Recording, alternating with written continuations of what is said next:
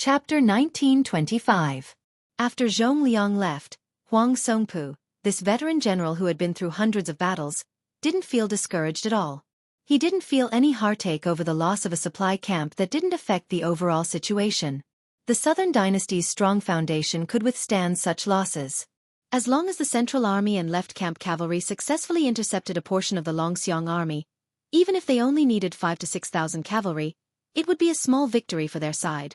A small victory in the truest sense of the word, and not a small victory as described by the peace decree.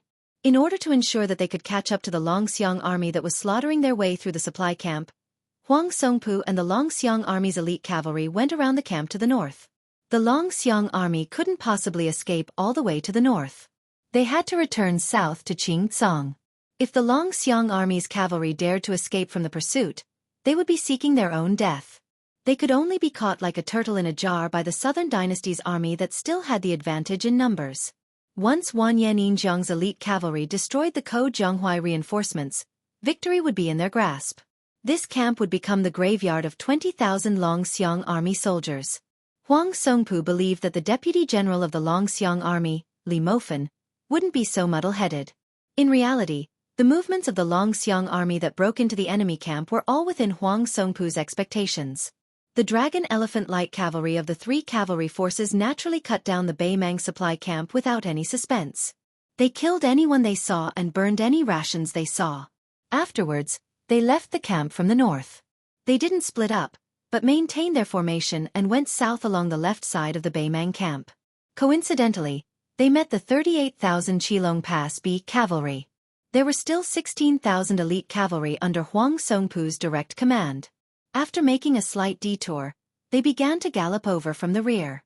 Further south, Beimang's Western Army's infantry also began to move out of the camp and into formation. They were already moving to the right to intercept the Beiliang cavalry that was able to smoothly drill their way south. Further south, 20,000-plus elite cavalrymen of the A-ranked noble clans were facing off against the 10,000 Beiliang cavalrymen under Jianghu. According to the current situation, if the main force of the Longxiang army wanted to cross the three lines of defense and avoid the pursuit of Huang Songpu's elite cavalry, they would have to pay a heavy price. When Wanyan Yinjiang urged his horse forward, he was really proud of himself. He was already imagining himself holding the head of Beiliang Su Longxiang in one hand and the head of Jianghu in the other. He was already imagining himself stepping into the Western Imperial Palace where the emperor was sitting on the dragon throne. He was going to become the first general of the Western Imperial Army to be conferred the title of King and Marquis by virtue of his military achievements. This person in his prime couldn't help but laugh out loud. Beiliang's Huang Manor, Jianghu. Where are your heads? Liuzhou's Linyao and Fengxiang towns were surnamed Beiliang Su or Beimang's Murong. They almost changed their city flags. Originally, Ma Liuke, who was the deputy general of Liuzhou and also held the military power of Fengxiang garrison, was originally a local tyrant of Fengxiang. He was forced to rely on Mount Qingliang because of the circumstances. Afterwards, he was capricious and had many connections with the spider web.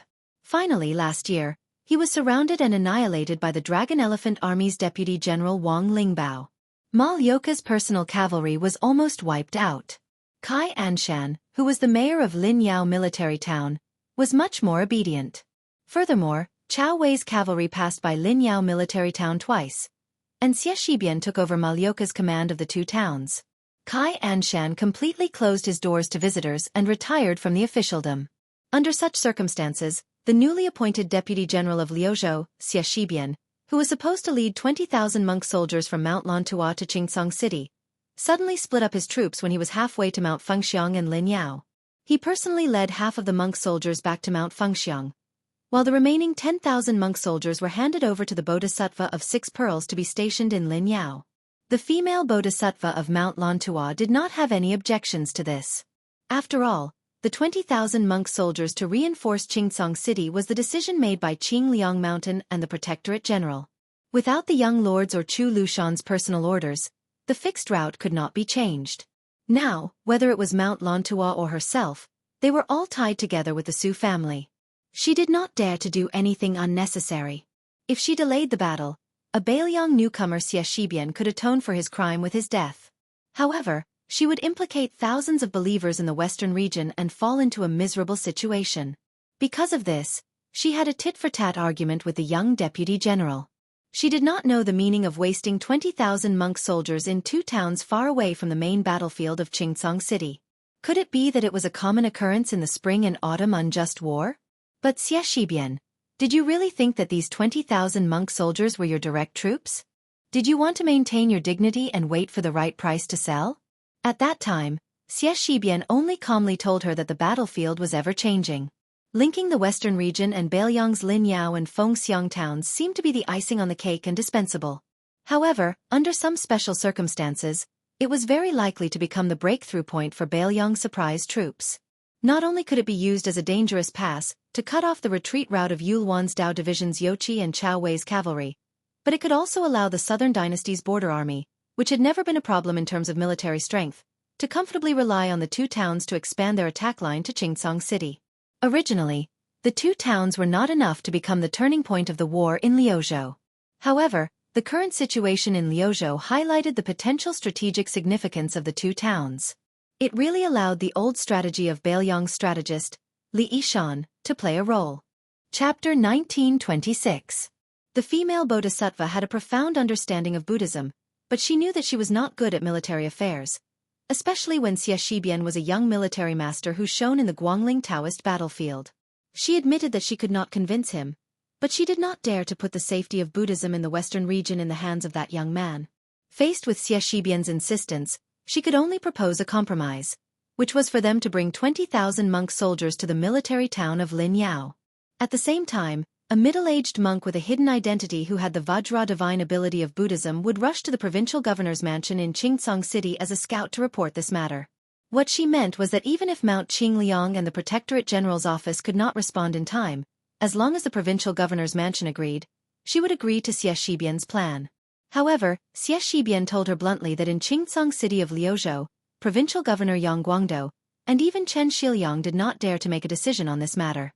Moreover, they might not be able to make it in time. Thus, the 2 of them fell into a stalemate. In the end, it was a handsome gerfalcon that pierced through the clouds and stopped on Xie Shibian's arm. The Battle of Liuzhou had already begun, and the Battle of Liangzhou was about to begin.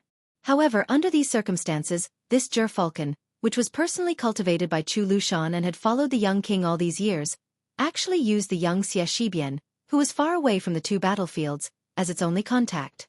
At that moment, she had mixed feelings and was speechless. Xie Shibian told her in a low voice, "I will take responsibility for this matter." The young man added, "The king of Beiliang also believes that the deputy general of Liuzhou, Xie Shibian, can take responsibility for this matter." Only then did she tacitly agree to his deployment of troops. The 20,000 strong and fearless monk soldiers of Mount Lantua split up and entered the 2 towns of Fengxiang and Linyao. At this moment, the female bodhisattva, who was dressed in a white kasaya but had a head full of black hair, stood on the city wall of Linyao.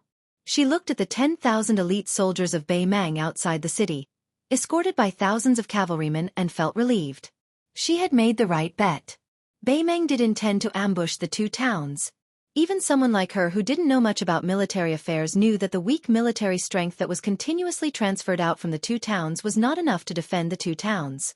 She had some general understanding of some of the main elites of Liang Mang's border armies, for example, the Great Snow Dragon Cavalry and White Horse Crossbowmen outside Liangzhou Pass, Yan Wenluan's infantry within Yuzhou, and the Longxiang army in Liuzhou. She had heard of the Northern Mang Southern Dynasty's Dongzhuo's infantry that was said to be able to wrestle with Yozhou's infantry, as well as that Fatty Dong's Crow Cage, the Chang cavalry that had already been wiped out in Lu province, the Ruren cavalry that had now been disbanded, and so on. Apart from these, there were also some troops that she was not unfamiliar with. Among them, there were the infantry brigade of Bei Mang's Southern Dynasty border army. Everyone knew that the grassland cavalry had been harming the Central Plains for nearly 800 years, but they had never heard that there were troops and horses that were good at attacking cities. They had always either bypassed those impregnable passes and high cities, or the grassland cavalry had always taken the initiative to seek out the main force of the Central Plains border army and annihilate them in one fell swoop, causing those border cities to lose their original strategic significance. However, things were different in Bei Mang now. Other than Dongzhuo's private army, which was mostly made up of infantry, the Southern Dynasty border army had a special kind of troops stationed in several military towns. They were the infantry brigade. They were definitely different from ordinary infantry, and their treatment was not inferior to the heavy armored infantry in the history of the Central Plains. They were the true soldiers of the Empress of Bei Mang. Li Yishan once described this troop as follows. The infantry brigade of the southern dynasty of Bei Mang is the result of the painstaking efforts of the king of the southern courtyard, Huang Songpu. They go up and down the hillsides, enter and exit the streams, and are the best at climbing high and traveling light. In the deep and dangerous valleys, they use the infantry brigade more often. Their ability to attack cities is not inferior to the top elite soldiers of the Central Plains. She gently exhaled, and her eyes instantly turned cold. She casually threw an armored corpse high out of the city. It was Kai Anshan, the Lin Yao city's Mu, who was waiting for an opportunity to make a move. Bei Mang obviously came prepared. They had already convinced Kai Anshan to submit to the southern dynasty. With them working from the inside and outside, how could Lin Yao defend the town? Before entering the city, Xie Shibian told her to keep an eye on Kai Anshan. As long as there was any movement, it was better to kill the wrong person than not kill at all. She didn't even look at the corpse that fell heavily to the ground. She muttered, I used to think that the so-called godly use of troops in military books were just boasting by historians who used to be scholars. Now it seems that I was a frog at the bottom of the well. Not only did that youngster foresee Northern Mang's intentions to encroach on the two towns, through that Falcon, he gave the order to Chao Wei's cavalry that they didn't need to provide support to Yulwan's Blade Division's Yuzhou cavalry in Southern Dynasty's hinterland, but rather quickly return the way they came, and then wipe out all of the Northern Mang border army that infiltrated Lu Province's border. Such courage and decisiveness really made her, who was on the same side, feel terrified. Just in case when things came to a head, one was won. However, that Lu Province Deputy General just happened to be able to return this chance to Northern Mang exactly as it was. She did not feel that this was a blind cat meeting a dead mouse.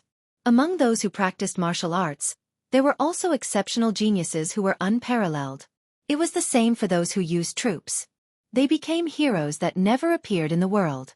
On the city wall of the Phoenix Legion town in Beiliang, which was the furthest out of the three towns in the west, Xie Shibian was wearing armor.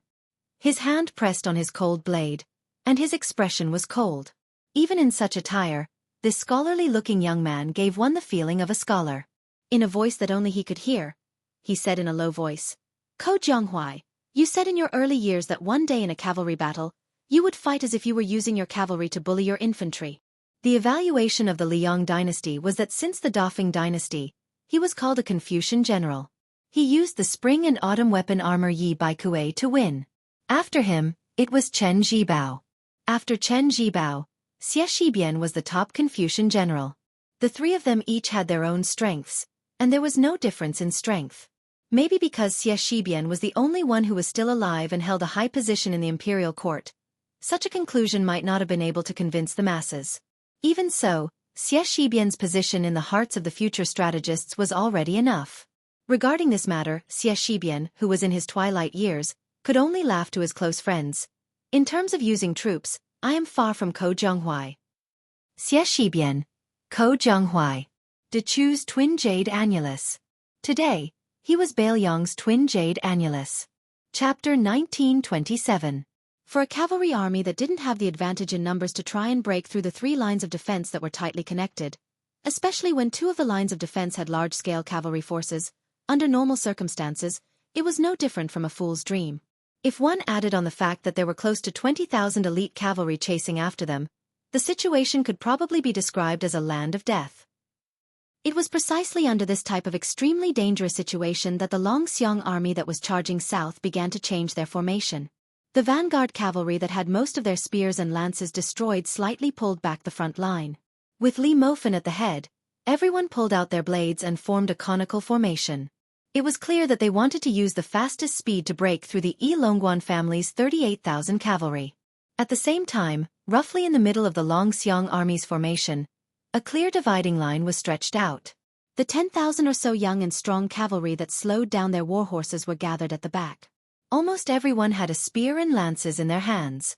In a normal cavalry formation, rows of spears and lances were laid out horizontally in a swift and fierce line. The former formation was more used to tear apart the enemy's formation, at the same time slowing down the speed of the Bei Mang cavalry to the greatest extent.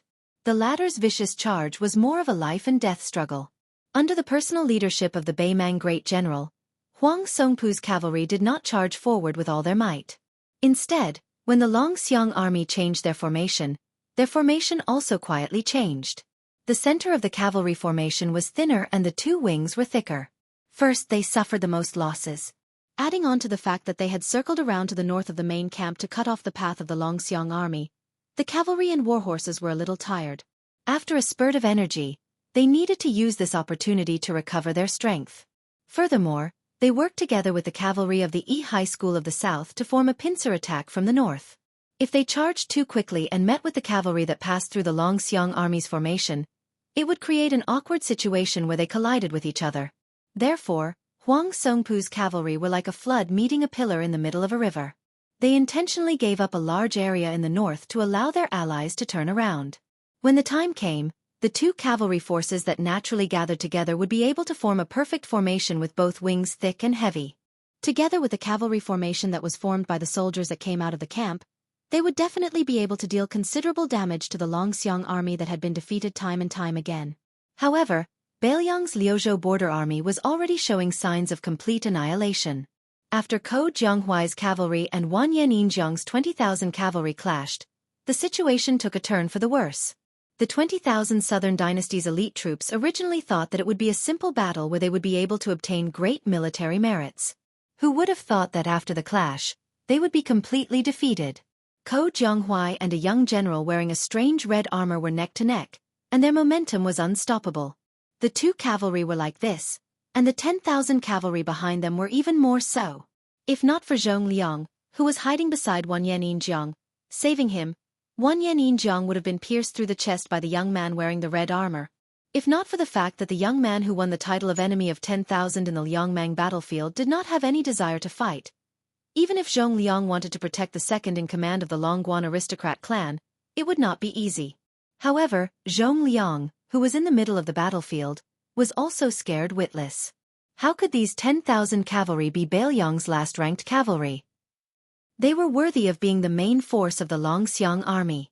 Wanyan Yinjiang's 20,000 elite cavalry were like a piece of silk that was torn apart by a sharp weapon. After the clash, more than 3,000 of them were lying on the ground. This kind of heavy injury was simply unimaginable. Pull one hair and the whole body will be affected. Wanyan Yinjiang's elite cavalry was mysteriously unable to withstand a single blow, and it directly caused the hearts of the Beiliang's western infantry to waver. This was because as long as the Longxiang army from the north smoothly went south, it would form a situation where two cavalry armies would attack one infantry army from the north and south. This was enough to be fatal to the large formation where only the last-ranked men on the grassland would be reduced to infantry. In an instant, the situation changed, and victory and defeat changed hands. Although the 40,000 cavalry gathered at the E-gate of the Longguan Pass still gritted their teeth and tried to stop the Longxiang army from going south, when faced with the 25,000 Beiliang cavalry, they naturally didn't have the strength to do so. The iron spear of Li Mofen, who had killed no less than 30 enemy cavalry, had long broken apart. The 40 or so halberd pouches on both sides of his saddle had even been used up. Of the 40 or so corpses in northern Mang supply camp, all of them had a short halberd stuck in their heads. Li Mofen, who was the vanguard of the cavalry formation, was the first to successfully kill his way through the enemy's formation. This deputy general of the Longxiang army seemed to have 25,000 Longxiang army cavalry behind him, but in reality, it was less than 15,000 cavalry. This was because there were 10,000 Ko Jianghuai's troops that were far weaker than the dragon elephant cavalry. Those 10,000 outstanding vagrant youths, who had been conserving their strength from start to finish, were left with the corpses of the Beimang cavalry wherever their long spears passed. Ko Jianghuai's sneaky substitution was precisely the key to this battle that gave the Beimang cavalry a feeling of absurdity from start to finish. In reality, these 10,000 people had been following behind the left wing's two groups of dragon elephant light cavalry from start to finish. From breaking through the enemy's formation to entering the camp, and then to now heading south, their losses were negligible. In the early stages of the battle, the two wings of the Longxiang army broke through the enemy's formation too easily, so the Beimang didn't see through their identities.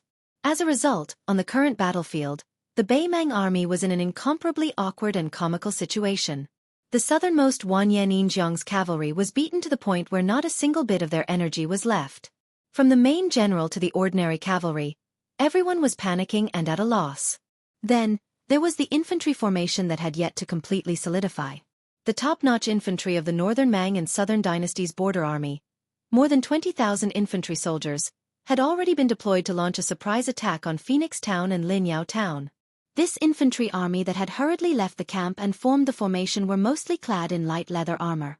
After all, they were not the heavy armored infantry that specialized in facing the grassland cavalry in the history of the Central Plains. Moreover, the original intention of this infantry army was to attack Qingcong City in Lu Province.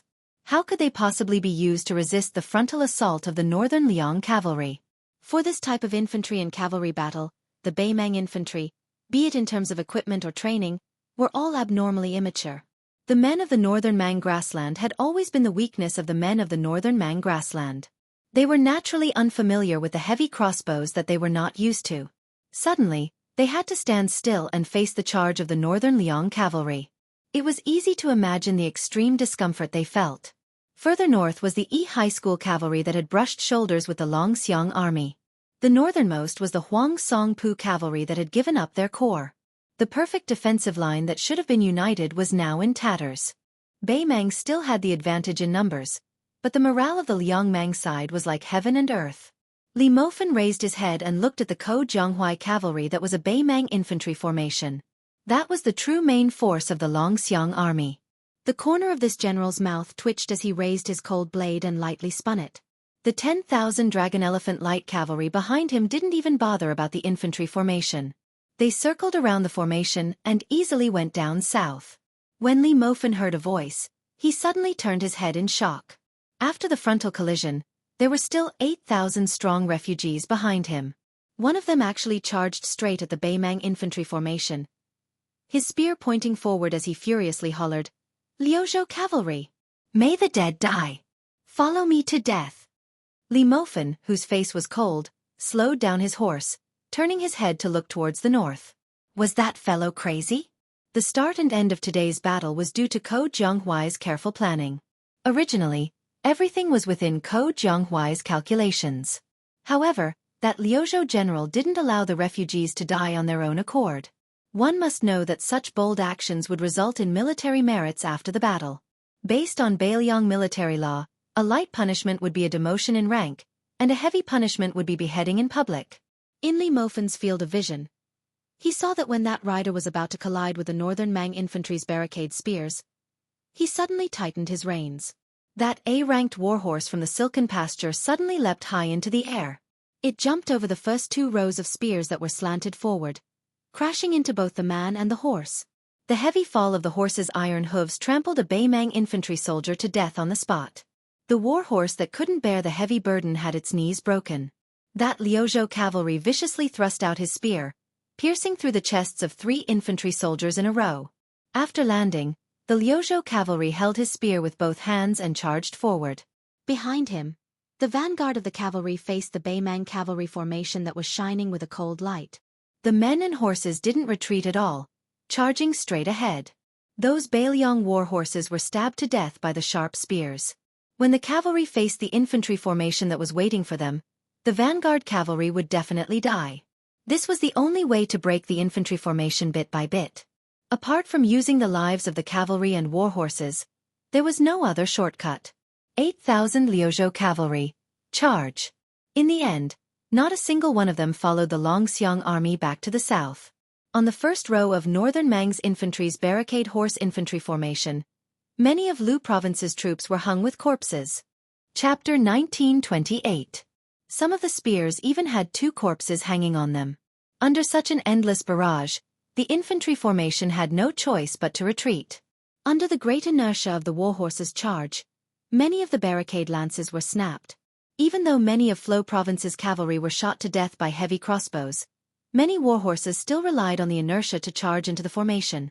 There were already Northern Mang soldiers who were directly smashed to death within the formation.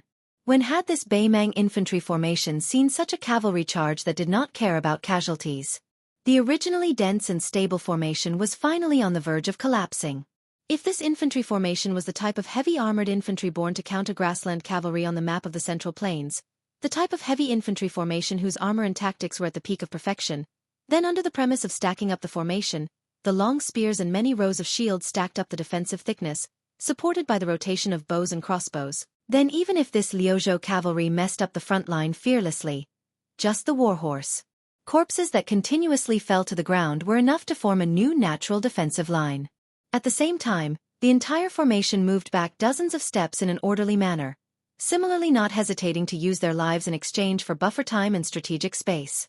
Then, even if the formation couldn't be as firm as it was at the start, its destructive power towards the charging cavalry was still shocking. Unfortunately, this was not the Battle of Miyun Pass.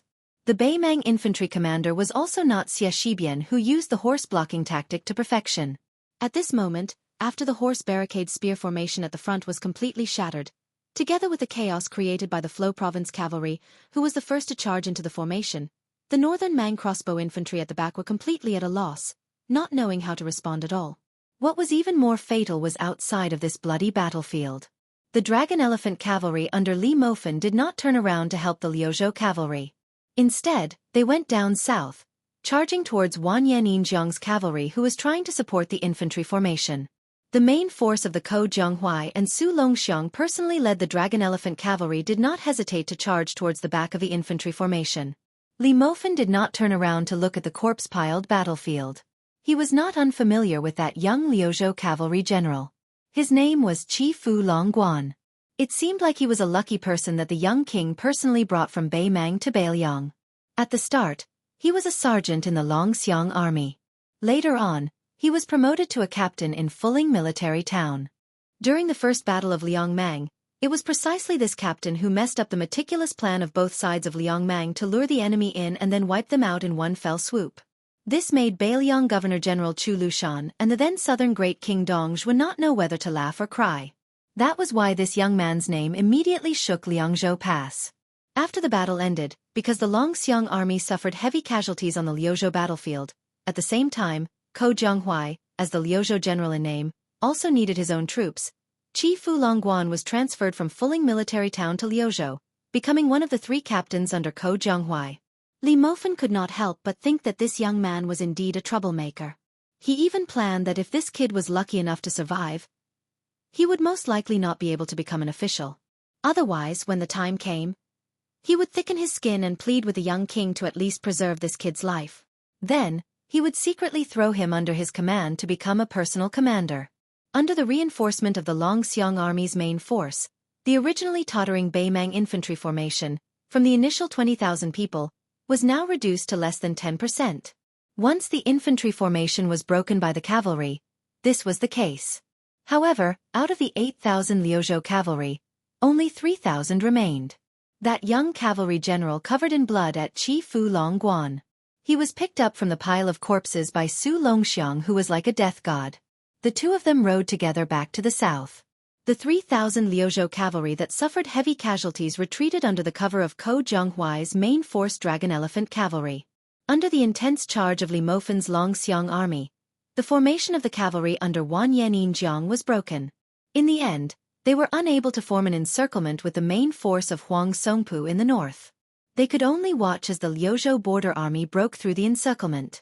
On the way back to the south, after the White Horse crossbowmen reported that the Beimang main force had no intention of chasing, the Liuzhou army stopped to rest.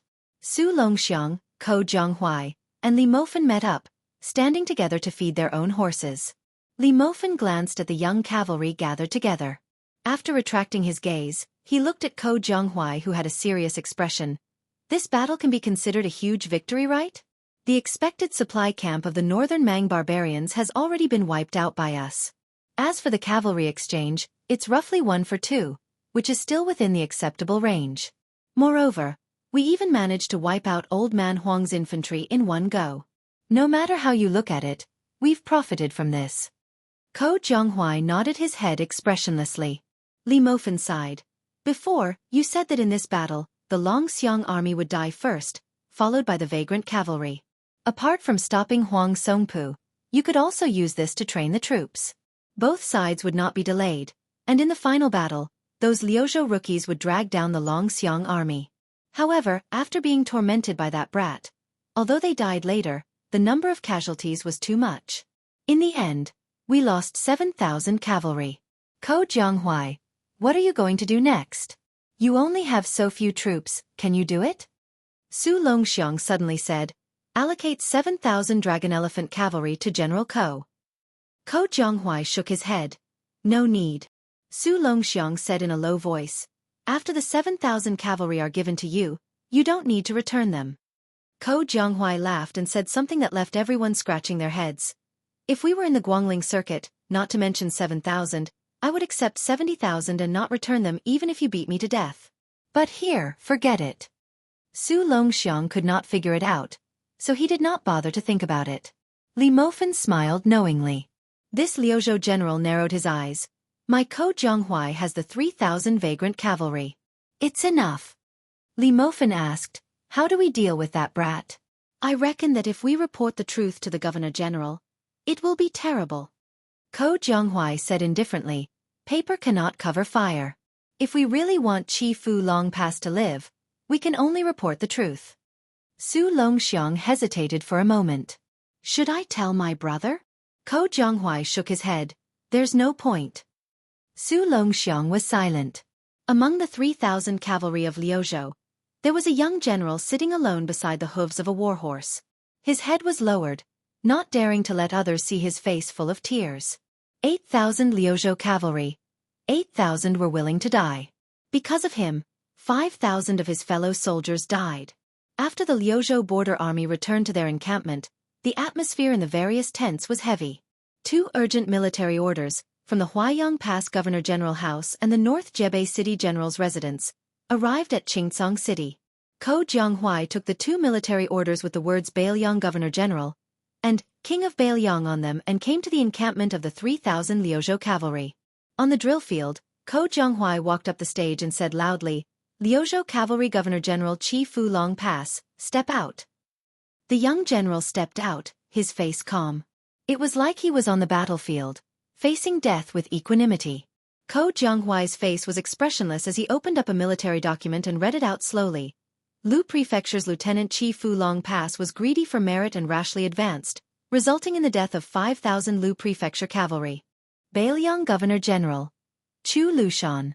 The 3,000 Liuzhou cavalry all revealed an unbearable expression, their faces filled with grief and anger. Ko Jianghu did not move at all, his eyes cold as he looked down at the drill field. The young general who was sentenced to death felt relieved, his eyes red as he lowered his head and cupped his fists. Qi Fu Long Pass, yes sir. Ko Jianghu's mouth twitched, suddenly asking with a smile, Beiliang Governor-General, in Beiliang, is that a high enough position? It is higher than the cavalry commander and infantry commander. The 2 Beiliang deputy Jidushi are far from it, right? All the cavalrymen on the drill ground who were originally refugees were confused, especially those at Qifulong Pass. Ko Jianghu took a step forward and started to read the second military order from North Jebei City. Since the beginning of the Su family cavalry, even if the camp did not have armor, blades or horses, it was still iron cavalry. Liangzhou cavalry has 6 old camps, and Yuzhou had a new one last year. Reading up to this point, Ko Jianghu paused slightly. Today, Liuzhou also has an iron cavalry camp.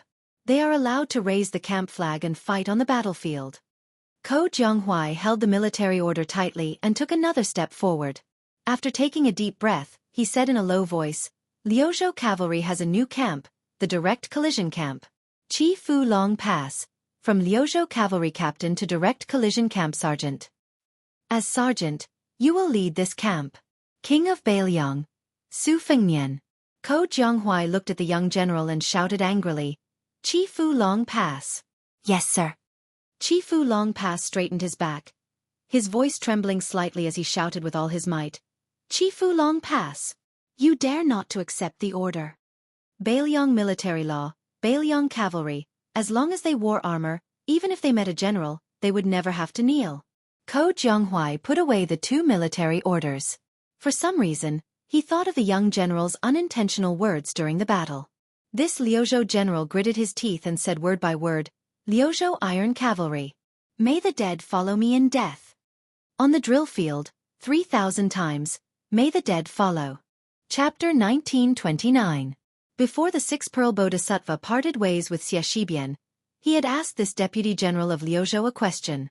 Were you not afraid that Qingcang City would be lost because the 20,000 monk soldiers did not arrive in time to reinforce Liuzhou after the two of us defended Linyao and Fengxiang? At that time, Xie Shibian's answer was very interesting. With Ko Jianghu there, it would be impossible. The Beiliang frontier army had always had the habit of being xenophobic. The deputy general of the infantry, great ancestor Gu, had already won a great reputation in the spring and autumn war. However, outside Liangzhou, he had never reached the level he should have. It was obvious that he had the support of the young feudal lord, but he could not change that awkward situation. Jean Partridge Zhou Kong once had a falling out with him in the military town of Grave Tomb. For example, as the deputy general of the infantry, if Chen Yunshui had something to discuss with the left and right cavalry of Liangzhou, or if he needed to borrow people, perhaps he did not even need to come personally. A letter would suffice. Even if he wanted to poach the cavalry, from Yuan Zuozong to He Zhonghu and Zhou Kong, everyone would probably endure it. At most, they would laugh and scold him when they met. However, when it came to great ancestor Gu, even if he was a veteran general of the Spring and Autumn War who had a stable place in the military history and was known as the founder of the world situation theory, he would definitely not receive such treatment in the Beiliang frontier army. Not only great ancestor Gu, in fact, the younger generation Yul Wandao was also in a bad situation at the beginning. Therefore, he could only go from Liuzhou to Yuzhou, which was regarded as a cavalry general, and not directly climb up the ranks in Liangzhou. It should be known that before the Yuzhou cavalry won the series of battles outside Gourd Mouth, the Yuzhou cavalry had always been ridiculed by the arrogant Liangzhou frontier cavalry as the embroidered cavalry. In private, they laughed that they were the daughter of the old general Yan Wenluan. After the first battle of Liangmang, General Ko Jianghu of Liuzhou, who was the neighbor of the Longxiang army, the Longxiang army needed to replenish its troops. Whether it was He Zhonghu, Zhou Kong, or even the young cavalry general Chao Wei, who had never been to the border, all of the Liangzhou frontier cavalry had to do as the young lord wished. Although the entire Beiliang officialdom knew that this person was a genius in the art of war who had made great achievements in Guangling, in the end, most of the troops and horses under his command were young and strong. It was also said that after Ko Jianghu managed to gather a cavalry of 10,000 people, neither the Xianli pasture nor the Tianjing pasture in Lianglong were willing to give them good war horses. It was only because of the young lord's strict military order from Mount Qingliang that they did not give him inferior war horses. Ko Jianghu was like this. In fact, Xie Shibian, who was also one of the twin jade annals of Dechu, was not much better. Before he was temporarily promoted to the position of Deputy General of Liuzhou, he had rushed to Miyun Pass with Chao Wei's elite cavalry. At that time, the cavalry under his command was of mixed origins. Most of them were the cavalry of Fengxiang and Lin Yao, who were originally horse bandits of the western regions. Adding on the 2,000 to 3,000 cavalry recruited by Chai Dongdi and Han Wenbao, this kind of mixed group of soldiers and horses was something that even the Yuzhou cavalry, who were looked down upon by the Liangzhou frontier cavalry, looked down upon. Whether or not this kind of deep-rooted habit could be changed was related to the prestige of the new Liang prince. However, the relationship was not so big that it could be changed overnight. Moreover, the young lord seemed to have a confidence that bordered on arrogance. In reality, whether it was Yul Wandao, who had been promoted by He Zhonghu to be the second deputy general of the left cavalry, or Ko Jianghu, who was not so worthy of the title of Liuzhou general, neither of them disappointed Beiliang. Xie Shibian, who had already helped Chao Wei take Miyun Pass, was even more so. Before Xie Shibian led his troops into the Fengxiang town, there were 2,000 soldiers guarding the town. Half of them were refugees and half were Yuzhou infantry. Compared to the low walls of Qingcang City, the Dafeng dynasty clearly placed more importance on the Fengxiang town, which could be the first to reinforce the protectorate of the western regions. The city walls were definitely on the same scale as the prefectural cities of the Central Plains. Moreover, compared to the two ancient towns of Qingcang and Linyao, the Fengxiang town, which had the same rank as the other two town officials, had more than 200 people, far more than the 120 people of Linyao and Qingcang City. Once the protectorate of the western regions further west could not control the 40 or so countries under its jurisdiction, every time there was a war, the nobles of the western regions would have to pass through the Fengxiang town before choosing to enter the Central Plains through the old Beiliang or turn southeast to seek refuge in Xuzhou. Therefore, the history of the Fengxiang town was like its city walls, much thicker than Qingcang and Linyao. Chapter 1930. If they didn't have the 10,000 monk soldiers from the western border serving as their backbone, facing the 10,000 southern dynasty infantry attacking the city, as well as the 3,000 cavalry waiting outside the city for an opportunity, Phoenix Soaring Town would have only been able to lay down a few more northern Mang barbarian corpses below the city walls and above the city walls. Phoenix Soaring Town would still have been lost. Northern Liang could only hand over this strategic location that covered a small half of the western regions. Perhaps after Lu Province suffered a great defeat to Huang Song's Pu tribe's western army, Phoenix Soaring Town and Liao's gains weren't all that significant. However, as long as both sides were in a deadlock, whoever grasped these two towns had a high chance of changing the battle situation. One side needed to provide Yul Wandao and Chao Wei with a great rear. The other side could use this opportunity to gather troops from Gusai province to assist Huang Song's Pu tribe. Especially if the Liuzhou cavalry won by a fluke and still had the strength to break through the southern dynasty defense line and attack Gusai prefecture. Then Beiliang losing two towns could be said to be a fatal mistake. The 10,000 southern dynasty infantrymen besieging the city could be said to be fearless of death. However, because this was a surprise attack where victory was within their grasp, they didn't bring along large amounts of supplies and siege weapons that would slow down their advance. As a result, even though Northern Mang believed that their siege power wasn't inferior to Northern Liang's Yuzhou and Liangji's southern dynasty infantrymen, it was extremely strenuous for them to fight. Even though the infantrymen under the city walls didn't have any geographical advantage at all, they still displayed astonishing accuracy. Many of the refugee youths who were truly participating in a battle for the first time, even though they were warned not to stick their heads out between the two rounds of arrows, many of their corpses could only be dragged down the horse path. Under the premise that Xianxia did not use the monk soldiers of Mount Lantua, the groups of dare-to-die warriors with shields and blades in their mouths attacked the city several times. Then, they were forced back time and time again by the Yuzhou infantry and refugee youths. From noon to dusk, the infantry paid close to 2,000 lives. More than half of them died on the city walls and were thrown down. During this period of time, Xie Shibian only let the strong and powerful monk soldiers participate in the defense twice. Twice only. Night battles were naturally not beneficial to the siege side. The infantry gave up after trying to attack the city once.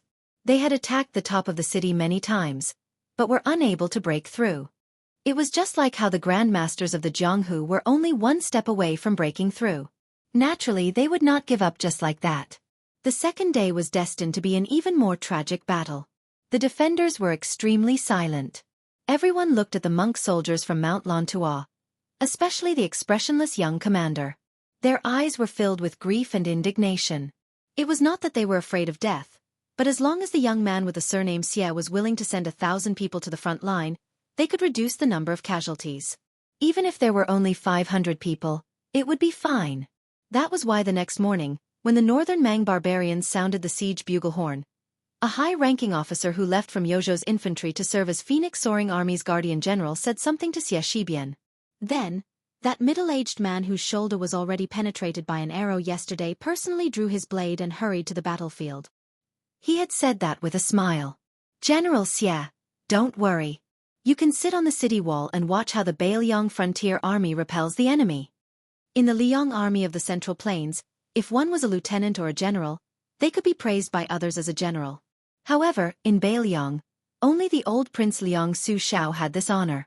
The cavalry and infantry Yuan Zuozong and Yan Wenluan could not. The new and old Beiliang governor-generals Chen Zhibao and Chu Lushan could not either. Apart from the Yuzhou cavalry that they had fought side by side with outside the pass, the new Liang prince Su Fengnian was rarely called a general. Most of the time he was just called a prince. This was why Xie Shibian was called a general with his surname. He definitely did not have good intentions. As the deputy general of Liuzhou and the general directly under Fengxiang and Lin Yao, Xie Shibian did not seem to mind at all. His face was dark as he watched the general walk away. For the entire day, more than 2,000 wandering souls and wild ghosts were found by the Buba army in this foreign land. After the 10,000 infantry discussed with the cavalry general, they started to retreat. Of the 2,000 Beiliang border soldiers, only 600 were left. The general who had almost died on the city wall was dragged off his horse by a monk soldier. He spat out a mouthful of blood and cursed in the direction of the deputy general of Liuzhou. F***ku Xie Shibian. The remaining 600 people, apart from less than 100 old Yuzhou soldiers, were all refugees and young adults. Both sides were filled with hatred for the young man who did not move from start to finish. Just as Bei Mang was about to retreat, Xie Shibian ordered. Xie Shibian had already ordered. "Monk soldiers, follow me out of the city. No matter the cost, Hold them back for at least 6 hours. This kind of action of not doing anything during a battle and then taking credit after the battle had not been seen in the Beiliang border, where military law was like a mountain. Xie Shibian did not explain a word. The middle-aged monk from Lantua Mountain who had saved the general followed Xie Shibian down the city wall. He hesitated for a moment and finally asked, "General Xie, should we inform Linyao? Take them down along with the infantry?" This martial monk was a top figure in Lantua Mountain. Whether it was in Buddhism or cultivation, he was very outstanding. One method could lead to 10,000 methods. Through the female bodhisattva's secret message, he knew that the Yulwan sword cavalry would turn around and help them stop the infantry. But for some reason, Xie Shibian shook his head. No need. The monk could not understand, but he did not say anything.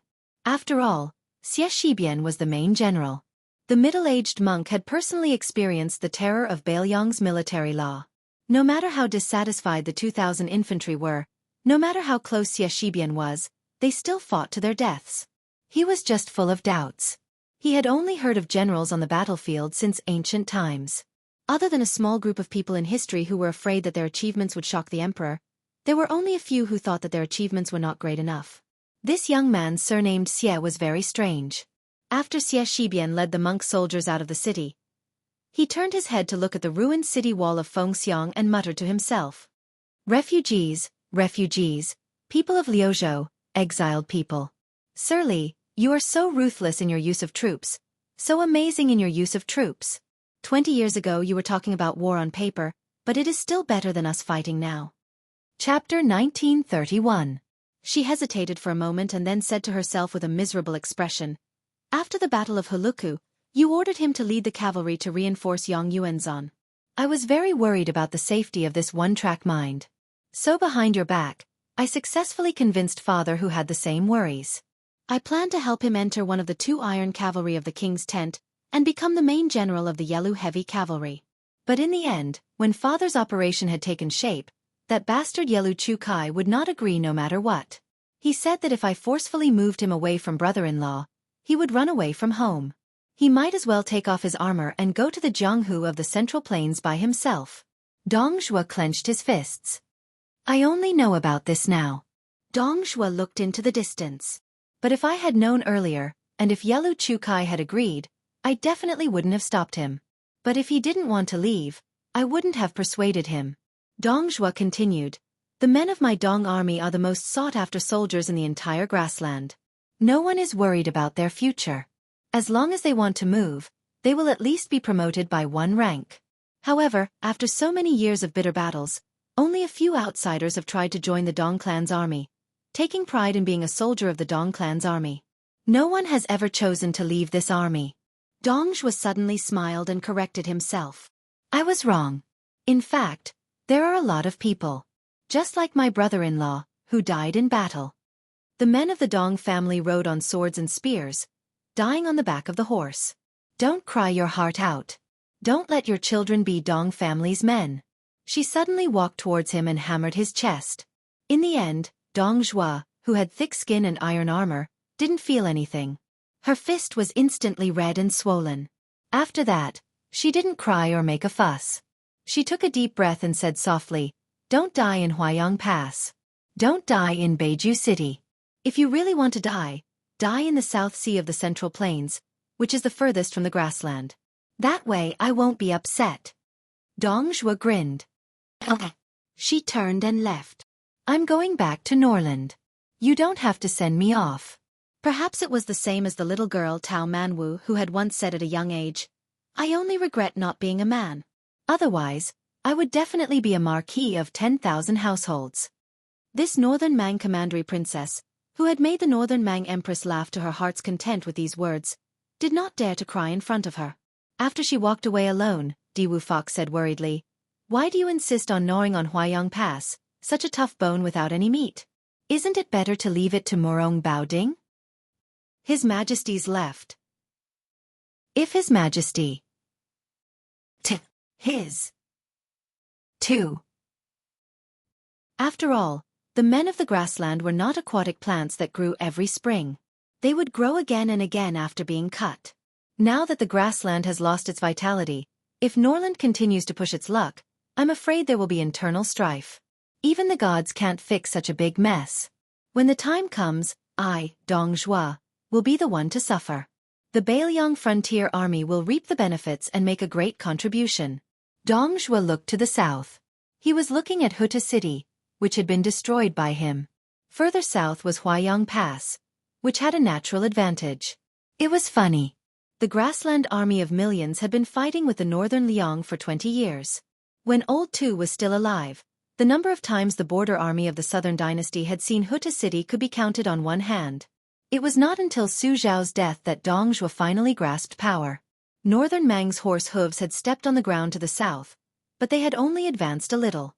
But now, the 10,000 light cavalry of Beiliang's Yuluan Saber Division had followed the great snow dragon cavalry in the early years and once again entered the hinterland of the southern dynasty.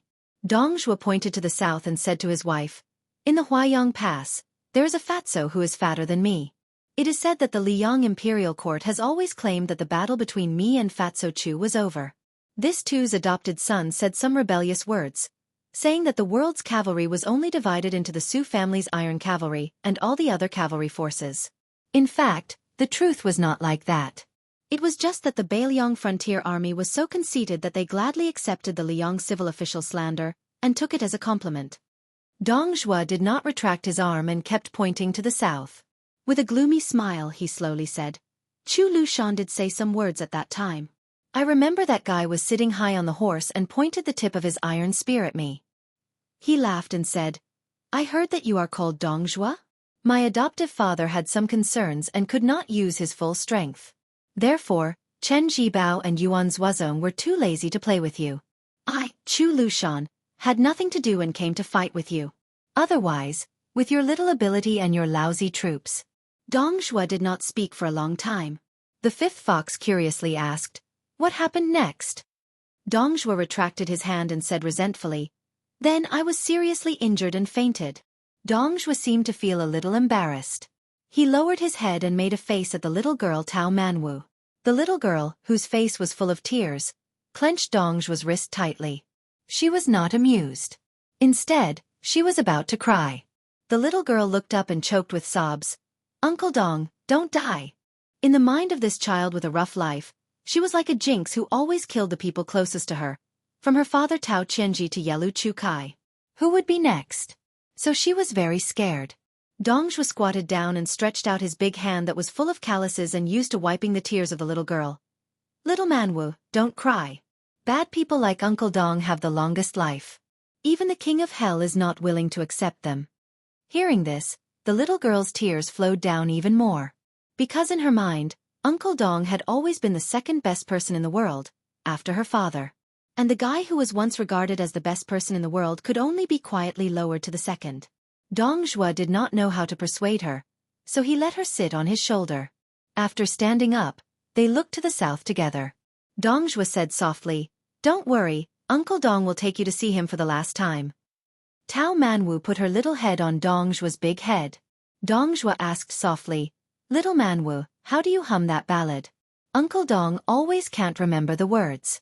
Your little uncle used to sing it in front of me, but he sang it very badly. Little Manwu, why don't you teach him one last time?"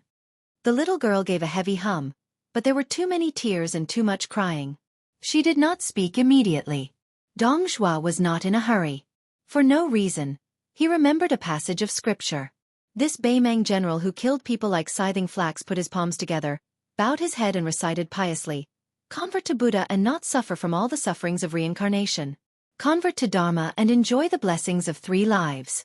Convert to a monk and not fall into the evil path of reincarnation." At the same time, Tao Manwu's tender voice also sounded lightly above Dong Zhuo's head. "The grass grows next year.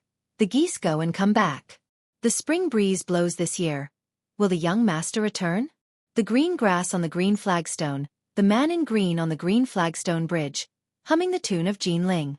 Whose daughter bows her head and smiles? The yellow leaves fall this year, year after year. The autumn wind rises next year. Will the wife be there? The yellow flowers in the yellow river flow yellow. The yellow flowers in the yellow river city fluttering yellow butterflies.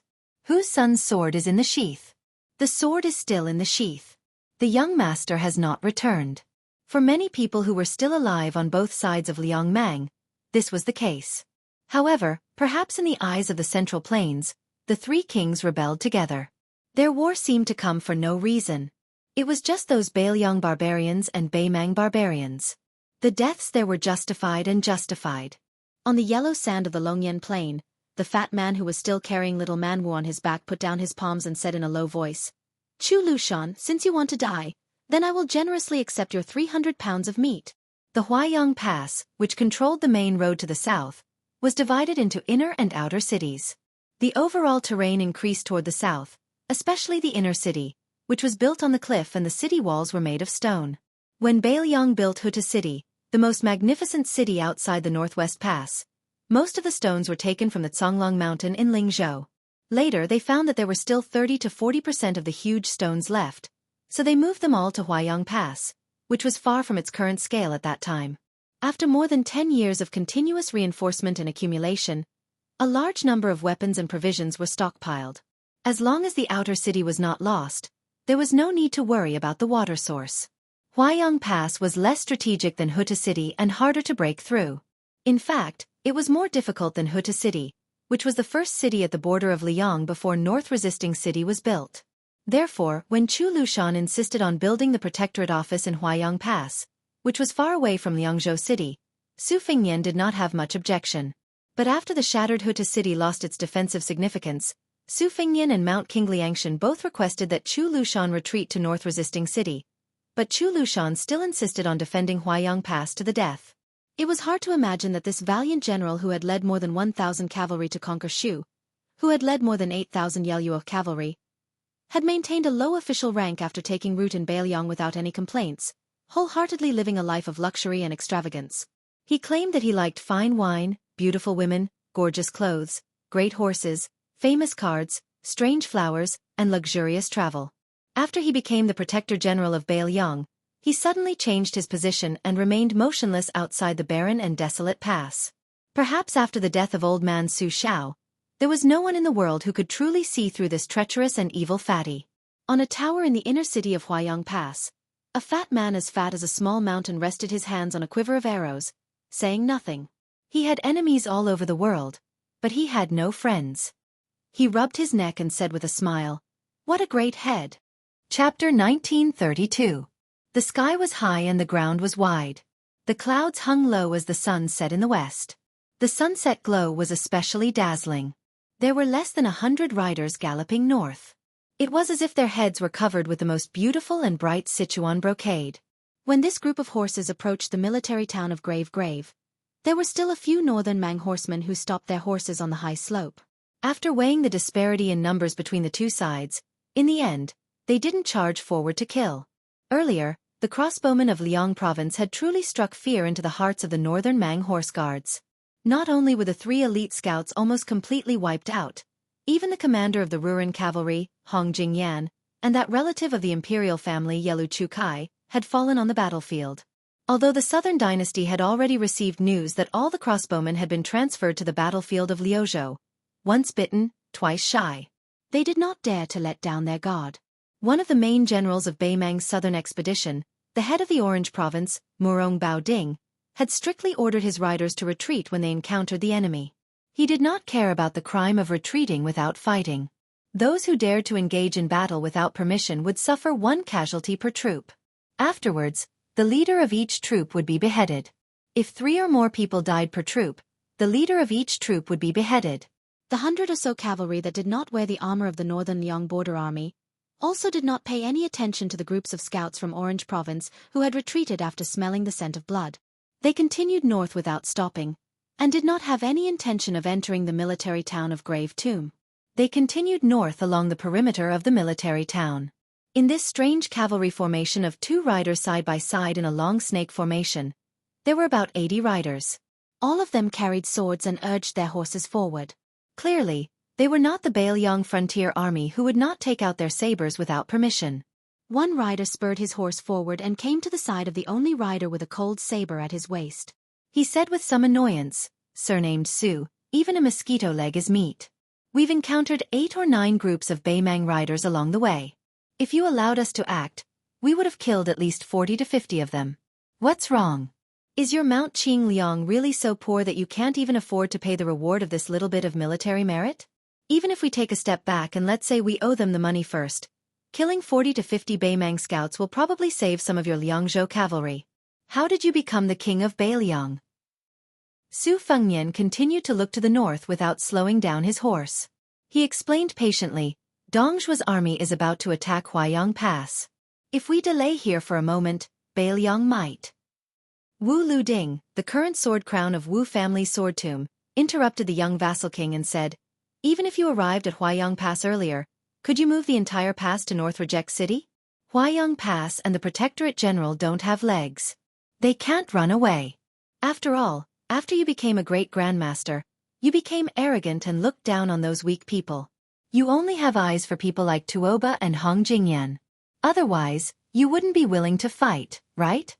Not far behind them, a Wu family swordsman said in a strange tone, a great grandmaster should have the demeanor of a great grandmaster.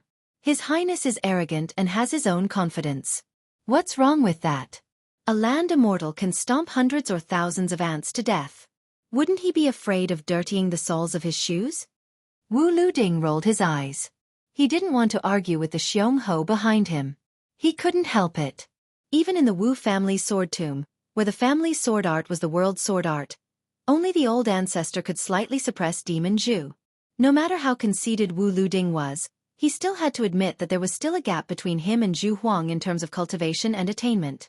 The Wu family's ancestors had long established a family rule. The length of the sword qi determined the size of the principal. Although Wu Liuding's skin was not thin, he didn't go to the extent of arguing with Zhu Huang.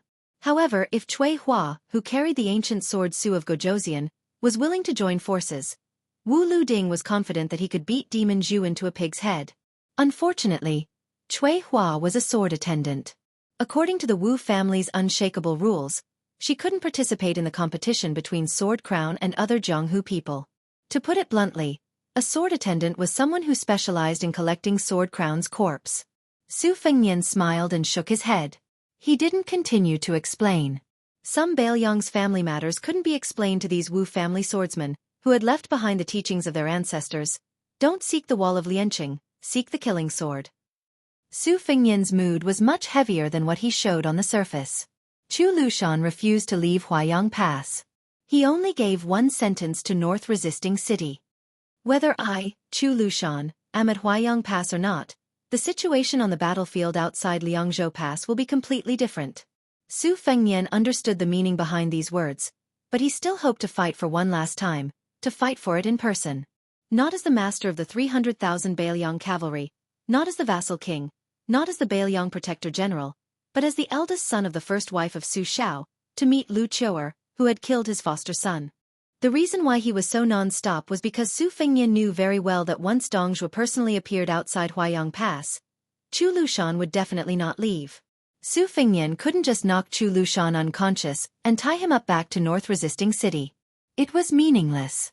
As for why he didn't abandon the 80 Wu family sword tomb cavalry and rush to Huaiyang Pass alone, this was somewhat complicated. There were thousands of things in the world, but peace of mind was the most difficult to find.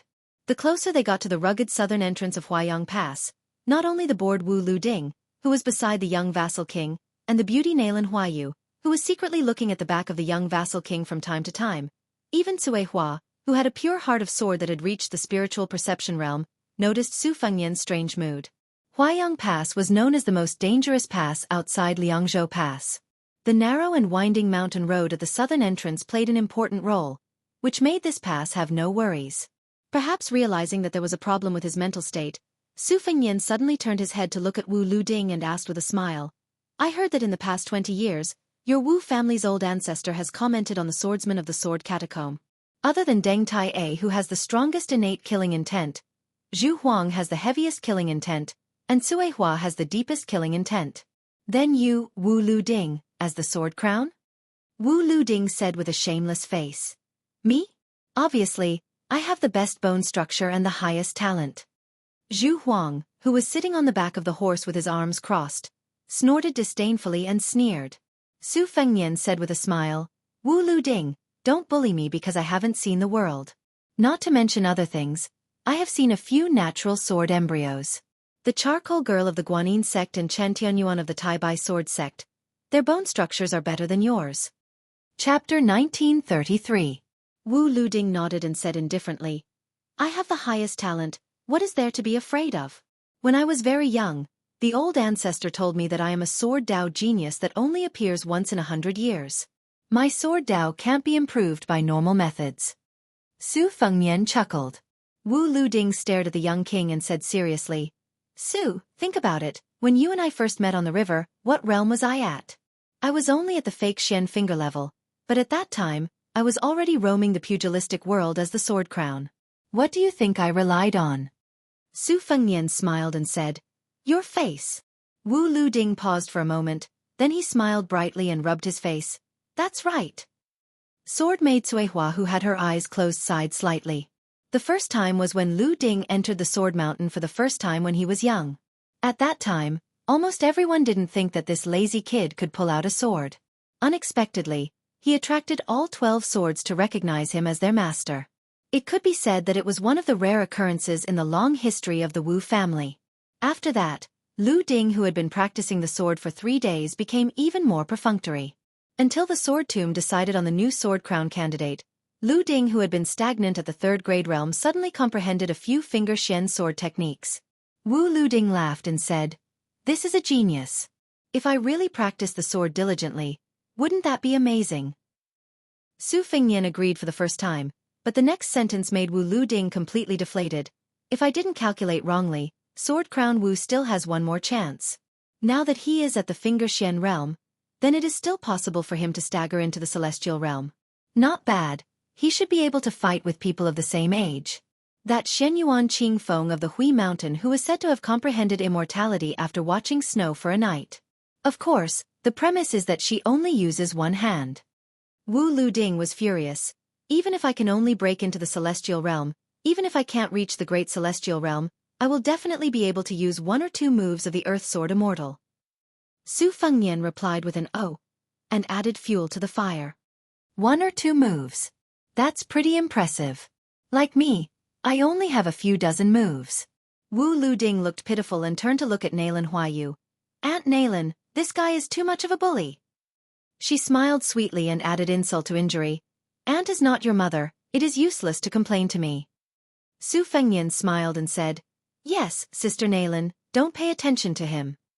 Nalan Huayu raised her eyebrows, and her smile became wider. The charm between her eyebrows was like smoke curling in spirals. Wu Luding instantly came back to life and was in high spirits. He turned his head and whispered to the sword attendant, Tuihua, listen to this fellow's tone. He is indeed an old hand who has been through thick and thin. Suihua, right? Unexpectedly, Suihua's words were not shocking, and she said with an indifferent expression, No. The young sword crown Wu, who seemed to have suffered a fatal blow from the Earth Sword Immortal, suddenly felt like his heart was dead, and he only felt that life was meaningless. Su Fengnian took a deep breath. They arrived at the south gate of Huayang Pass. If this time Beimang Pass was attacked by Murong Baoding's troops, Su Fengnian would not have to come here at all. But the world was unpredictable. Dongzhua came. Not only that, the number of Dong family's private army that was originally known in Liangmang had doubled. In the first battle of Liangmang, although Dongzhua's private army did not suffer serious damage, it was not light.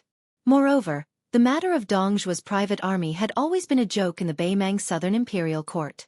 It was rumored that after the old woman met the little fatty who liked to call her sister emperor, she smiled and told him personally, Fatty Dong, you can have a private army in the Southern Imperial Court, but don't mess around with 100,000 people.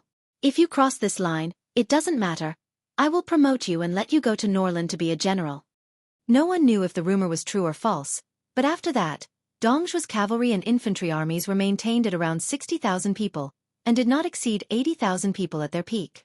This time, when Dongzhua submitted a letter to the Beimang Empress requesting to attack Huayang Pass, it was as if overnight, 80,000 grassland cavalrymen had poured into the camp of the Dong family's private army. In addition to the 10,000 Ruren cavalrymen that the old woman gave him. The scale of Dongzhua's private army had far exceeded that of all the generals including Tuoba, Huang Songpu and Lu Guo, and it was superior to Beimang. Now the 2 imperial courts of Xijing and Norland must be shocked and confused at the same time. Was this fatty Dong, who secretly possessed such a terrifying amount of wealth, going to rebel or not? At this moment, in the vision of the Wu family swordsman outside Huayang Pass, a fatty with a flattering face stood at the gate, like a small mountain standing in front of the gate. In the 20 years of war at the border of Beiliang, there was a different kind of person who was best at flattering. Li Gongda liked to flatter Su Xiao, and his skill had reached the point of perfection.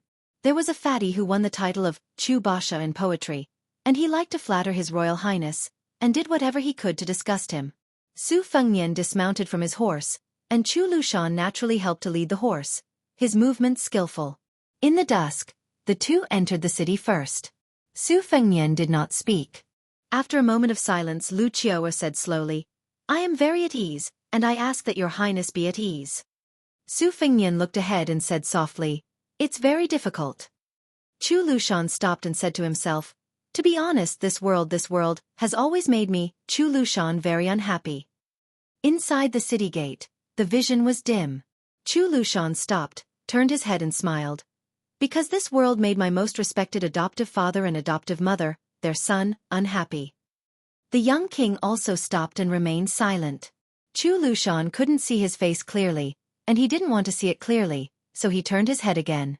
Just like that, the two of them stood still in the dark. Chu Lushan suddenly said in a deep voice, "Don't send me off. Chu Lushan has fought countless battles in this life. Every time I bring someone to die, I don't need anyone to send me off, and I don't want anyone to collect my corpse."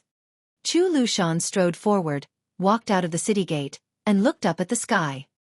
He had flattered the young man many times in his life, and said countless words of flattery. This fatty at this time was thinking of many years ago, when he let the child ride on his neck, and he rode on the Su family's warhorse at that time. Two brothers with different surnames, riding together in the west wind.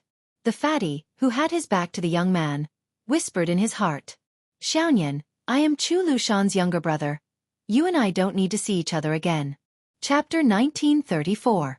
Since ancient times, there had been a poem about the Northwest being filled with energy. Today, the west of the Northwest was even more so. The Deputy General of Liuzhou, Xianxia, personally led 10,000 monk soldiers out of the city. He did his best to slow down the Beimang infantry and the 2,000 Nanchao border cavalry as they retreated to the north. He did not go all out to kill. Once the Beimang army turned around and got into a charging formation, the monk soldiers also got into formation and did not move. They were like a rich man entertaining his guests. They prepared enough wine and waited for the guests to arrive. The infantry, who had suffered heavy losses in the attack on the Phoenix military town, quickly realized that the situation was not good. After all, there were still 6,000 soldiers in the infantry who could fight. Along with the 2,000 cavalry who came and went like the wind from the side, they had more initiative to fight or retreat. The commander of the infantry was born in the biting Shui way. Beimang established the country through martial arts. Relying on family background and military merit were the two most important paths to promotion. To be able to become one of the 3 generals of the infantry, he might not be a genius in the art of war, but he was definitely not a mediocre person who relied on his family background to gain power. The defense of this Phoenix military town was filled with a treacherous aura. Clearly, from the very beginning, the defense could have been even more impregnable, but that commanding general was clearly whetting their appetites on purpose. Like a brothel girl who wanted to say something but didn't say anything, he clearly wanted to sell his art and not his body. But he gave people a false impression that he wanted to refuse but was still willing to accept. This caused the infantry soldiers who were slow to realize the situation to leave 4,000 corpses for nothing.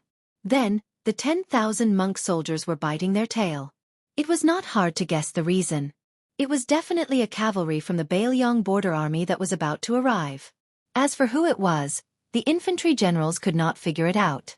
Logically speaking, the cavalry of Liuzhou should not have the time to stop them. In this sneak attack on the 2 towns of Fengxiang and Linyao, the Nanchao border army had sent out 20,000 infantry and 5,000 elite cavalry to escort them. Even if they split into 2 groups, it was not something that the few thousand Beiliang cavalry could defeat. Furthermore, the cavalry of Liuzhou was already at a disadvantage. How could they send out a large group of cavalry to leave the main battlefield north of Qingcang City? Could it be the 2 Beiliang light cavalry units that bypassed many military towns and forts and drove straight into the hinterland of Gusai Prefecture? But the problem was, how could they get back to the border in time? Could it be that these two weak military towns were bait from the beginning? But this was even more unreasonable. Even he, a foot soldier generals, didn't know where to go after receiving Huang Songpu's order to leave the encampment at top speed.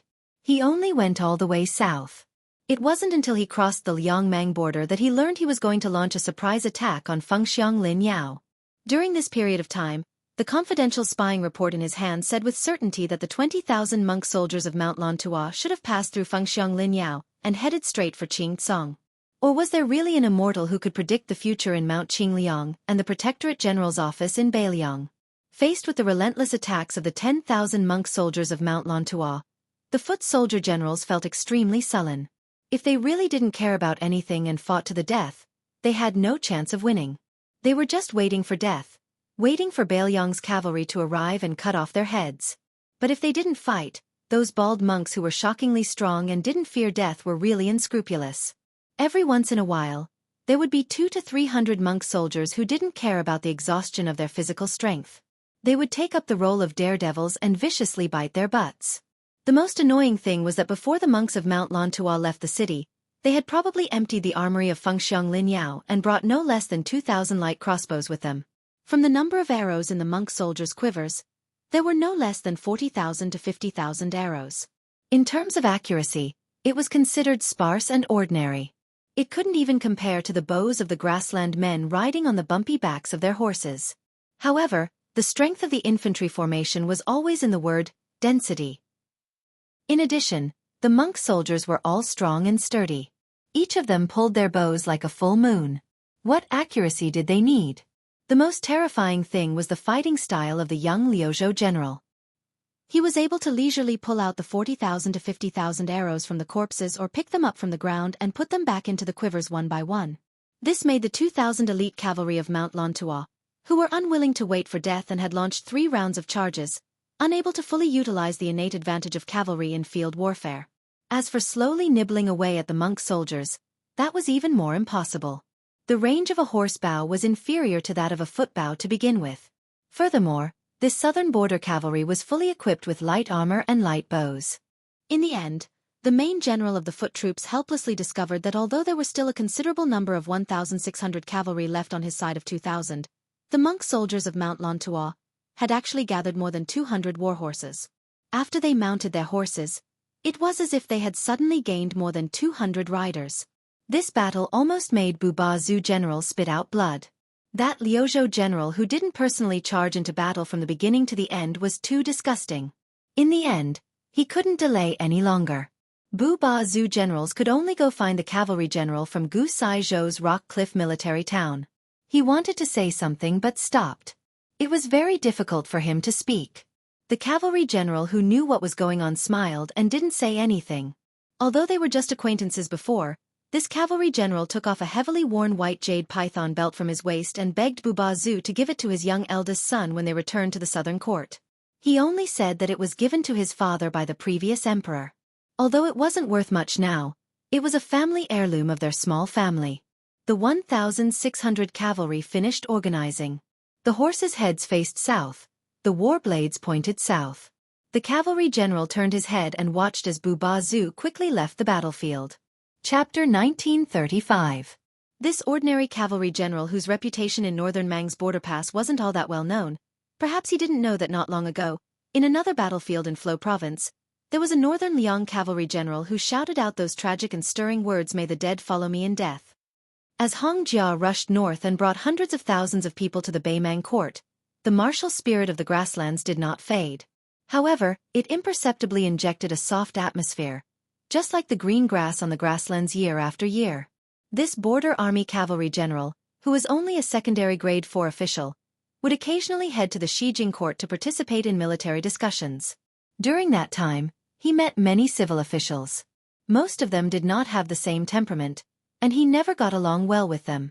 However, on the scattered celebratory banquets or the banquets where he was dragged to make up the numbers, he also heard some unimaginable foreign things. For example, the Jiangnan apricot flowers in the misty rain, the deep flower branches, the shallow flower branches, and the branches welcoming spring. He knew that he and the 1,600 men behind him were destined to never see the scenery of Jiangnan. It was just death. This cavalry general pulled out his Beimang war knife and shouted angrily, "Kill!" When Xie Shibian left the city, he was riding a Beiliang war horse. At this moment, he stopped behind the monk soldier formation and raised his head to look over. He smiled slightly. 20,000 monk soldiers fought on foot against cavalry. Very quickly, a group of 10,000 Beiliang light cavalry would return the favor and fight on foot. Moreover, Beiliang actually had the advantage in numbers on both sides. This kind of good situation that should not have appeared on the Liangmang battlefield was naturally due to one of Dechu's twin jade annulus. However, when Xie Shibian saw the Beimang cavalry valiantly heading to their deaths, this Liuzhou deputy general could not help but think of the tragic battle at Miyun Pass. The corpses piled up like a mountain. It was impossible to tell whether they were the Beiliang frontier army or the Beimang barbarians. It turned out that the Beiliang cavalry was not the only one who viewed life and death as a small matter. Beimang was also the same. After that, Xie had a long career in the military and officialdom in the western frontier.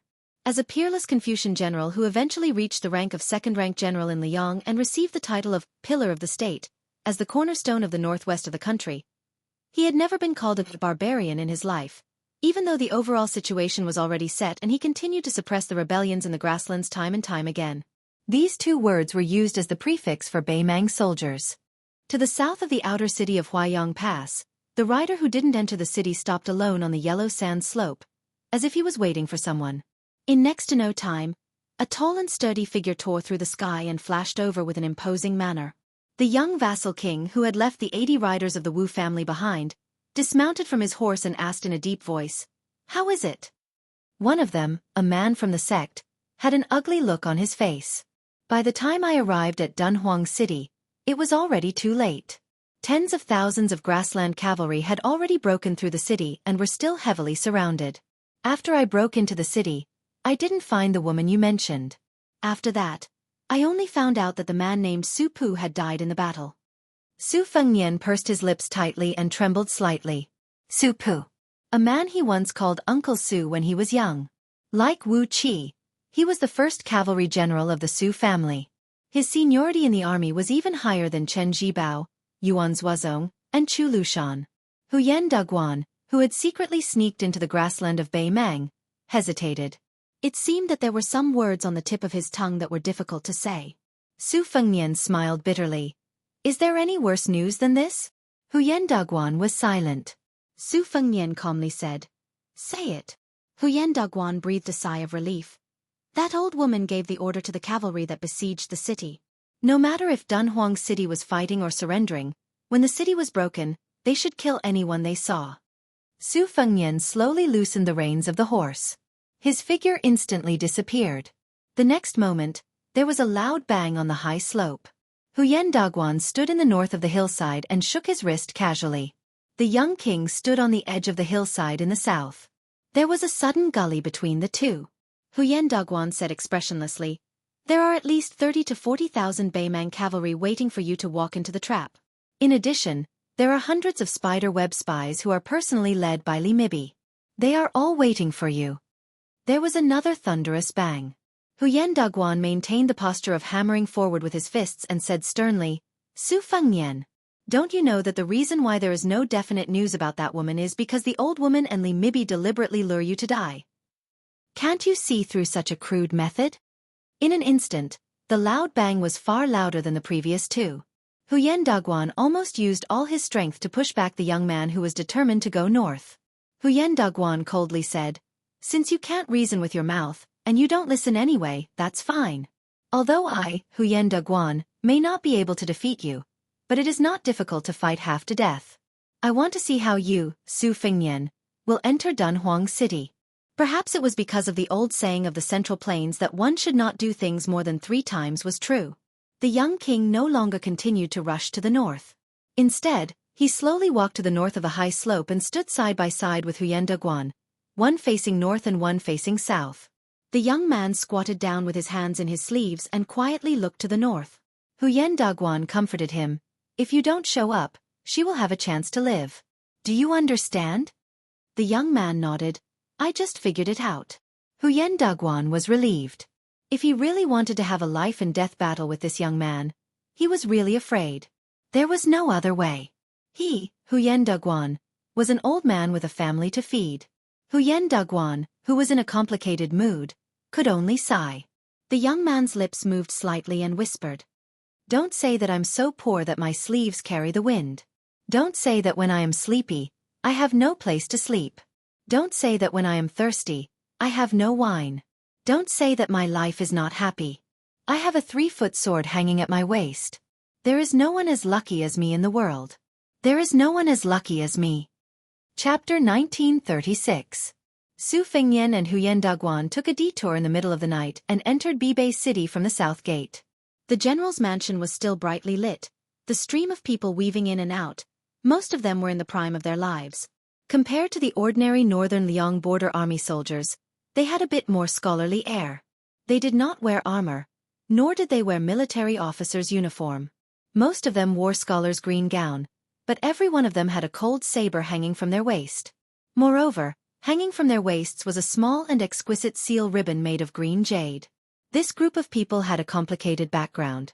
Some of them came from Song Dongming's mansion in Mount Qingliang, which was known as the Dragon Gate in Beiliang. Some of them were young scholars who were recommended by famous scholars such as Huang Chong Wang Shihua. Some of them were young military officers who were transferred from the border army of Liangzhou and Yuzhou. The oldest one was in his early 40s, but there were fewer of them. Most of them were in their 30s, and young men were also not rare. These people had one thing in common. Whether they were born in Beiliang or not, they were all well educated since childhood. Most of them were interested in the art of war. Due to the special status of the military counselor, it was difficult to determine their official rank. After weighing the pros and cons, the deputy administrator of the northern Liangdao, Song Dongming, and the provincial governor of Liangzhou, Bai Yu, the two leaders of the civil officials, both agreed that for the time being, these young men would only act as white robes and act as counselors in the northern city manor. However, they would still be able to receive a salary equivalent to that of a county magistrate in the Liyang Imperial Court. It sounded like the salary was not low, but the deputy administrator and the provincial governor of Liangzhou had said at the beginning that they had to owe them money first. However, after everyone received the transfer order, they were still happy to accept it. The mansion occupied a large area. Su Fengnian walked all the way to the council hall because there was an unwritten rule that all people, regardless of their official rank, only slowed down when they saw the young king. They didn't stop, nor did they need to salute. At most, when they bumped into each other, they would slightly move to the sides of the corridor to make way for the young king. Almost everyone today found that although the young king was still approachable, his momentum seemed to be a bit low and restrained, as if he had a lot on his mind. Su Fengnian came to the council hall, which was the most important place in the mansion. Compared to the council hall in Mount Qingliang, the latter had more symbolic meaning. The spacious council hall in Bibei City with a solemn atmosphere was the most important place to decide the direction of the war outside Beiliang. Su Fengnian smiled and nodded. He then waved his hand to indicate that they did not need to pay attention to him. Huyen Duguan did not follow the young king into the council hall. He strode away. This time, he was not only leaving Bibei City, but also leaving Liangzhou. He was leaving Beiliang with his wife and children. He was going to Shishu for sightseeing. When Huyen Duguan left, he seemed to be quite angry. He was cussing and rubbing his arms. Bruises and scars could be vaguely seen. It turned out that on the way back to the south, the young king, who had clearly said that he had thought it through, flew to the north twice without warning. Huyen Duguan managed to stop him once. The second time, he was full of anger. He directly grabbed the young king's ankle and smashed the young king into the ground, creating a dusty pit. This Beimeng Jianghu man replaced Chao Chongqing's position in the new Two Dynasties martial arts review. He became one of the 4 grandmasters in one fell swoop. Although he was at the bottom of the 4, he was recognized by the world as someone who could stand shoulder to shoulder with Su Fengnian, Tuoba, and Dong Tai. He could not be regarded as an ordinary Earth Immortal. This year's martial arts review added that although the number of Earth Immortals in Jianghu was slightly less than the last era of Wulin led by Wang Xianji, the strength of these Earth Immortals and their high realms was a grand scene that had not been seen in 1,000 years. It could be called the most glorious period of Jianghu in 1,000 years. After this trip alone to Dunhuang City to inquire about information for the young king, Huyen Duguan thought that he had settled the old scores with Su Fengnian. The matters of the previous life were settled in this life. In the future they would be responsible for their own lives. Of course, Su Fengnian did not ask Huyen Duguan to stay. Yuan Zuozong, the commander-in-chief of Beiliang cavalry, walked into the conference hall with his saber.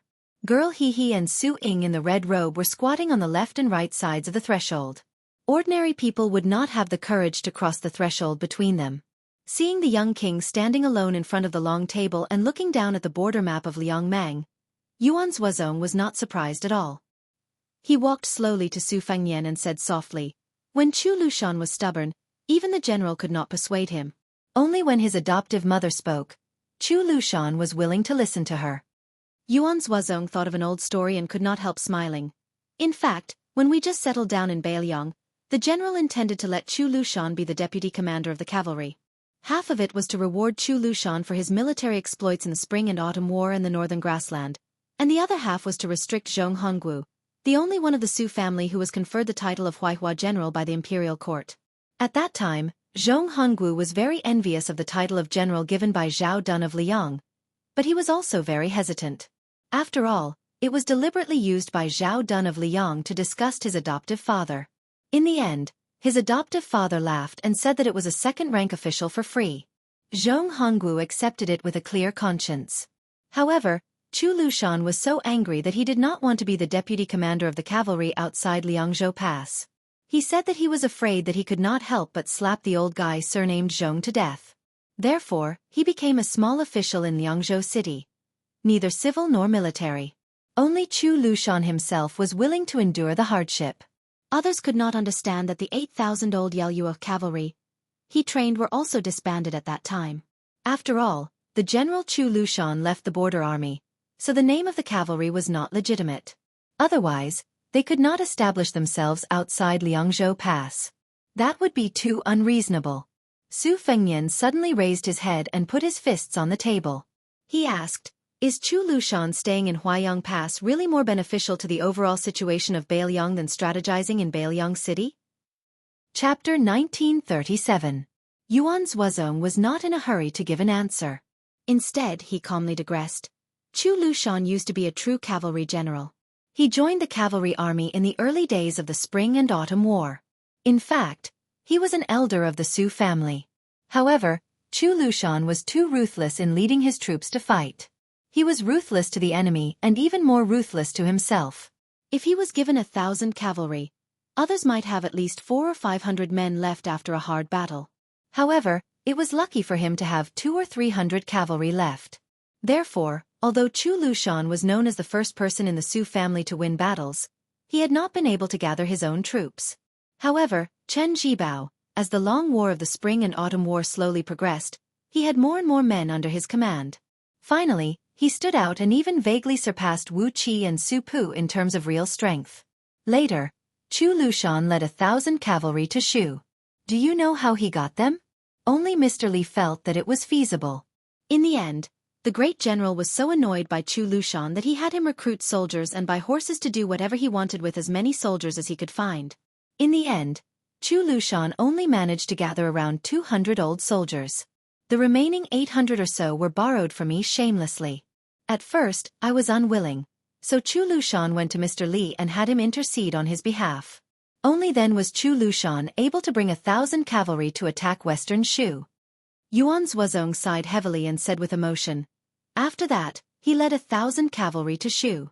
Originally, our Su family army was prepared for the worst. We did not bring a single horse and only infantry to western Shu. However, on that territory, there were 20,000 enemy cavalry, which had never been heard of in the hundreds of years of western Shu's history. You know, in the last years of Dafeng dynasty, 300,000 grassland cavalry successfully went south with irresistible force. However, in the end, less than 10,000 cavalry successfully entered western Shu." Yuan Zuozong turned to look at the young lord and slowly said, "Leading the cavalry to fight, whether it is a frontal attack or a surprise attack, I, Yuan Zuozong, am naturally not inferior to Chu Lushan. If there are a series of big and small battles in a war, I dare to say that in the end, I and Chu Lushan are roughly equal. If you, Chu Lushan, can get a real general, then I, Yuan Zuozong, will not only be a general. However, in that series of battles, if someone has to face 2 or 3 extremely difficult battles in a row, I, Yuan Zuozong, dare not to say that I can win all of them. However, Chu Lushan, He absolutely can. Yuan Zuozong continued. I am afraid that not many people still remember that a long time ago, the general joked with Chu Lushan. He said that Chu Lushan was too much of a bastard. Although he won a lot of battles, how many people were left alive in the end? My old Su family's property cannot afford to be tossed around like this. So, you have to wait patiently. When I, Su Shao, have 100 or 200,000 cavalry under my command, at that time, it will be no problem to give them to you, Lu Chua. Yuan Zuozong laughed at himself. To be honest, when Mount Qingliang decided to let me be the general of the cavalry and let Chu Lushan be the governor of Beiliang, I found him and wanted to exchange positions with him. It could be considered as fulfilling the promise of my adoptive father. Because I knew that Chu Lushan's infatuation with the cavalry was unparalleled. However, Chu Lushan refused at that time. He smiled and said to me, I have been an insignificant official for so many years. How can I not be the governor of Beiliang when I have a chance to make a comeback? Yuan Zuozong calmed himself down. Yuan Zuozong recovered his composure as he bent over and stretched out his hand to touch the defense line of Huaiyang Pass, Fuling and Liuya Heavy Tomb on the map. There's no cavalry in Huaiyang Pass. Because it's a natural stronghold, it's both an advantage and a disadvantage. It's impossible to have a large-scale cavalry. It's not difficult to hide 200, 3000 light cavalries. However, in the Liangmong War, the cavalry in Huaiyang Pass is too inadequate and meaningless. It's better to put them in Fuling and Liuya military towns on the left and right flanks. The two towns have cavalry and infantry. Previously, hidden footwork was transferred to the west. Besides North Resisting City, they mainly transferred 7,000 Yuzhou province infantry to these two towns. As for the Heavy Tomb military town behind the defense line, it's always occupied by more infantry than cavalry. The reason why Chu Lushan did not want to leave was that he wanted to attract the most powerful troops of Beimang, Dongzhua. He wanted his hundreds of thousands of elite private troops to stop and reduce the pressure on the cavalry of Liangzhou. No matter how difficult it was to attack Huaiyang Pass, it was not a border city like Huta City that the cavalry of Beimang could not go around. If the Beimang barbarians ignored it and directly attacked Fuling, Liuya, and Liuya Grave, especially when Huta City was lost, Huaiyang Pass would lose its strategic significance. Therefore, half of the questions that the prince asked before had been answered. It was the answer that Chu Lushan gave to Beiliang City. Whether he was in Huaiyang Pass or not, the situation outside Liangzhou Pass would be different. In the end, in the entire Beiliang, in all the Beiliang frontier army, only Chu Lushan could force Dongzhua to fight Huaiyang Pass to the death. In this situation, if the cavalry of Liangzhou Pass were to fight against Murong Baoding's troops, even if the governor of Orange Province had Zhong Shentong, Wanyan Jinliang, Helian Wuwei, and Wang Yong behind him, we would still not be afraid. Chu Lushan could even mobilize the cavalry of Fuling and Liuya to support the cavalry of Fuling and Liuya. However, Su Fengnian, who knew what Yuan Zuozong was worried about, said softly, I have left 80 swordsmen of the Wu family in Huaiyang Pass. When he heard this pleasant surprise, Yuan Zuozong's face was filled with gratification. He nodded, his tone also becoming a bit more relaxed. This is for the best. When the time comes, the battles outside the pass will definitely be extremely bitter. Northern Mang will definitely do their best to obstruct our military intelligence. Normal scouts or carrier pigeons won't have a chance to pass on military orders. With the help of 80 Wu family swordsmen, the burden on Chu Lushan's shoulders will be much lighter. Su Fengnian lowered his head and stared at the map of Huaiyang Pass again. He was lost in thought. Yuan Zuozong suddenly asked curiously, how did you know that the Yelu family helped Dongzhua raise a large number of private troops in the northern grassland? And the number was so accurate? Su Fengnian's face was gloomy. It was the last spy report from Dunhuang City on the border of Heshi Province. Yuan Zuozong's face was solemn. He wanted to say something but stopped on second thought. Su Fengnian said bitterly, in order to prevent our identity from being exposed, the whisk room cut off the contact with Dunhuang City early. Before this spring, there was only one spy report from Dunhuang City. Last time at the Longyan Plains, Tuoba Bodhisattva purposely revealed a piece of information. The old lady of Northern Mang ordered Helian Wuwei and a few prairie tyrants to besiege Dunhuang City. For a long time after that battle, until I left Mount Wudong, I had no way to travel north. Yuan Zuozong carefully chose his words. I thought that you would go to Dunhuang City on this trip to Huaiyang Pass. To be honest, I have prepared to lead 10,000 great snow dragon cavalry to bypass Beimang's army and enter Dragon Waste province from the northeast. Then we will rush north to help you return. Su Fengnian suddenly raised his head. Yuan Zuozong smiled. Although I will definitely scold you when I see you, it won't prevent me from taking risks. Su Fengnian lowered his head and looked at Dunhuang City on the map, lost in thought. Yuan Zuozong looked dignified. I don't know why you didn't go to Beimang in the end, but I have to be honest. If you really go, the best result is that you are lucky enough to return to Beimang City alive. My 10,000 great snow dragon cavalry and I are destined to die in Dragon Waste province of Beimang. The war outside Liangzhou Pass has already begun. You, Su Fengnian, have to make a choice. No matter what your original intention is, you are the king of Beimang and also a grandmaster of martial arts evaluation. No one can stop you. But the consequences are serious. It is not as simple as when you and I led the army to the Central Plains. Su Fengnian didn't explain anything. He just said to himself, of course I know the consequences. But I can't help it. I just want to go to Dunhuang City to take a look. Just like I know that I can't persuade Chu Lushan, but I still want to go to Huayang Pass to see him. Su Fengnian took a deep breath. Second brother Yuan, I let you down. Yuan Zuozong was stunned. Then he shook his head and smiled. Disappointed?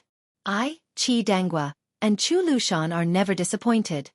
Su Fengnian looked at Yuan Zuozong in silence. Yuan Zuozong patted the young king's shoulder. The most difficult thing in life is to die without regrets. How lucky our Beimang cavalry is.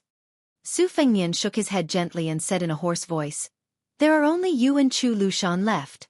I would rather you two live. Yuan Zuozong smiled and turned away without waiting for him to finish. The commander-in-chief of Beimang cavalry, who had his back to the young king, said with a smile, let's talk about living in the next life. Chapter 1938. When Su Fengnian left the meeting hall, he felt a chill. He looked up and found that it was an unexpected autumn rain. The large red lanterns hanging in the corridor emitted a soft yellow glow.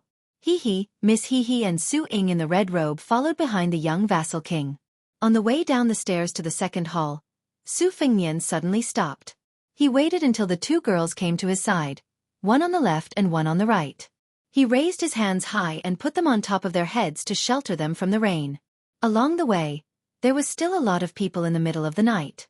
A counselor holding an oiled paper fan walked quickly from the back hall to the military office. After seeing this rare warm scene, he hesitated for a while and gave up the idea of giving the umbrella to the young king. On both sides of the corridor in front of the meeting hall, there were 6 departments: soldiers, officials, households, rights, punishment, and works. Now Yang Shenxing, the deputy provincial governor of Beiliang Road, was in charge of the military office. Li Gongda, the administrator, was on duty in the official office. Bai Yu, the governor of Liangzhou, was temporarily in charge of the household office. Although Mr. Bai Lian had a governor's mansion in Liangzhou City that he took over from Tian Peifong and also kept a government office in Mount Qingliang, Bai Yu obviously wanted to focus on Beiju City in the future.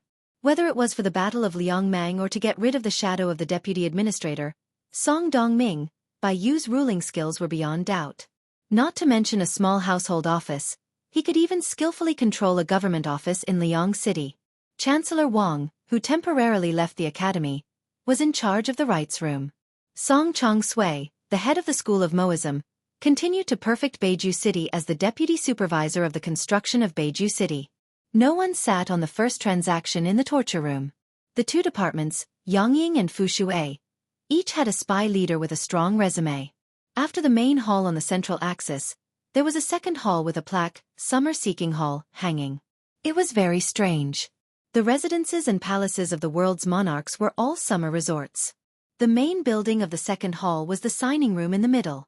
The young king's study was also next door. However, compared to the unparalleled elegance of the Wutongan of Mount Qingliang, it could be said to be extremely simple and crude. The books stored there were also the files of the Beiliang Frontier Army. Apart from this, the Liangzhou Left and Right Cavalry Army, the Liuzhou Longxiang Army, the Iron Stupa, the White Feather Light Cavalry, and many other elite border armies outside the Liangzhou Pass also had their own barracks here. There was also the Yuzhou Infantry Division, the 4 Prefectures General Division, and the 14th Lieutenant Division. They all had their own yamen to facilitate the smooth transmission of military orders. The plaque hanging above the three halls, Hall of Contemplation, was taken from Li Yishan's words, "A 1,000 years of merit requires the most contemplation." The couplet also came from this Tide Listening Pavilion strategist's famous words, "I came here because I was fated with the common people. I want to have a clear conscience. Even if I die, I have no regrets." More than 20 military counselors were stationed here, while the remaining 30 or so by aides, who wore the imperial seal ribbon, were on duty in the main hall's 6th room. They could come and go as they pleased. These blue-robed men's path of advancement was similar to that of Liang's imperial examinations in Jianghu, but their duties were more like provincial officials in the Privy Council. The military counselor's roots came from the Liuzhou provincial governor's mansion. Yule Wandao, before entering Yuzhou as a cavalry general, had a similar role. His position was low and his authority was high. This was the creation of one of the prime ministers of Liang, Song Dongming. In the first battle of Liangmang, people related to this role also appeared in the Beimang border army. Not only did they pacify a large number of grassland bigwigs, they also greatly increased the military strength of the Southern Dynasty's border army. This was the work of the imperial tutor of Beimang, the Taiping Decree. Su Fengnian walked all the way to the 4th hall at the very back of the mansion. This was where he and his family lived. The Hall of Thought was separated from the 4th hall by a wall of flowers. There were more than 10 rooms on the left and right. The corridors, lintel, and beams looked ordinary, and the material was definitely not the wood of the imperial family like sandalwood. However, upon closer inspection, one could see that they were ingenious and the carvings were exquisite. It was said that the administrator Li Gongda had used the style of the Gangnam-do courtyard as a reference. Jiang and I, He, and Su Ying lived here. If Su Beiji stayed in Beiqing, he would definitely have a place. As for the others, perhaps only Yuan Zuozong and Chu Lushan, the 2 adopted sons of the old Liang prince, had the qualifications to live here. This kind of thing had nothing to do with one's official rank or military merit. As a transport envoy, Su Beiji quickly went south to Lingzhou after hanging the horizontal board in Beiqing. In his words, when he was done with this, he would be busy for a while. At that time, the young king felt guilty and wanted to comfort him. However, just as he finished saying that he did not know whether to say it or not, Su Beiji, who was also the transport envoy and deputy Jidushi, bluntly said, "Then don't say it." This made the new King Liang, who had good intentions, feel sullen. However, he got used to it. When they arrived at the 4th hall courtyard, He went into the house and took a brand new oil paper fan. She pulled Su Ying, who was dressed in a red robe, and jumped onto the roof. The 2 of them huddled under a small umbrella and whispered. The night was quiet and the autumn rain was long. Su Fengnian saw that Jiang Ni's house was pitch black. He thought that she had already fallen asleep. Since he was not sleepy, he moved a chair to sit under the eaves. He leaned forward and reached out to catch the raindrops falling from the roof. Chapter 1939. This first autumn rain that covered the entire northern Liang did not stop. It was as if it would not stop until the fish were drowned. Jianghu and Su Ying probably felt that they couldn't wait for the moon to come out, so they floated back to the courtyard from the roof. Su Fengnian, who slowly turned around, smiled softly at the girl.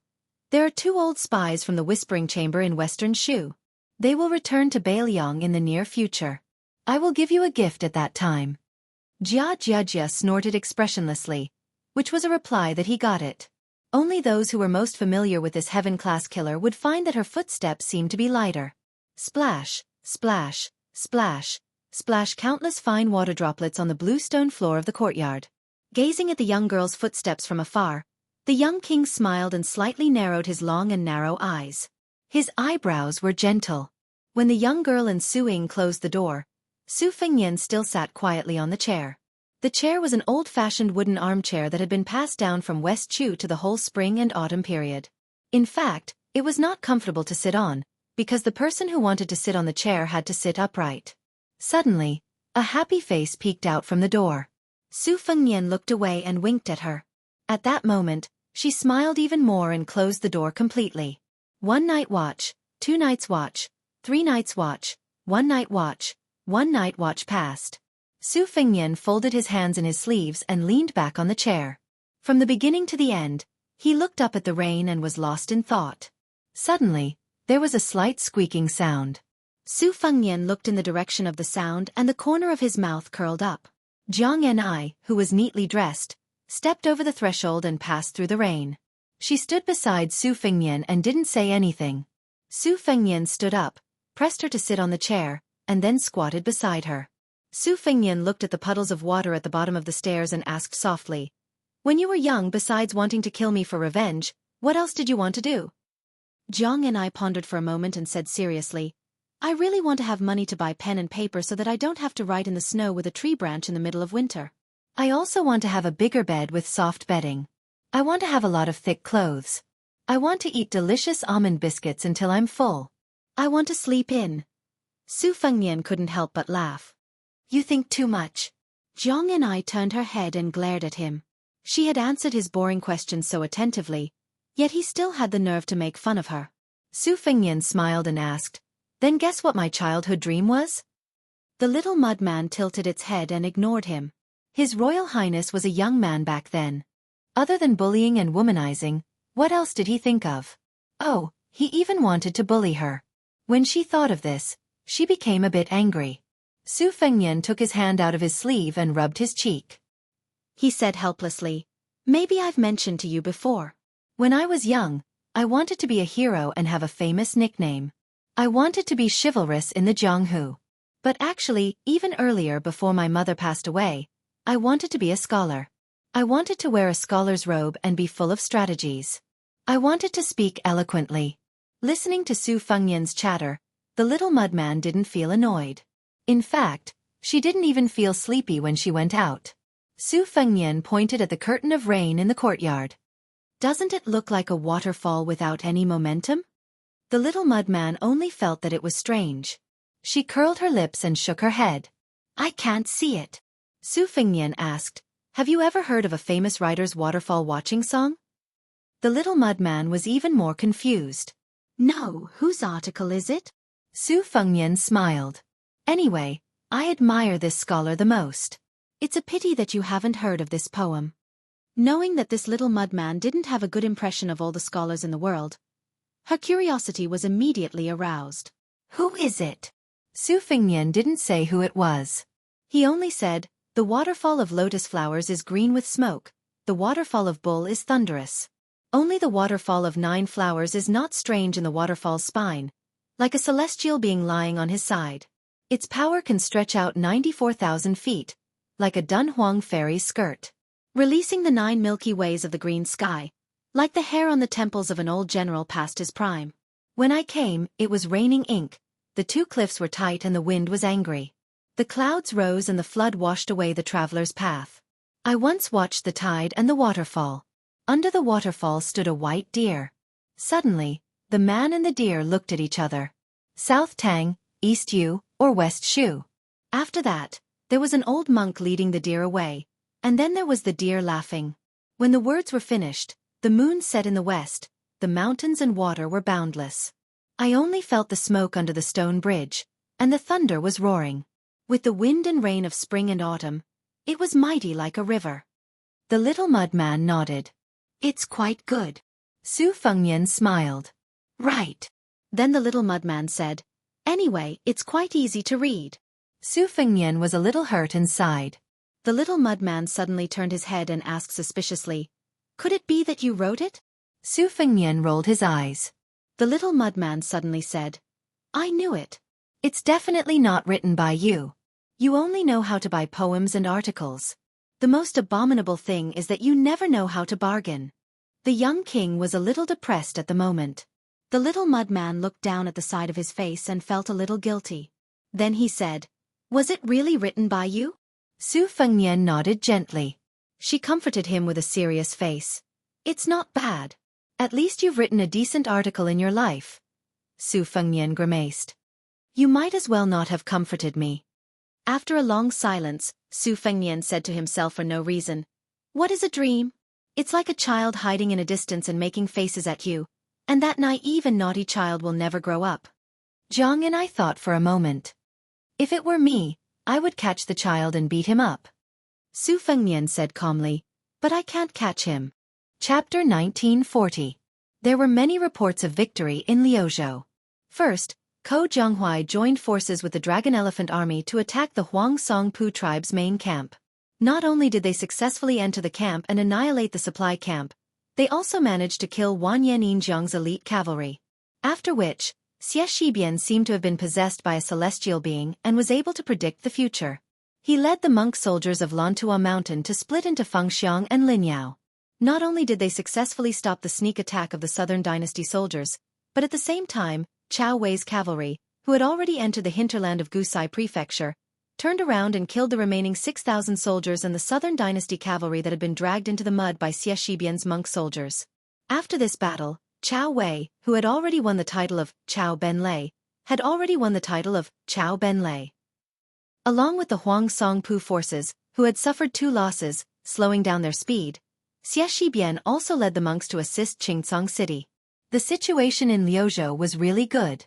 However, during this period of time, a report accusing Xie Shibian was passed around the Liuzhou provincial governor manor and sent to the north resisting city manor.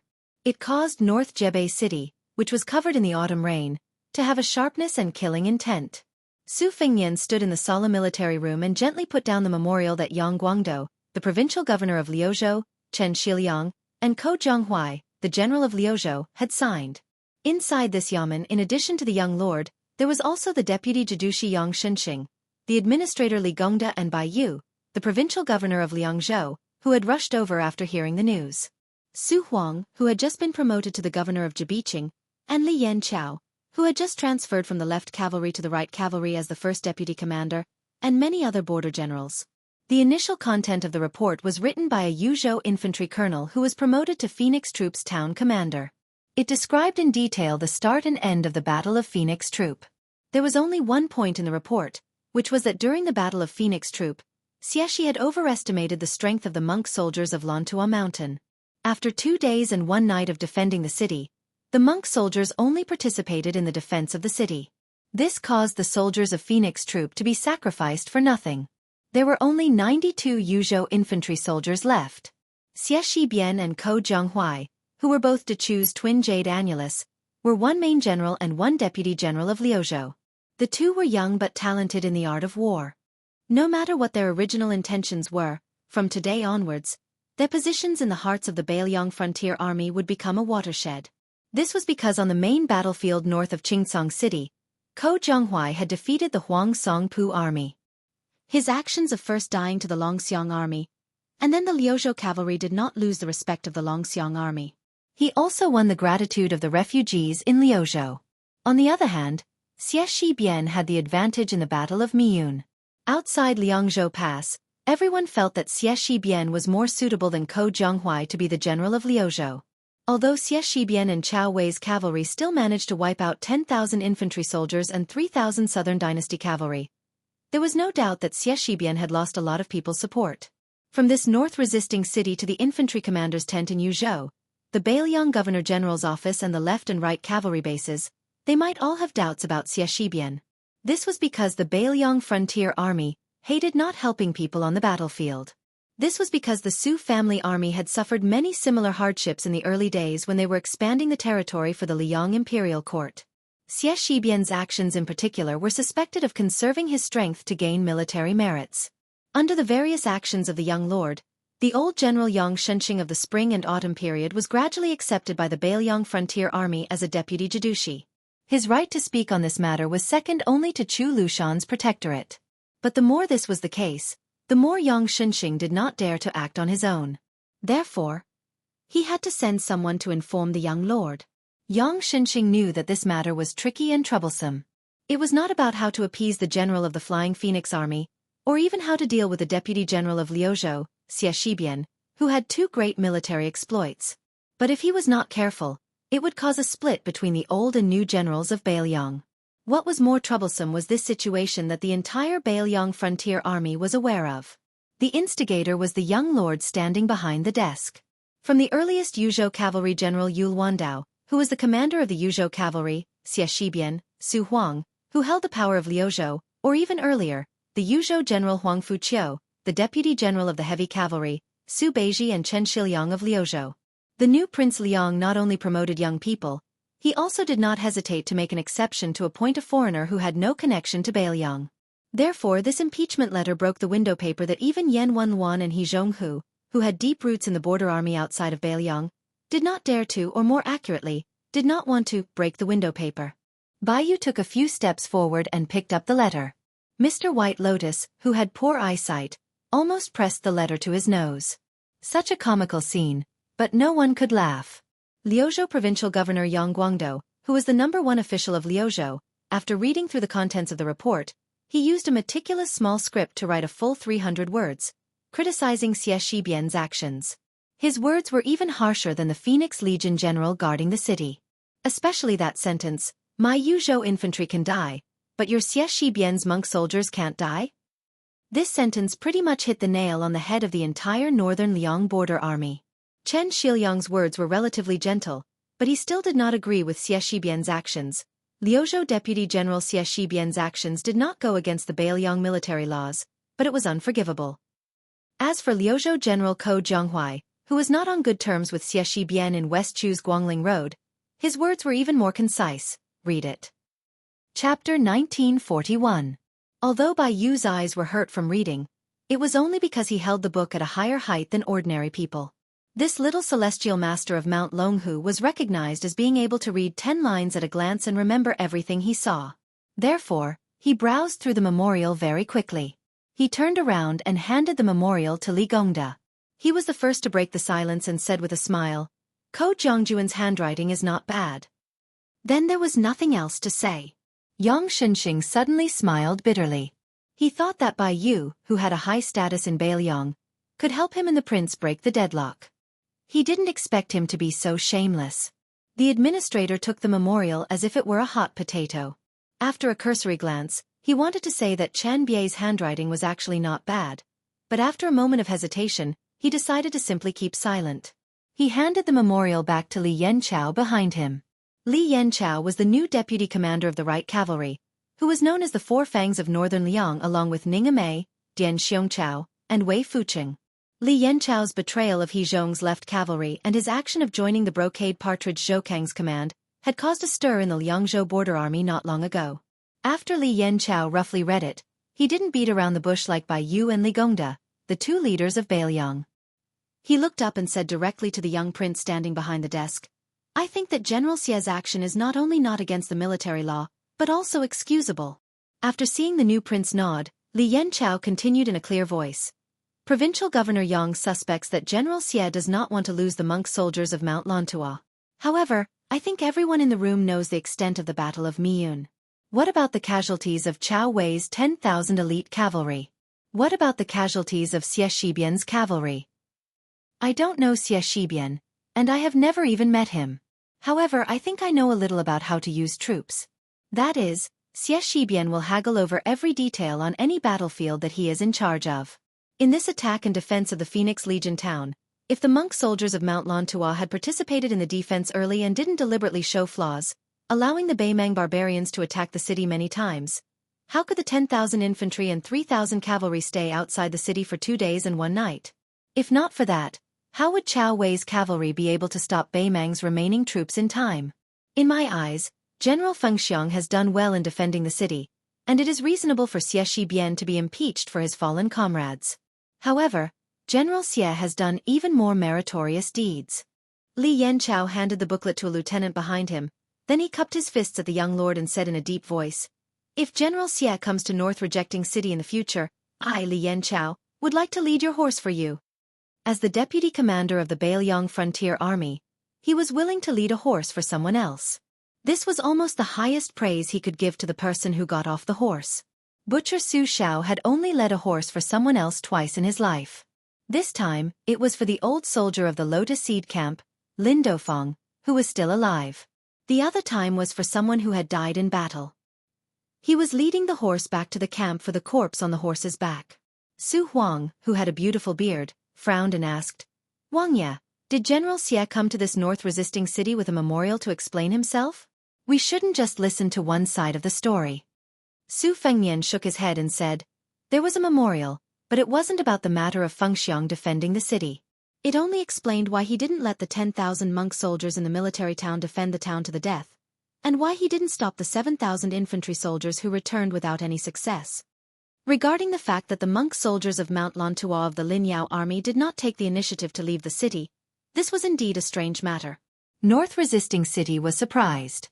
Since the facts proved that Xie Shibian had predicted the enemy's moves, then with Xie Shibian's decisiveness on the battlefield, he should have let the female Bodhisattva of Mount Lantua lead the army out of the city.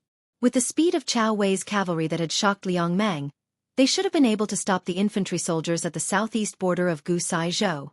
However, Xie Shibian missed out on this easily obtained military merit. In reality, as long as this deputy commander of Liuzhou could wipe out the 20,000 infantry soldiers and 6,000 cavalry of the Southern Dynasty's border army, and bring a perfect end to most of the western battlefield outside of Qingcong, then even with this impeachment memorial, North Resisting City would not be so hesitant. Since Beiliang established itself as a vassal through martial arts, in the end, military merit still counted. Yang Shenxing asked curiously, "Wang Ye, how did General Xie explain himself in the memorial?" Su Fengnian said calmly, "Xie said that the battle in the west of Luzhou had already been settled.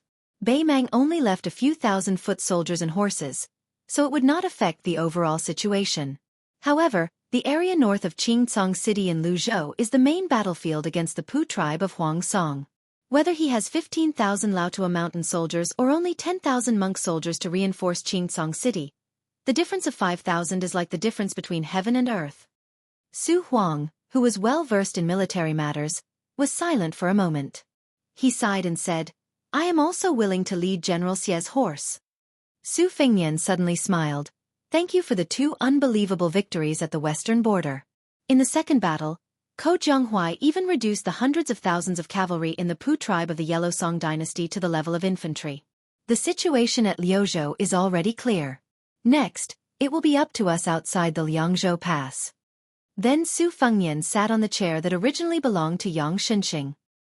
He spread out a piece of paper and before he started writing, he raised his head and said to everyone, "I will write a letter to explain to the general of the Flying Phoenix Division. Everyone, I will have to trouble you with Jubei City and the area north of Jubei City."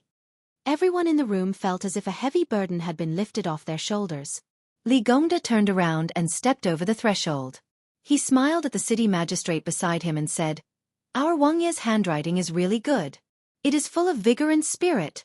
Su Huang also smiled and said, "We are so far away. Aren't you afraid that the Wang Ye won't be able to hear you?" Li Gongda lowered his voice. "The Wang Ye is a grandmaster in martial arts." Su Huang gave him a thumbs up. "Admirable."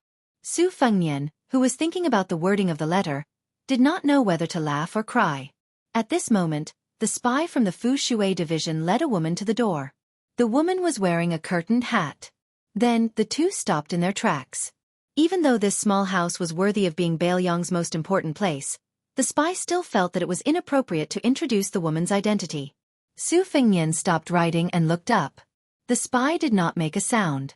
He only moved his lips cautiously. East Peak. Su Fengnian stood up in shock. Chapter 1942. Su Fengnian stood up and put down his brush. He had only finished writing half of the letter he was going to send to the military town of Phoenix when he told Yang Shenxing to leave the writing desk empty for now. The deputy Jidushi, who had a profound state of cultivation not inferior to Li Gongda's, naturally agreed calmly. Su Fengnian let the head spy of the Dushui chamber return to the torture chamber first while he led the woman in the veil hat to the study next to the signing room of the second hall. When he personally closed the door gently, the woman took off the veil hat, revealing a face that could be described as beautiful. She, who could bring light to a simple study, was indeed a stunning beauty. In this North Jebei city, only the beautiful Jianghu could completely suppress her. When Su Fengnian saw the lips of the spy of the Dushui chamber, the words that came to his mind were not the more natural 2 words of Dongyue, but the relatively rare Dongyue. This was the real reason why Su Fengnian was so cautious. It could even be said that this was a long and unknown wait. Before Su Fengnian inherited the throne, he had been waiting for the day when the truth would come to light. Back then, when he went to Beimang alone as His Royal Highness, it was like a chess piece at the end of the first stage. Even if the first soul-stirring battle of Beimang had ended and the second battle was in full swing, it could only be considered the middle game of the spring and autumn chess game. It could only be considered the real end of the game when he waited for this woman. Everyone knew that Nalin Yusi, who was more like a vassal king than Zhao Bing, the king of Yen, was the only surviving strategist of the spring and autumn period. He was often followed by 5 beautiful personal maids with strange nicknames: Fengdu, Dongyue, Shishu, 3 Corpses, and Chenglu. She was one of Nalin Yuxi's maids, Dongyue. Facing the young king with the most military power in the Liang dynasty, she was calm and composed.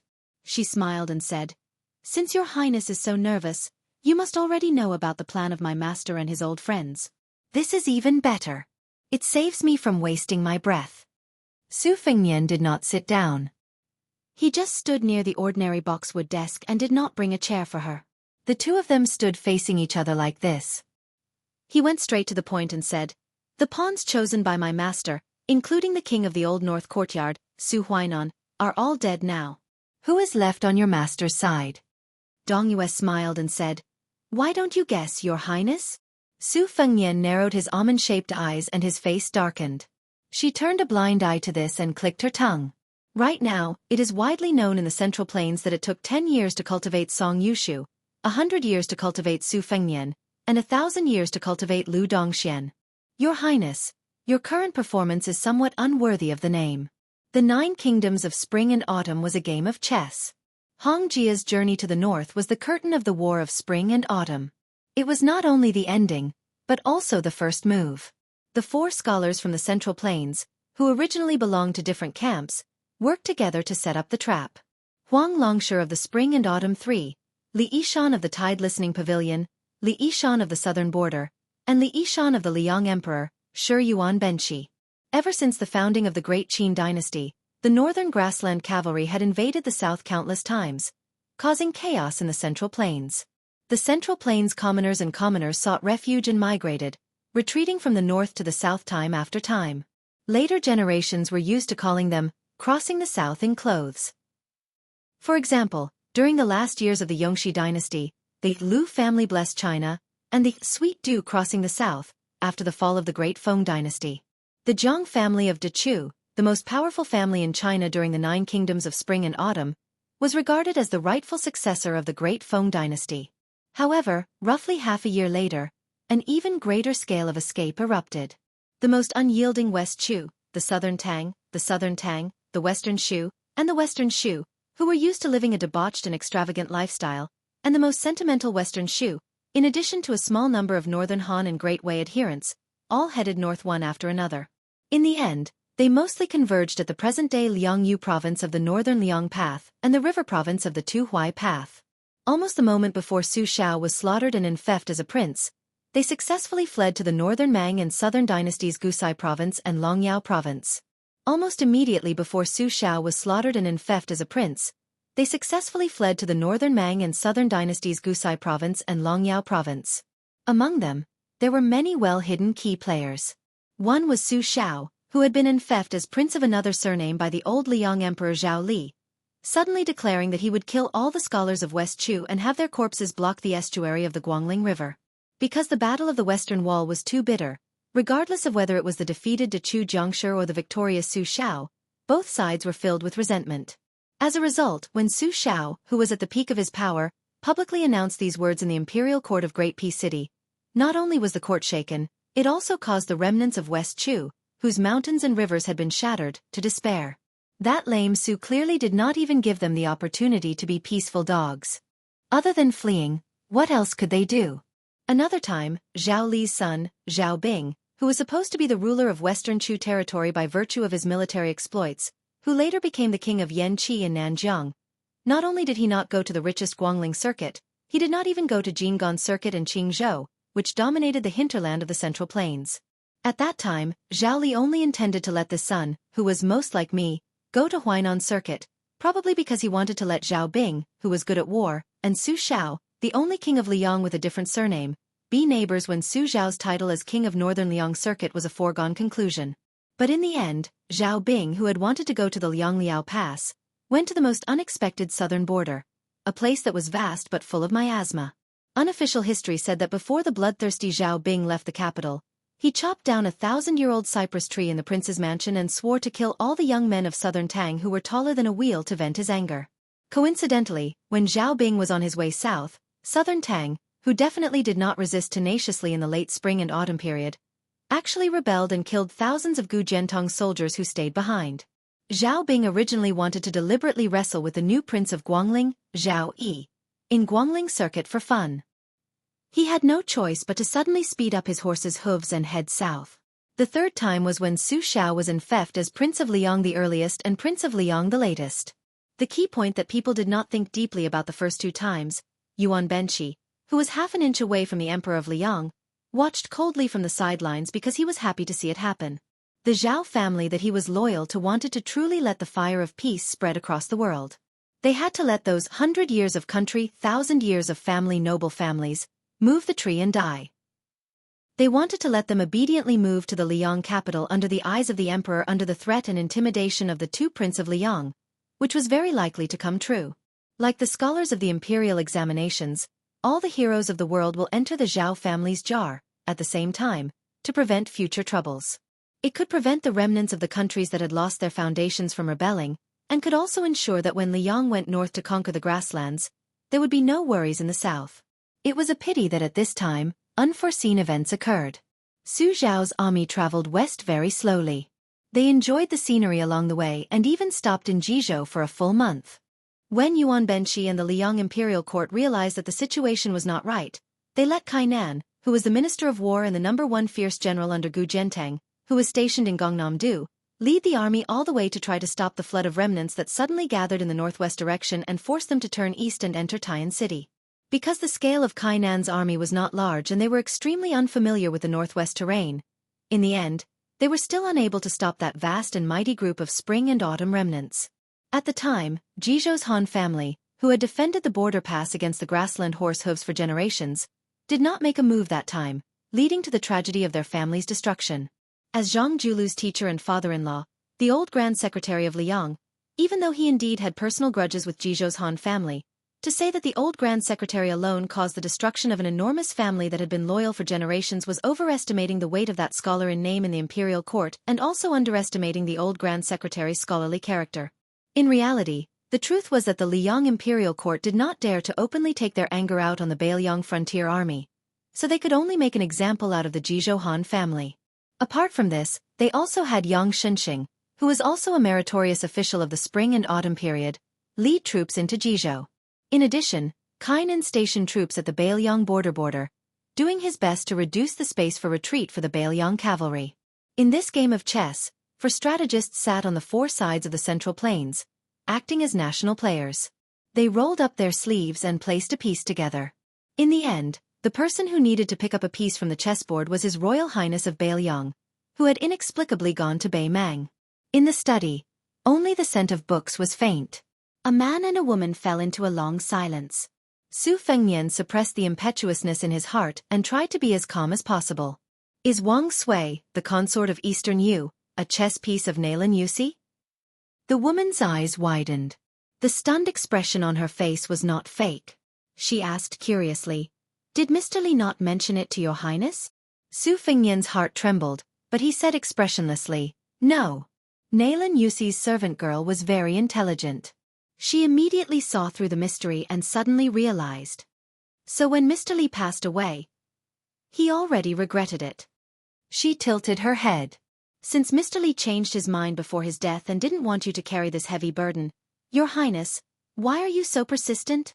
Su Fengnian said bluntly in a deep voice, "People are dying everywhere in Beiliang.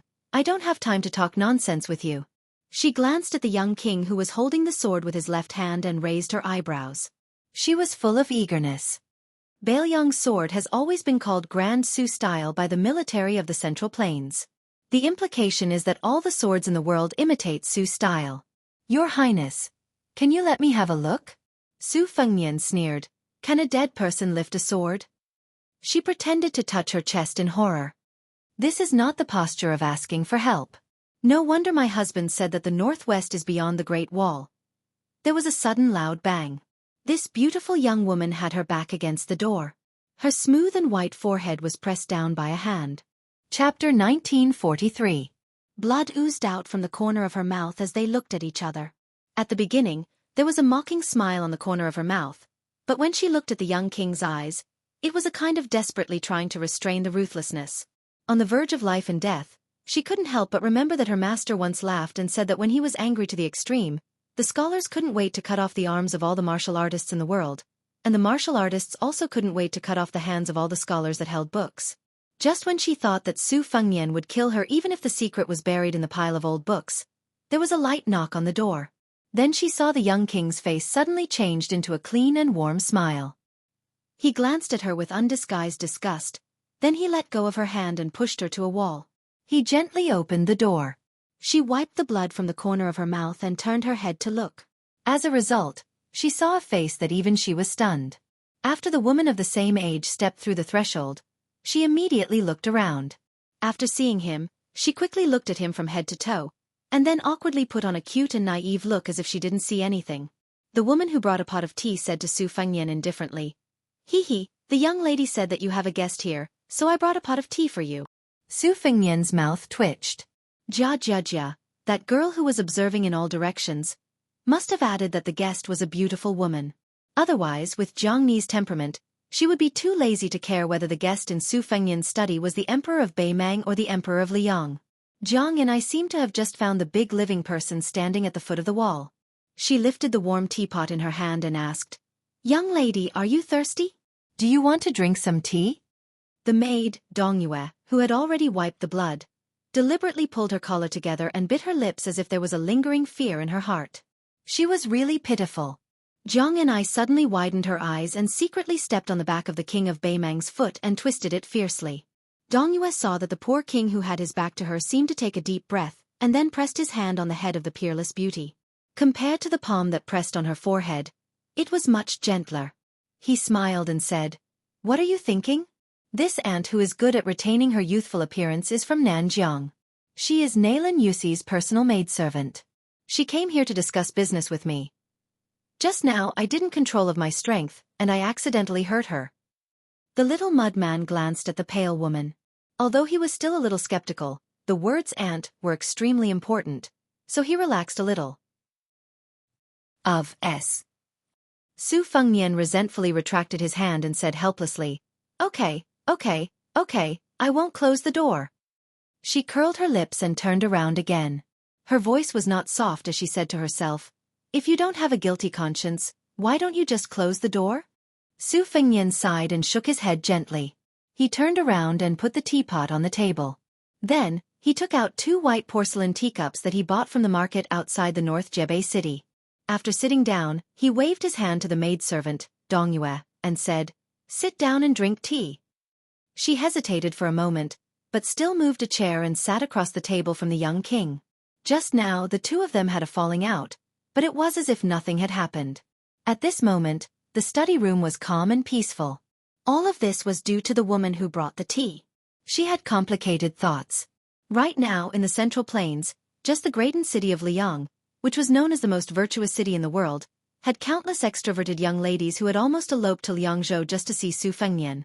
This was not some exaggerated joke on the streets. A person's life was less than 100 years, and it took 100 years to cultivate Su Fengnian. This new King Liang could be said to have achieved success by taking an unconventional path.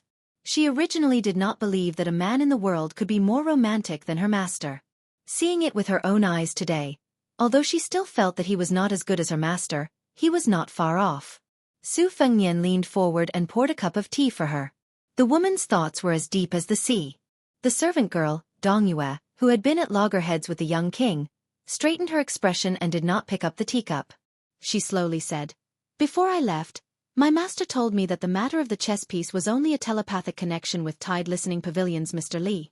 The two of them had no contact after parting on the way to Graydon City. My master also said that because Mr. Li had spoken frankly at that time, he had guessed the identity of the chess piece that Mr. Li had chosen. With Mr. Li's cautiousness, it must have been Su Huainan. In fact, Su Huainan was the most unexpected. He actually succeeded in becoming the king of the northern courtyard of Beimang. My master also said that with Su Huainan's contradictory personality, this chess piece might not be able to last until the end. Of course, Su Huainan would not reveal the secrets of heaven. At most he would choose to give up. Su Fengnian nodded and said, "When Su Huainan saw me at the bank of the Ruoshui, he could have lived, but the old man still chose to die. It was probably because he did not think that Beiliang could defeat Beimang. Rather than letting down the Central Plains and then letting down the Empress of Beimang, rather than being disappointed, it was better to not see and not be bothered by it and not do anything. The servant girl, Dongyue, raised the teacup and took a sip. She said softly, "My master said that his chess pieces were not as important as Mr. Li's. There were more of them, exactly 10 of them. However, after 20 years, most of them died young. 3 died of illness. 2 committed suicide. Because they had thoughts of betrayal, they were cleaned up by the men of sacrifice by my master's side. 2 more died. Therefore, on this trip to Beiliang, I, Dongyue, was the one who delivered the message for my master. Just as your highness had guessed, Wang Sui was one of my master's most attentive chess pieces. However, this old prince consort of Dongyue, one of the 4 great generals of the spring and autumn period, was the same as Su Huainan. Both of them showed signs of indecision. Compared to the other chess piece revealed in my name, Wang Sui was more selfish and harder to control." Su Fengnian fell into deep thought and did not speak. She said with a grave expression, "Your Highness, please remember the other person. His surname is Wang and his given name is Du. He once called himself Old Man Xianxia. The old man himself did not have many achievements in the southern dynasty, but his family had cultivated a young man who could not be underestimated. Wang Jingchong is the current Dongyiabo of Beimang. Moreover, the Wang family's heart is definitely with the Central Plains. There is no doubt about it." Su Fengnian frowned. The Southern Dynasty's valiant border general Wang Jingchong was no stranger to the entire Beiliang frontier army. This person was currently leading his direct troops to Gusai Prefecture, and was in charge of intercepting the Yulwan Dao cavalry that was penetrating deep into the enemy territory alone. Su Fengnian suddenly asked, "The last remaining chess piece?" She shook her head and said, "Regarding this person, my master said that it was not yet time to use him." Su Fengnian was stunned and said self-deprecatingly, "Could it be that he still has to wait until I defeat Beimang?" She said calmly, "Master did not say, so I naturally do not know." Su Fengnian did not make things difficult for this maidservant and did not ask further. Knowing the identities of Wang Du and Wang Jingchong's chess pieces was already a pleasant surprise.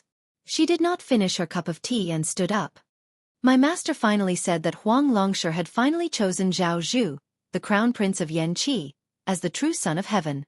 That was why the southern frontier army was able to move up north so smoothly. Master hoped that your highness could guard the northwest with ease. When you succeed in the future and help Zhao Zhu complete the magnificent feat of incorporating the vast grasslands into the new Liang territory for the first time in history, your highness and the Beiliang frontier army will definitely not be mistreated." Su Fengnian dismissed it with a smile. Before she left, she blinked her eyes and the corners of her mouth curled up. She whispered, after saying, "My master said," so many times, "I actually also want to say something off-topic. Your highness, you are more handsome than I imagined." Su Fengnian did not have any complacent expression. Instead, he immediately said to the direction outside the window in a hurry, "Jia, you are not allowed to tell this to Jiang and I." The confused maidservant, Dongyue, only vaguely heard a laughter coming from outside the window behind her. Su Fengnian reached out to touch his forehead and sighed. "It's over." The maidservant, Dongyue, picked up the curtain hat again and bowed to the young king who was about to get up to see her off. She gently advised him, "Your highness, you don't have to see me off." Su Fengnian glanced at the teapot and smiled bitterly. "Don't talk about drinking tea. It will be lucky if I don't drink arsenic." She left with a smile. She directly walked out of the mansion. After riding a horse and leaving the north-resisting city under the escort of the spies of the Fu Shui house, she looked back at the towering city wall and couldn't help but cry. She didn't know whether it was for her master or for someone else. In the city, Su Fengnian walked alone to the military office of the mansion. He sat back in the seat belonging to Yang Shenxing and continued to write the letter. He suddenly stopped writing and looked outside the house. In this secret meeting, the maidservant of Nailan Yusi did say a lot of truth. They were all the words from the bottom of Nailan Yusi's heart. But it was not necessarily true and not false. And he was the same. He had to tell the truth and the lies. But these were nothing. What made Su Fengnian sad was that the haggard counselor who had been imprisoned on the top floor of the Tide Listening Pavilion for 20 years, a peerless scholar who cared about the world, didn't even care about the ownership of the world for such a disappointing student like him. That man was supposed to be, but before he died, he didn't tell Su Fengnian in detail about the spring and autumn chess game, which was planned by Li Yishan and could be said to be the proudest of his life. He didn't leave anything, no last words, no words. Why did he regret before he died? Su Fengnian couldn't understand. After he finished writing the letter and handed it to the torture room, he took a pot of green ant wine and went to the ridge of the highest building in the north-resisting city. He sat cross-legged and looked to the south. It was said that his master's hometown in the south was a small town with beautiful mountains and clear waters. There were stone arch bridges. Su Fengnian didn't drink. He lay down, holding the wine pot, and looked to the sky with tears on his face. Probably only when he secretly thought of Su Xiao and Li Yishan and remembered their time. This young vassal, who seemed to have everything but also seemed to have everything to lose, was feeling a little wronged. Chapter 1944. This autumn rain was particularly long. It was a rare thing in Bailiang where there was little wind and rain, but it delayed the construction of North Jianghu City. Because of this, the administrator almost jumped up and cursed. He either stayed in his office and sighed, or went to the top of the city wall with an oil paper umbrella to watch the sky and bitterly waited for the sky to clear up.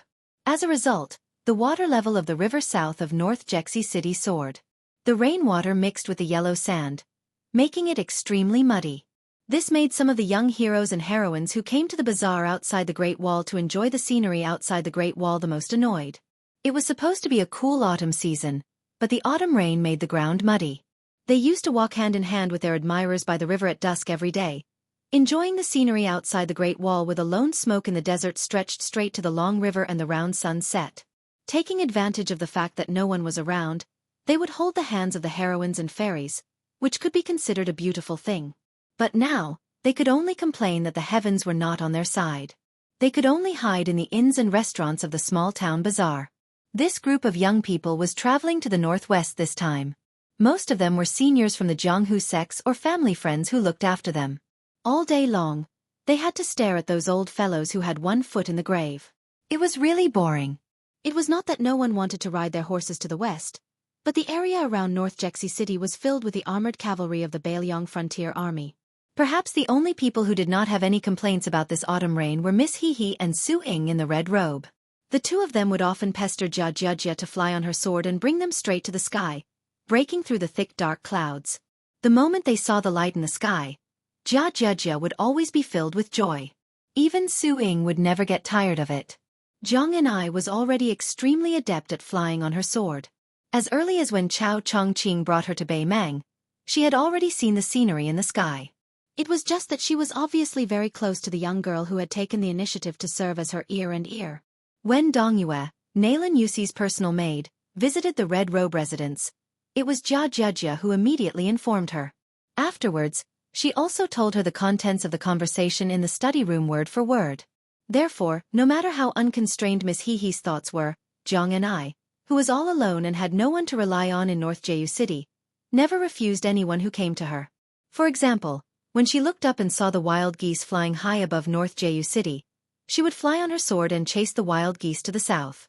Occasionally, she would even help Xianxia catch 2 or 3 pitiful wild geese and tie a piece of paper to their claws. It was very childish. Last time, Jianghu wrote the sentence, Su Fengnian is a bastard. Su Ying, who never spoke, wrote he is not a bastard. Miss He then had Jianghu write, they are all right. However, it was unknown whether those wild geese that had suffered in the south would still dare to return north next spring. Later, the 3 women fell in love with the game of flying immortal. First, Jianghu flew into the sky above the sea of clouds. Before the first adventure, they must have discussed beforehand that they didn't dare to jump into the sea of clouds casually. After all, if they accidentally jumped into the sea of clouds and smashed a hole in Su Fengnian's mansion at lightning speed, they probably wouldn't be able to play in the future. The 3 of them picked the position of the great Liang dragon sparrow that was hovering above the river. Then, Xianxia, who was not afraid of anything, was the first to jump down. She put her hands together and her head was facing down. Finally, she fell head first into the mud at the bottom of the river. At that time, the young king, who was dealing with military affairs in the conference hall, suddenly felt a majestic aura that was like a flying sword that pierced straight into the earth. He immediately flew to the top of the city wall. As a result, he saw a funny scene that made him not know whether to laugh or cry. Weighing the falling speed and the young girl's physique, Su Fengnian had to secretly take action, so that Xianxia would be able to reduce most of the momentum before she hit the river. Finally, he had to run into the turbulent river, splashing countless water, grab her feet, and pull the young girl out of the mud like pulling a radish. On the way down, the red robe that quietly controlled the aura fell not far from the river. Because it did not hit the ground head first like the young girl, it was not a big problem. However, the young king was like a drowned rat. Without waiting for Su Fengnian to get angry, the three women ran away. After that, the game went on as usual, but Jiang Ni's flying sword was much lower. She also chose to fly at night. Therefore, in the middle of the night, the loud sound of dumplings being thrown into the pot could be heard every few days. Over time, the people in the small town became accustomed to it. If it was only this kind of harmless nonsense, Su Fengnian would turn a blind eye to it. But one night, when the wind and thunder were particularly loud, the young king who was discussing the matter of grain with Bai Yu in the house heard an unusual thunderous sound from above. Su Fengnian immediately realized that the situation was not right. Sure enough, he caught the three sneaky women on the spot. Among them, Jia, whose hair was standing up and whose face was black, was tightly holding an iron rod that was intertwined with lightning like a white dragon. Her eyes were shining brightly, and she was full of joy of success. Su Ying was looking at her with envy. Only Jiang Ni was the most cautious. After putting away the great Liang dragon sparrow into the sword box, she wanted to tiptoe back to the small house. Su Fengnian immediately flashed by, grabbed the little mudman's collar, and took her back to the courtyard. In the rain, the three women stood in a row. Jiang Ni seemed to be looking up at the moon with an innocent face. Su Ying secretly looked at the fine iron rod in the girl's hand that was crackling with lightning. Jia, who did not realize that she was in trouble, looked at Su Fengnian with vigilance. Her face was saying, "Don't you think about my rod, or I will fight you to the death." Su Fengnian asked with a serious face, "You even dare to summon the lightning from the sky without permission? Do you want to die?" Jiang Ni secretly made a face and muttered. Obviously, she was going to break the pot. Su Ying's face was blank and innocent. Jia simply turned around and was too lazy to argue with this guy. Chapter 1945. In front of the three people, Su Fengnian, who did not have the majesty of a vassal king nor the aura of a great master, waved his sleeves and cut off the curtain of rain above the women's heads. It was actually a small world of its own within the abbot. He bent his finger and gently knocked on the little clay man's forehead, then touched Su Ying's head, and finally turned He's body over. He looked at the three people and smiled bitterly. During this period of time, there are a lot of things to do in the vassal mansion. I really can't leave to accompany you. This is my fault, the little clay man whispered. Who wants you to accompany me? Su Fengnian stared at her. Although in front of outsiders, the young vassal king could not do anything to her and always gave in to her so that the entire vassal mansion was in awe of this female sword immortal. But when Su Fengnian was really angry, Jiang Ni was immediately beaten back to her original state. At this moment, she was standing in the same place like a cicada in winter, and even she did not know where to put her hands. Su Fengnian sighed and said softly, "In the future, if you want to go to the sky to play, it's okay. But remember, you must never go to the sky outside the territory of Beiliang." After the sage of the Zhang family turned into a rainbow, although the Confucian spirit accumulated for hundreds of years cut off the connection between heaven and man for the human world, a cornered dog will jump over a wall, let alone those celestials in the sky who are used to looking down on all living beings. In Beiliang, even if they want to take the opportunity to do something to you, I can at least help to mend the pen after the sheep is lost. But if I can't get to other places in time, you will be in danger. I'm not deliberately saying this to scare you. If I didn't sense it and went out of body to the side of the sea of clouds and watched coldly from the side, I'm afraid that the next thunder you receive will really be the heavenly thunder of purple clouds with hidden murderous intent. Jiang Ni lowered her head guiltily and did not dare to look at Su Fengnian. The girl looked at the iron rod in her hand, which was still like dozens of slender white pythons, and was reluctant to part with it. Su Fengnian looked at the girl whose hair was standing on end and her face was charcoal black. He couldn't help but laugh. I didn't say that you can't keep the stick. You took such a big risk and got struck by lightning. The residual lightning on the stick can still last for a few days. There's no reason not to treat it as a treasure. Su Fengnian looked up at the curtain of rain and said to himself, "It's just that it's impolite not to reciprocate." After hearing the young king say, "I'll be right back," Jiang Ni said worriedly, "Do you want me to lend you the great Liang dragon sparrow?" Su Fengnian smiled and shook his head. His figure rose from the ground and disappeared in a flash. Not long after that, the three of them heard a thunderous roar from the sky. It was Su Fengnian shouting, "Get lost!" Jianghu was secretly speechless. This guy's courage was really big. In the night, two bright white rainbows cut through the sky.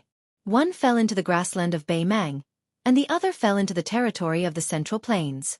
After half an hour, Su Fengnian floated back to the ground.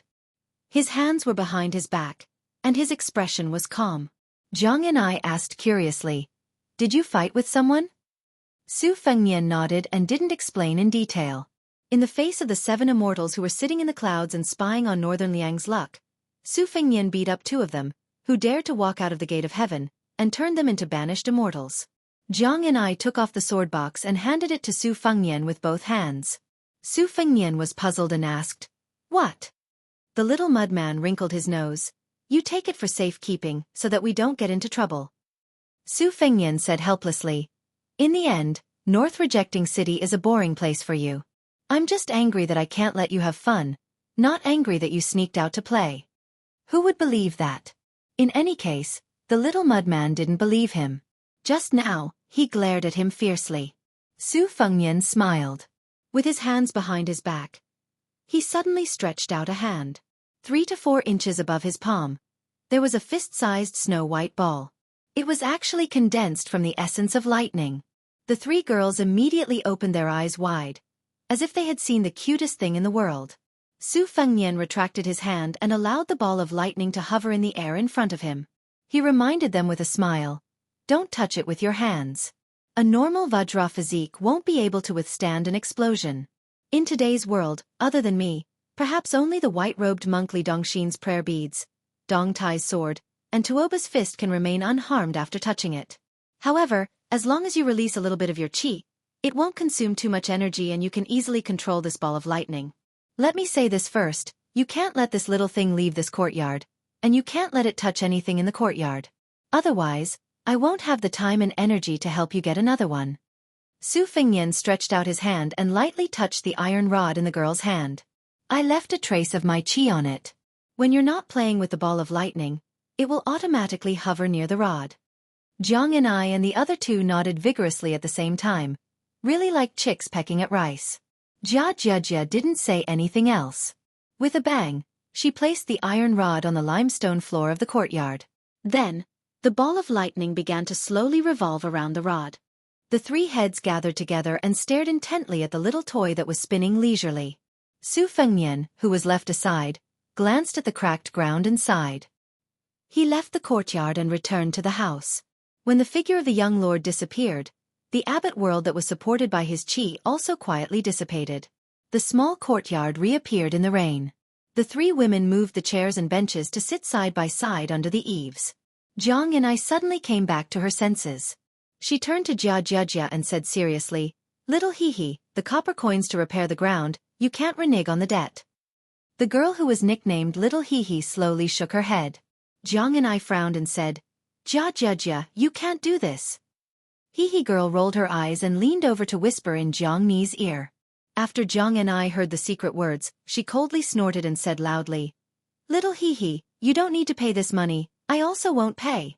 Isn't someone's female confidant all over the world? Even a woman that you've only met once will fall in love with him. Why would you lack these copper coins?" In fact, Su Fengnian, who had not walked far away from the courtyard, suddenly staggered and shook his head with a bitter smile. In order to escape the debt, Jia was very disloyal to her friends. She leaked the last words of the maid, Dongyue, to Heaven's Secret. Chapter 1946. During the summer, the heat stopped and the autumn air gradually turned serious. The eagles felt the air and hunted down flocks of birds. Every year at this time, the Bailiang frontier army would perform a ceremony that had been passed down for a long time. It was the eagle sacrifice ceremony. Some of the eagles that were carefully cultivated by the Fu Shui room to serve as the crossbowmen's arms would be released outside Liangzhou Pass. Hundreds of riders would go out and the eagles would soar high into the sky. It was a spectacular sight. Because the crossbowmen on white horses outside Liangzhou Pass had all been transferred to the battlefield in Liuzhou, the North Jebei city's manor was replaced by He Zhonghu's left cavalry. First, the old commander was seriously ill and only had the title of left cavalry in name. This eagle sacrifice ceremony was also the end of the old commander's career. Second, a new left cavalry deputy commander named Lu Deyuan, who had been away from the border army for more than 10 years, happened to be leading the hundreds of riders north of North Jebei City to release the eagles. On the day of the eagle sacrifice ceremony, the sun was setting in the west. The North Jebei City's horse path was crowded with people. The right cavalry commander Jean Partridge Zhou Kong, accompanied by Li Yan Chao, slowly walked to the top of the city wall with a straight face. When he saw the old commander Jianghu, who had to wrap himself in a thick fur coat after taking off his armor, his expression became slightly better. The fierce border army general Li Yan Chao, who betrayed the left cavalry and joined the right cavalry, had an indifferent expression. Only in the depths of his gloomy eyes was there a bit of guilt. However, he was still ashamed but not regretful. The young lord with a cold blade at his waist stood in the middle of the city wall. He looked into the distance and saw a flock of eagles soaring in the sky. He felt relaxed and happy.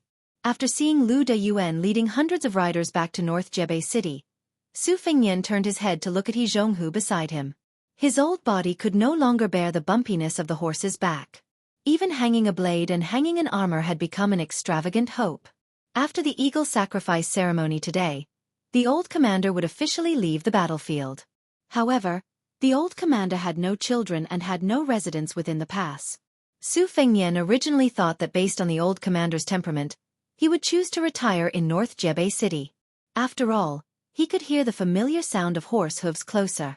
Su Fengnian had even personally asked people to set up a quiet residence near the manor. However, in the end, the old commander actually wanted to take advantage of the fact that he still had some strength to go to North Jebei City to take a look around. He said that North Jebei City was Jiangnan beyond the Great Wall of Beiliang. He had long heard that it was rich and populous there. He had been dealing with horse dung outside the pass for 20 years. No matter what, he should go there to enjoy life and eat a few good meals.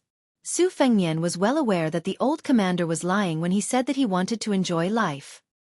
He did not want the left cavalry's commander-in-chief to meet him, the retired emperor, face to face from time to time. Even if the successor did not think this way and would not feel that his hands and feet were tied, the old commander still insisted on his opinion. Su Fengnian had no choice but to let Chen Yunchue, Lin Dofeng, and the other elders of the Su family, who were of the same generation as the old commander, come forward to persuade him. However, it was useless. Jianghu, who had spent his entire life on the battlefield, was suddenly determined to leave. Jianghu suddenly sensed the young vassal king's line of sight. With a carefree laugh he said, "Wang Ye, don't try to persuade me. I, Jianghu, admit that my talent in leading troops in war is mediocre. The reason I was able to win those battles was because of the former Su family's old soldiers and the current Beiliang frontier army. I relied on being able to listen to other people's opinions. I am ashamed to say that I have been in the military for nearly 50 years. During the Spring and Autumn War, I don't dare to say that I led the troops in every battle, but I did not do any less than Lu Yuanji, Wei Taizhan, and the other old fellows. I don't know why, but in the end, I was the least injured, and I could not compare to the great general. I remember when the great general brought us to Beiliang. No matter how good our friendship was, in order to be able to fight for the position of a strong and powerful general, each and every one of us did not even care about face. Wang Ye, do you know how Wei Taizhan mocked me in front of the great general?" Su Fengnian smiled and shook his head. The old man laughed and said, "Lu Yuanji and Wei Taizhan, those two old bastards, were actually aiming for my position at that time." Lu Yuanji, who had studied for a few days, had a lot of evil ideas in his stomach. He did not want to be a bad person, so he urged the old coarse Wei Taizhan to tell the great general that I, Jianghu, suffered very few injuries on the battlefield, but I did not suffer any major injuries. However, I, who never got sick, might get sick and die. Therefore, when we fought the Beimang barbarians, Jianghu should not lead the cavalry to charge and break through the enemy lines. If Jianghu was careless and died, not only would he lose his life, but he would also lose the face of the border army.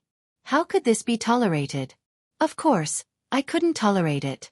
So, in a fit of anger, I went to the great general and pulled out the third-generation Su family saber that was hanging at that time. I left behind a ruthless sentence. Either I become the deputy commander of the cavalry, or I take the saber and chop that bastard Wei Taizhan to death.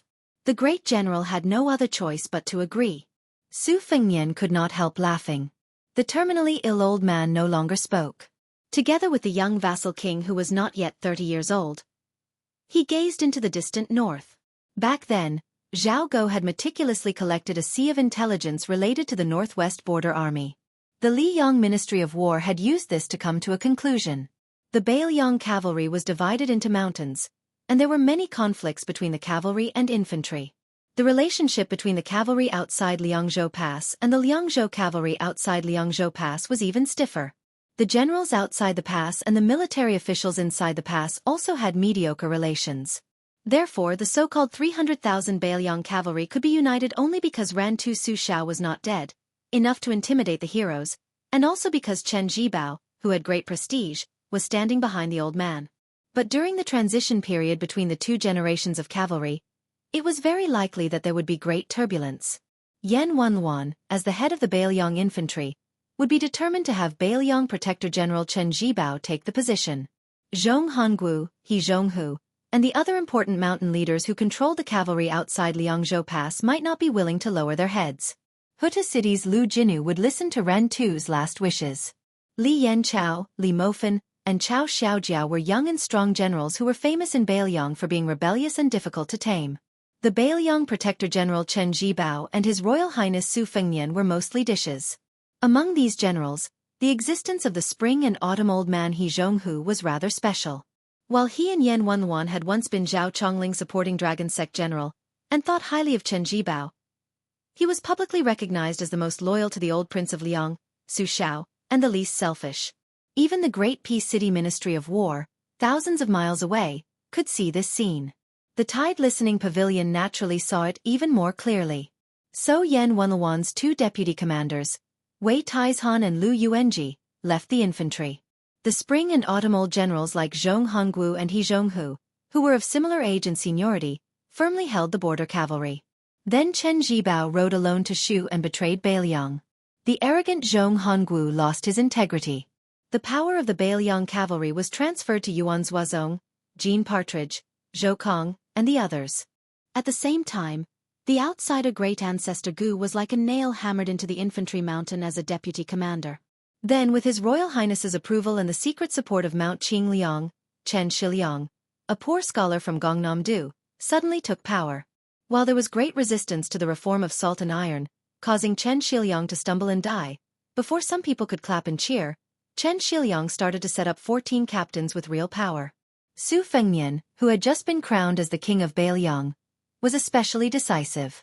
After Yan Wenluan met Su Fengnian, she maintained her silence. This caused the military reform that involved half of Beiliang Road to proceed smoothly. Chapter 1947. As for the Beiliang cavalry's gradual change in power, the Liang Imperial Court, which had already lost Grand Secretary Zhang Julu, was completely helpless. They could not sit on top of the mountain and watch the tigers fight, nor could they interfere. However, in the end, the changes in the Beiliang frontier army all came from Li Yishan's words when he was alive. The Su family's 300,000 troops were enough to deal with Beimang's Southern Dynasty border army. However, if they were to face the grassland cavalry, they would not be able to handle it. The outcome would not change with the Beiliang cavalry being the best in the world. Therefore, the Beiliang frontier army needed a new batch of people to create a new atmosphere. If one said that Su Fengnian was biased toward Su Beiji and Chen Shiliang, between the two young strategists, in terms of selfishness, he might be biased toward Su Beiji. However, in Li Yishan's heart, his expectations for Chen Shiliang were slightly higher than Su Beiji when he was alive. Today, Chen Shiliang's reputation in the Beiliang frontier army, especially among the refugees and the Liuzhou cavalry, was not inferior to provincial governor Yang Guangdou and Liuzhou general Ko Jianghuai. He was also very close to Yu Luandao Chao Wei and other young generals. Su Beiji, who was also the transport envoy and deputy provincial governor of Beiliang, could be said to be like the sun in the sky. During his time as the Lingzhou provincial governor, he had a deep relationship with Lingzhou General Han Laozhan and Huang Xiaokuai, who had real power within the borders. When he returned to the border army, the Su family's old soldier Lu Deyuan, who held a lot of power, led over 100 elite cavalry to appear outside the city walls. The old commander, who originally had his hands on the cold arrow pile, turned his body. He did not call the young man prince, only holding Su Fengnian's hand. The old man, who had mixed feelings, said softly, "It's been hard on you." Su Fengnian held the old man's hand instead. It's a little hard, but it's not bitter. The benevolent old man asked with a smile. Then I can rest assured? Su Fengnian nodded and smiled. Don't worry, old general. The old man did not let Su Fengnian escort him out of the city. It was just a simple and crude carriage. The retainers were the 4 or 5 old soldiers who left the left cavalry with the old marshal. They were together in life and death. It was the same on the battlefield. After the carriage left the city, a rider had already stopped outside the city. The old coachman who didn't like this rider originally didn't want to stop, but He Zhong seemed to have expected this. He lifted the curtain and asked the coachman to wait for a moment. After the deputy commander of the right cavalry, Li Yanqiao, got off his horse, he looked at the old man who was struggling to get off the carriage. He did not deliberately go forward to help him. He Zhong suddenly walked to Li Yanqiao's side and stretched out his hand to pat the back of the warhorse. He smiled and said, "It is worthy of being the Beiliang horse that is unique to Silken Pasture. Although its leg strength is slightly inferior to that of Courtyard Pasture's A-class warhorses, it is most suitable for cutting through enemy lines." Li Yanqiao's mood was complicated. He didn't reply. The Silken Pasture and Courtyard Pasture were located to the left and right of Lianglong. The former had a better relationship with Zhou Kang's right cavalry, while the latter had a better relationship with the left cavalry. This was because the elders in charge of the 2 pasture were mostly from the left and right cavalry. How could Mount Qingliang and the Governor-General Manor order the allocation of A-class and B-class warhorses? Naturally, the pasture didn't have the authority to make any decisions. However, there were some top-notch A-class warhorses. Because of their scarcity, the pasture would naturally reserve them for the high-ranking officers of the left and right cavalry. This was also a reasonable move. The 2 generations of vassal kings of the Beiliang Su family had never interfered in this matter.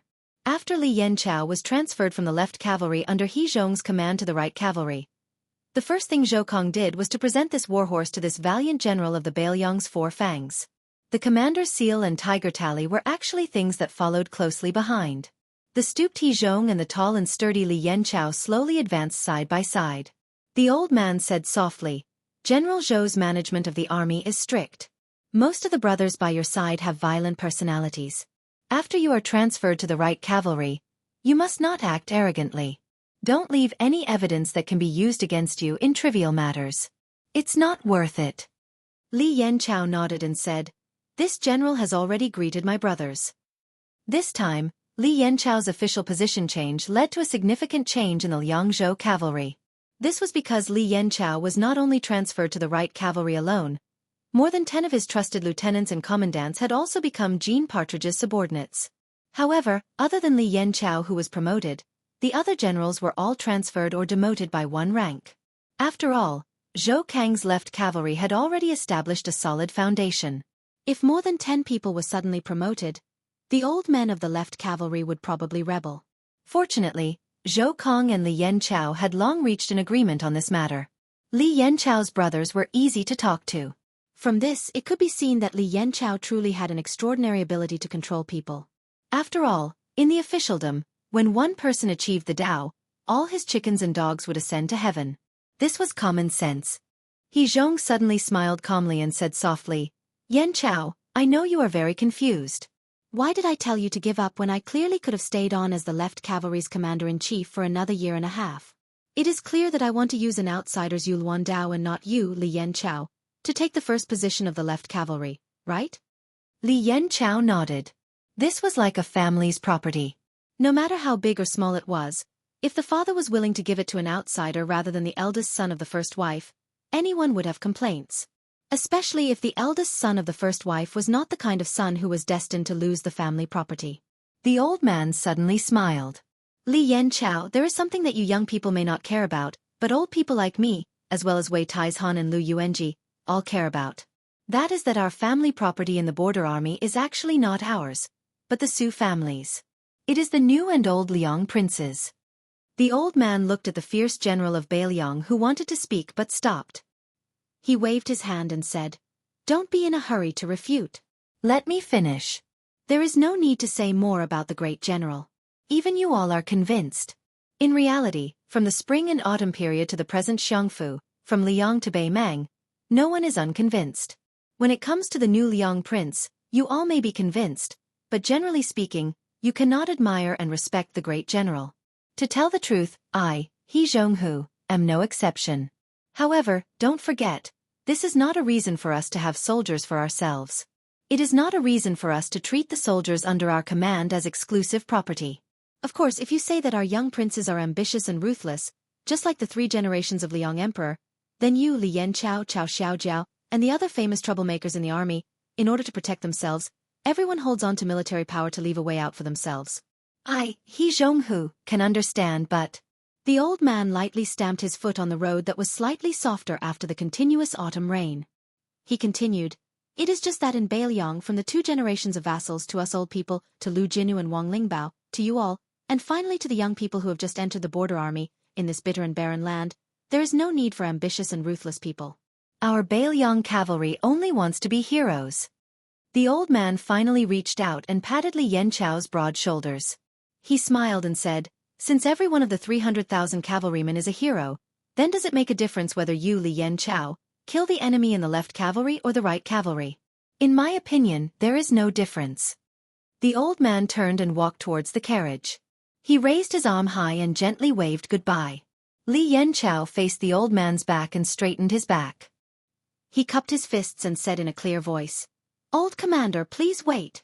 Watch how I, Li Yanchao, destroy the Beimang cavalry." The old man did not stop and did not speak. He only cupped his fists high above his head. Chapter 1948. In the study room next to the second hall signing room, an old man and a young man were sitting on 2 chairs, a stool and a chess block, chatting. The chess piece was placed on a small stool, so the 2 people playing chess could only hold their respective chess boxes. At first, when they heard that a fierce battle was imminent, even Li Gongda of the front hall, and Bai Yu of the household hall, came to watch the battle. Some military counselors who had nothing to do for the time being even came together in a grandiose manner, causing the study room to not even have a place to stand. It was enough to show that the outcome of this battle on the Rowan board was eye-catching.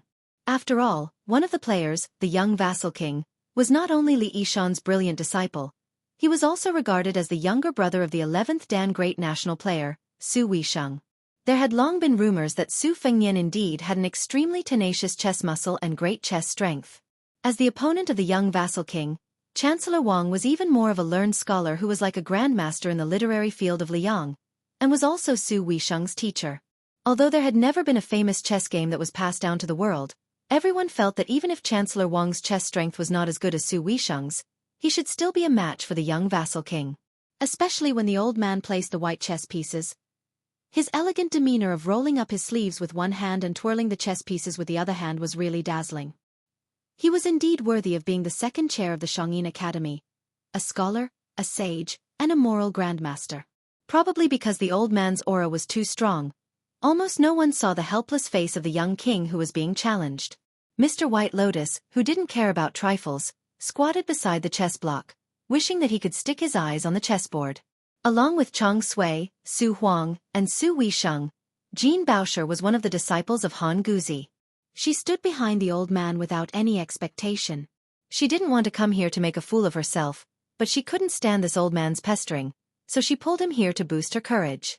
In the old man's words, this old man and Su Fengnian's chess skills were on par, and the odds of winning were 50-50. If there was a peerless beauty by his side encouraging him, he would be able to take down the Su Fengnian in one fell swoop. However, Jean Bauscher knew the old man's chess skills very well. He was really a stinky chess player. Not to mention that he was miles away from her senior martial sister Su Weisheng. If she played against him, she would be able to beat the old man until he threw away his helmet and armor. She would definitely win every game. However, Jean Bauscher and Su Fengnian knew the true weight of the old man, but the people in the room and the heads crowding at the window didn't know. Therefore, after more than 10 moves, Bai Yu, who was proficient in chess, frowned and was confused. Those people who were in the dark felt that it was really King mysterious. Chancellor Wang was indeed a national chess player. Every time he placed a chess piece, not only did it return to its original state, but it also had a lingering aftertaste. It must be extremely brilliant. It must be their short-sightedness that they couldn't see the old man's profound layout. How could it be that the old man didn't have enough strength and randomly placed a chess piece? After about 30 moves, Li Gongda had already rolled his eyes and left with his hands behind his back. Many of the counselors who saw through the trick also silently left with a strange expression. Over time, when the chess game reached the ending stage, there were only 4 people left in the room. The seated chess players, the squatting Bai Yu, and the standing Jean Baosher. The old man who felt that the situation was very good turned his head to Jean Baosher and said proudly, "Daughter, how is it?" This old man's nickname of the chess saint, Iron Head Wang, is definitely not an undeserved reputation, right? How ferocious is his chess skills? Look at our Wuxia, he is retreating step by step without any strength to fight back. The old man muttered to himself, "All right, I'll change my nickname in the future. I'll call myself Iron Cavalry Wang. It's exactly the same as the Beiliang Cavalry. Their battle prowess is the best in the world." Then the old man smiled and lowered his head to look at Bai Yu. "Mr. Bai Lian, you have been squatting on the ground for a long time. Are you deeply intoxicated and unable to extricate yourself? Don't worry, this old man can understand." Bai Yu raised his head with a blank expression. "My feet are numb, I can't stand up." The old man's mouth twitched, and he snorted coldly. Su Fengnian silently placed his chess piece and slaughtered a big dragon. In an instant, the white chess pieces were reduced to 7 or 8 pieces. The young king leisurely picked up the dead chess pieces from the chessboard and threw them one by one into the chess box on the old man's leg. The old man who returned from the dumbfounded state was about to stretch out his hand to stop the young king, but the young king squinted his eyes and said, "What, do you want to withdraw your chess piece? This time, you can withdraw your chess piece, but don't think about coming to the study room to play chess with me in the future." The old man weighed the pros and cons and laughed. This chess game is magnificent and wonderful. This old man, although defeated, is still glorious. Bai Yu finally stood up, bent down and rubbed his legs, and said to himself, "In the future if I come to this study room to watch people play chess, I will poke my eyes." The old man turned a deaf ear to his words and still had a satisfied look on his face. Jean Baosher picked a chair and sat next to the chess block to help the 2 men clean up the chess pieces.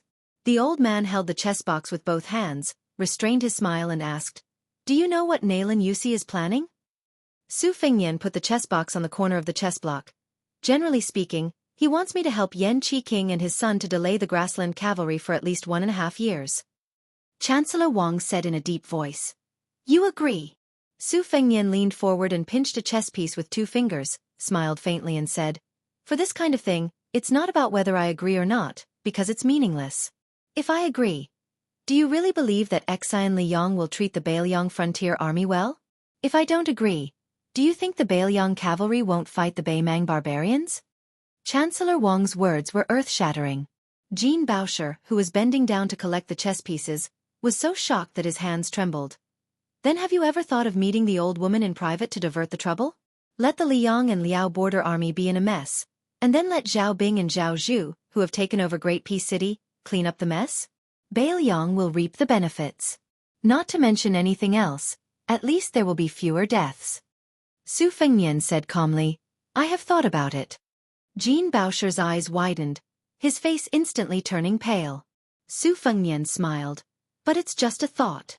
The old man's expression was dark and hard to understand. He stared at the young king's eyes, trying to find some clues. The old man let out a breath. "May I ask why?"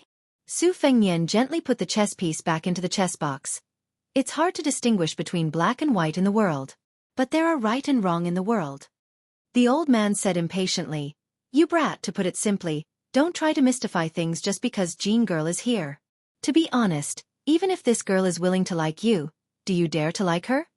Jean Baosher's face turned red as he stared angrily at the old man. Su Fengnian said helplessly, "To put it simply, it's very simple." If Su Xiao was still alive, when faced with Northern Mang's million cavalry knocking on the pass and pressing down on the border, wouldn't he secretly run over to the old woman and tell her that he would lead the troops to attack Gu Jiantang, and that we would call a truce in Liangmang? The old man said exasperatedly, "That's not the same. Su Xiao is Su Xiao. That old woman liked your father in the past, and your father as a man, couldn't put down his face and didn't want to open his mouth. There's nothing strange about that. But you, Su Fengnian, are different." Su Fengnian did not answer the question. He looked at the old man and asked, "If the Beiliang cavalry doesn't fight, are they still the Beiliang cavalry?" The old man slammed the box heavily on the chessboard and reprimanded. "You're already at death's door, why are you still acting like a hero?" Su Fengnian's expression was normal. You can ask the Beiliang frontier army about this question and ask them if they agree.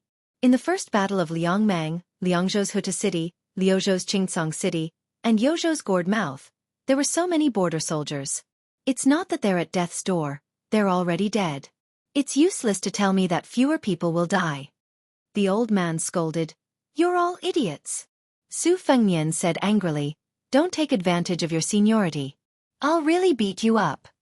The old man stretched his neck and made a chopping gesture. Come you brat, come over here. Su Fengnian immediately smiled mischievously. I don't dare, I don't dare. Come, let's play another game of chess. I guarantee you'll win. The old man was skeptical. Really? Su Fengnian said in a serious tone. A gentleman keeps his word. The old man immediately changed his mood. Jean girl, don't clean up. I'll play another game with this well-deserved Yilin national master. You can watch me kill everyone. The second game of chess ended quickly. The old man who was killed by the dragon got up angrily, waved his sleeves and left. He didn't even take the chessboard and the box. Jean Baofu didn't take back the chessboard and the box. Before leaving the study, she secretly gave a thumbs up to the young lord. Su Fengnian laughed it off. At this time, a spy from the torture chamber came to the study and whispered, Deputy Jidushi Lu came with 7 Lu family's children. Su Fengnian rubbed his eyebrows and nodded. Let them come here. The Lu family of Qingzhou was once a well-deserved noble family of the Jinggan Dao. It had many branches and leaves. Especially in the early years, under the shade of the old master Lu Feiqi, this towering tree, it could be said to be full of vitality. Among the Green Party, which was known for its love of unity, it was still known as the most outstanding branch of the Lu family. However, in the early days when the family moved to Beiliang, it was quite bumpy. The children of the Lu family had no achievements in the officialdom of Liangzhou or the literary circle of Beiliang. The main reason was that Lu Dongjiang, as the head of the family, had no official position for a long time.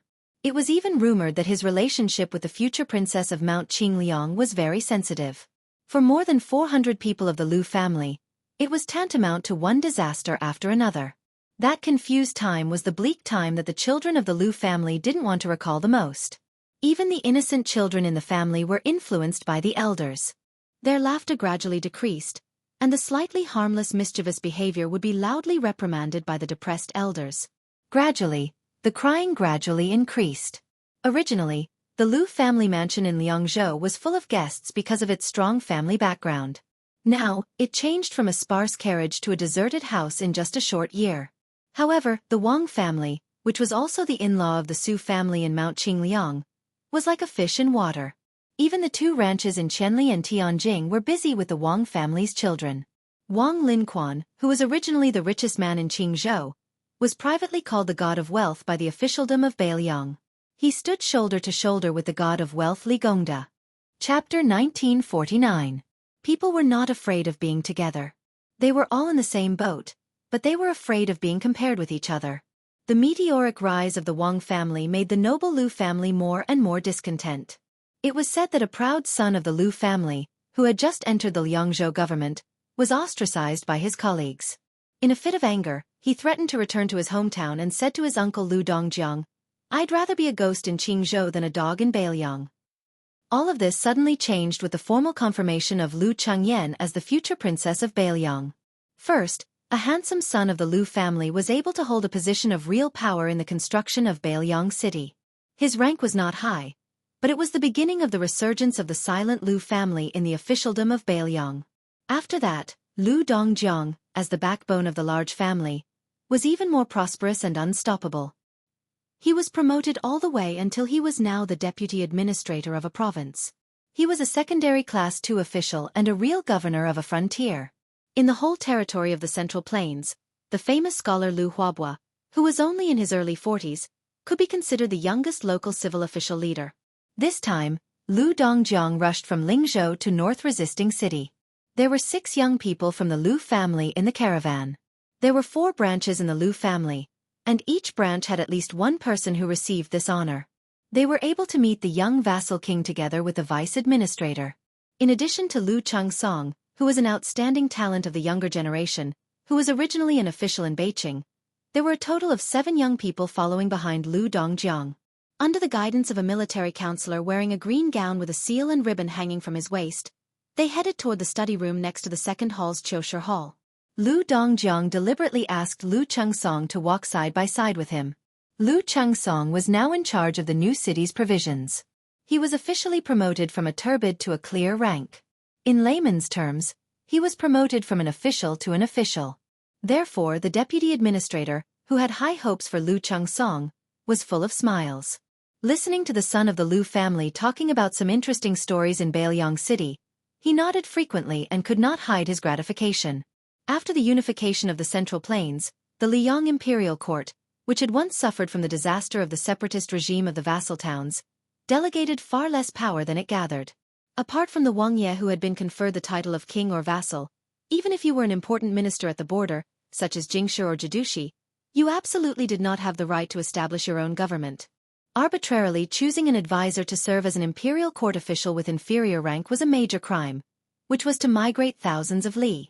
However, Northern Liang was an exception. Regardless of whether it was the Liangzhou border army or the Guanyi officialdom, as long as one reached the 3rd rank, both the old and new generations of vassal kings would turn a blind eye to it.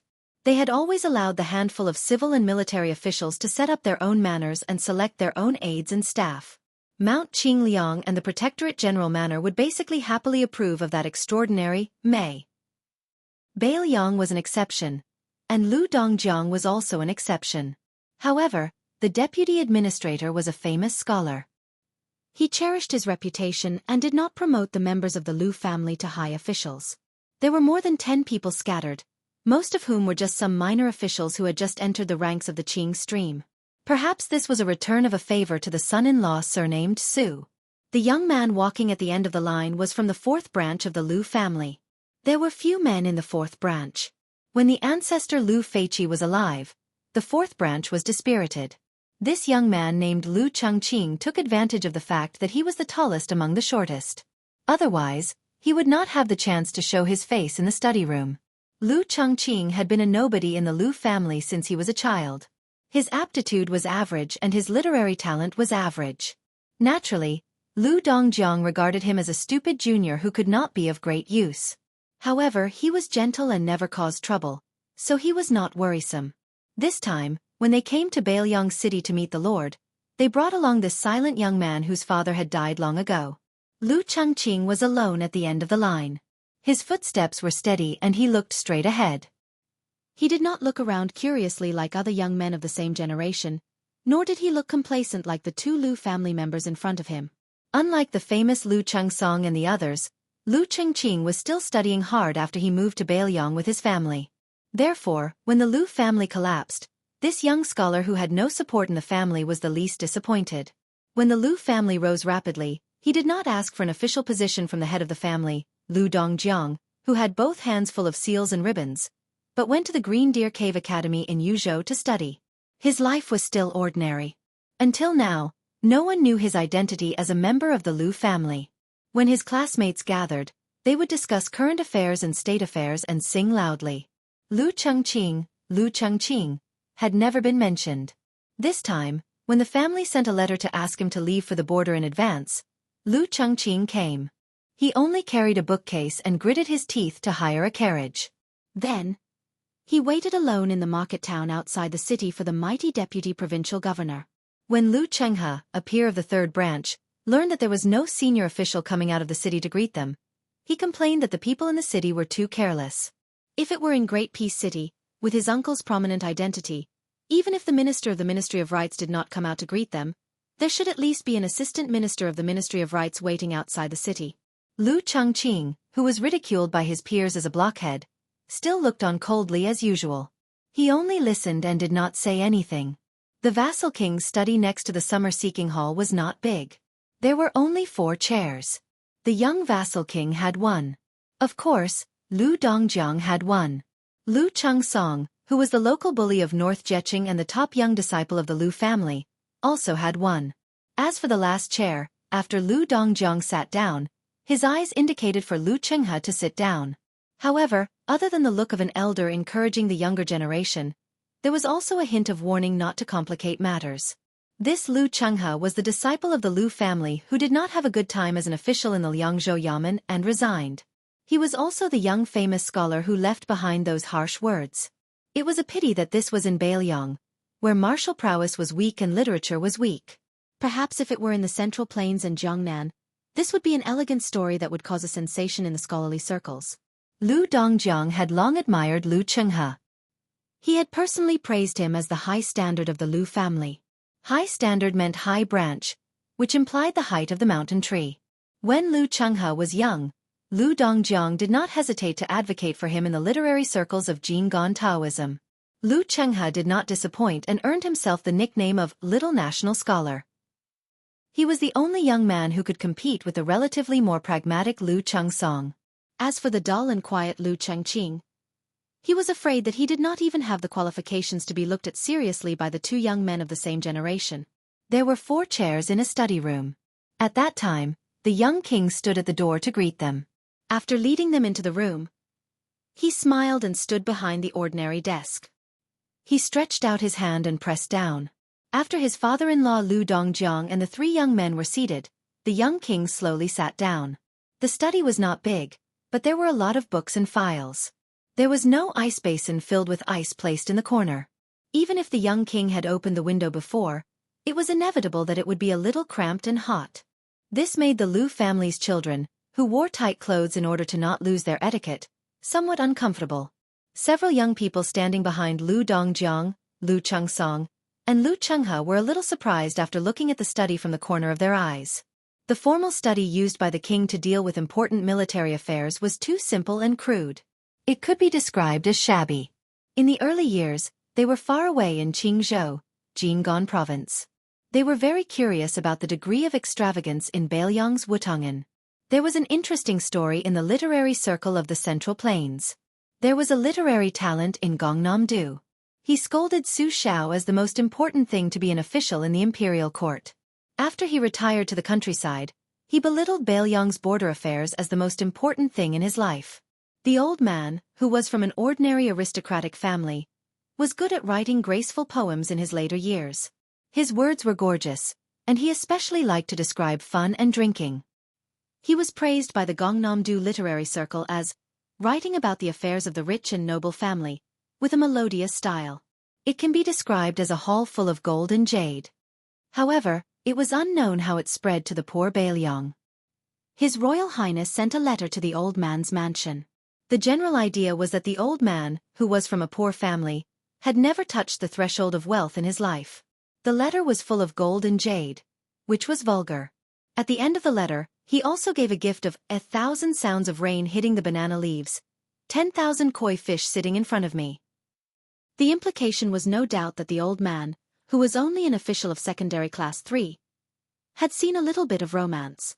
Chapter 1950. After the old man received the letter, he was furious, but he also acted as if he had received a treasure.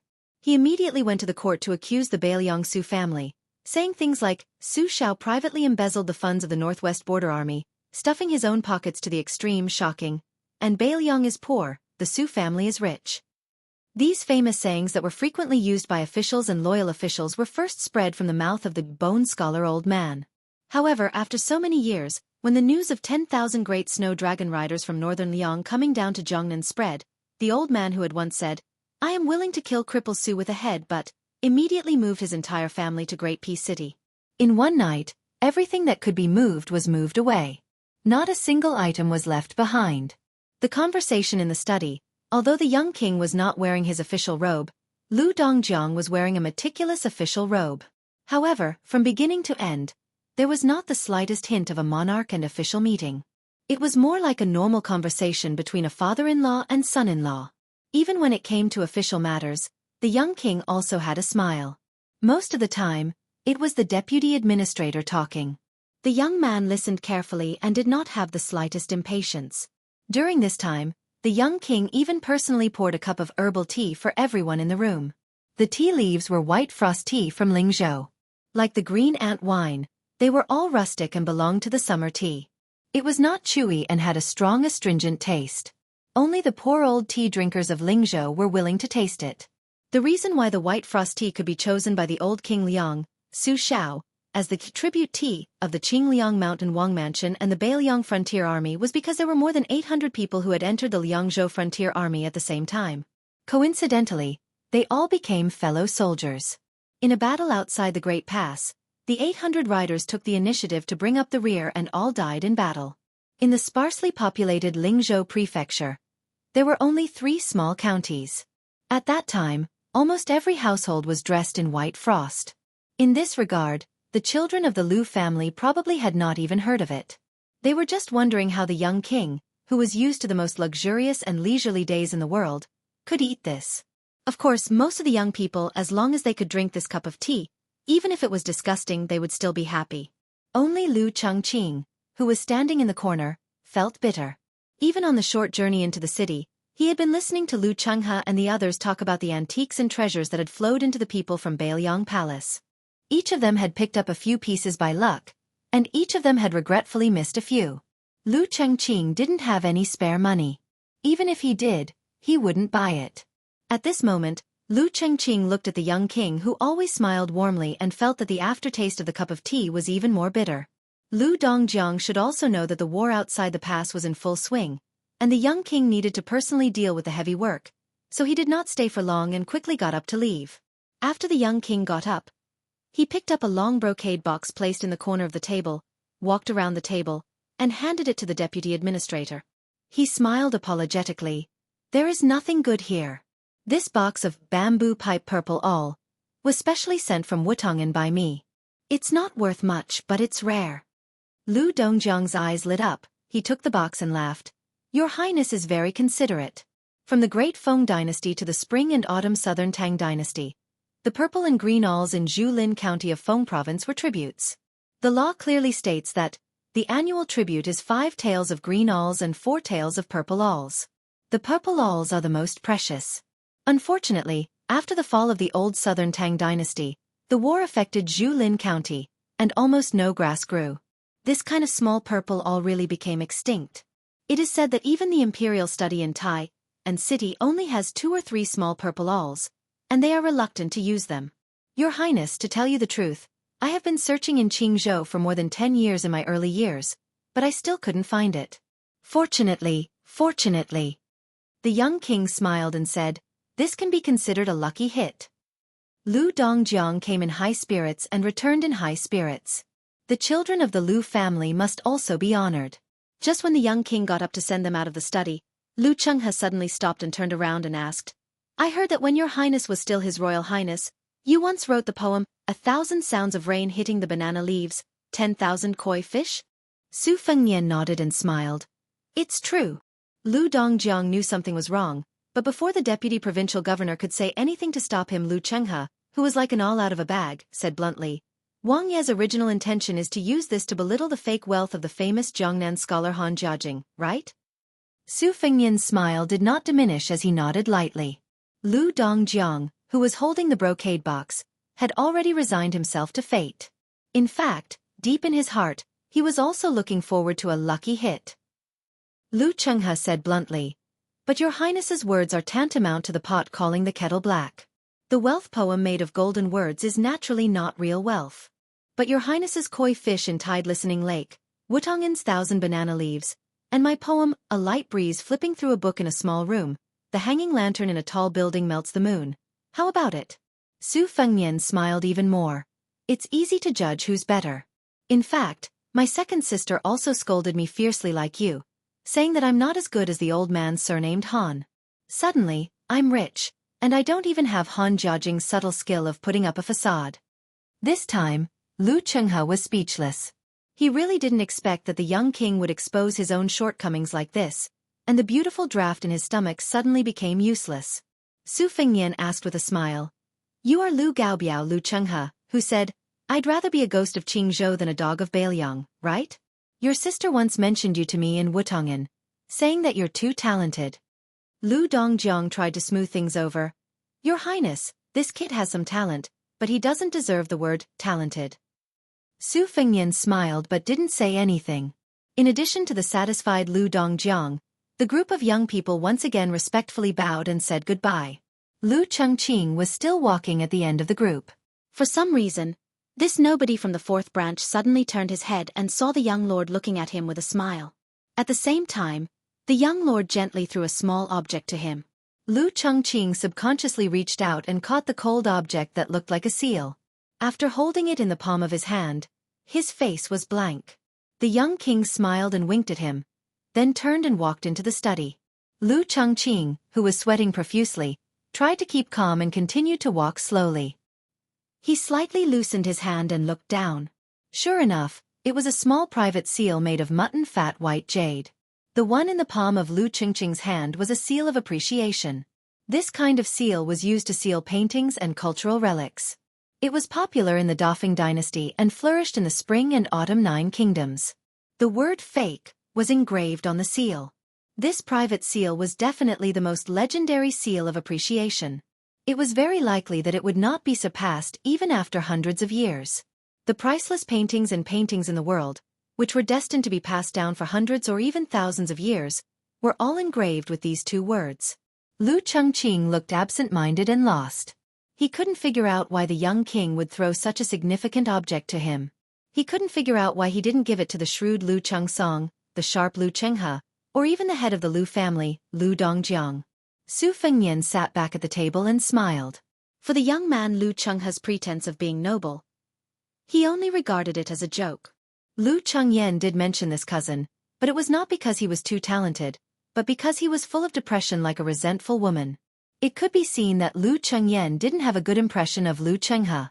But Lu Chengyan, who could be indifferent to her father Lu Dongjiang, was very optimistic about her unknown cousin Lu Chengqing. At that time, she seriously told Su Fengnian that although her grandfather had never shown any sign of appreciation for Lu Chengqing, he had personally commented on her twice. The first was that, a family of elms is useless, but a sandalwood knows nothing.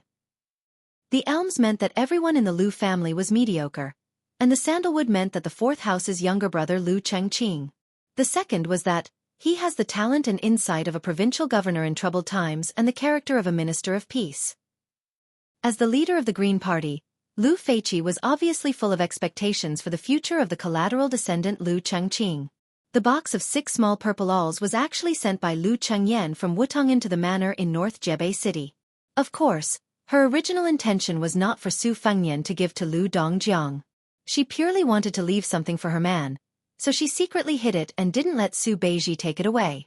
As for the world-famous seal of appreciation, Su Fengnian was indeed reluctant to let it go from Mount Qingliang to the Central Plains. But if it was given to Lu Chengqing, there was nothing to be reluctant about. Su Fengnian was willing to give it to a scholar instead of an endorser, just like when he bought poems from Beiliang in the past. Su Fengnian also didn't have any utilitarian thoughts. After all, Lu Chengqing was still a piece of unpolished jade that had not been carved yet. Even if Beiliang wanted to use him, they had to win the second battle of Liangmang first.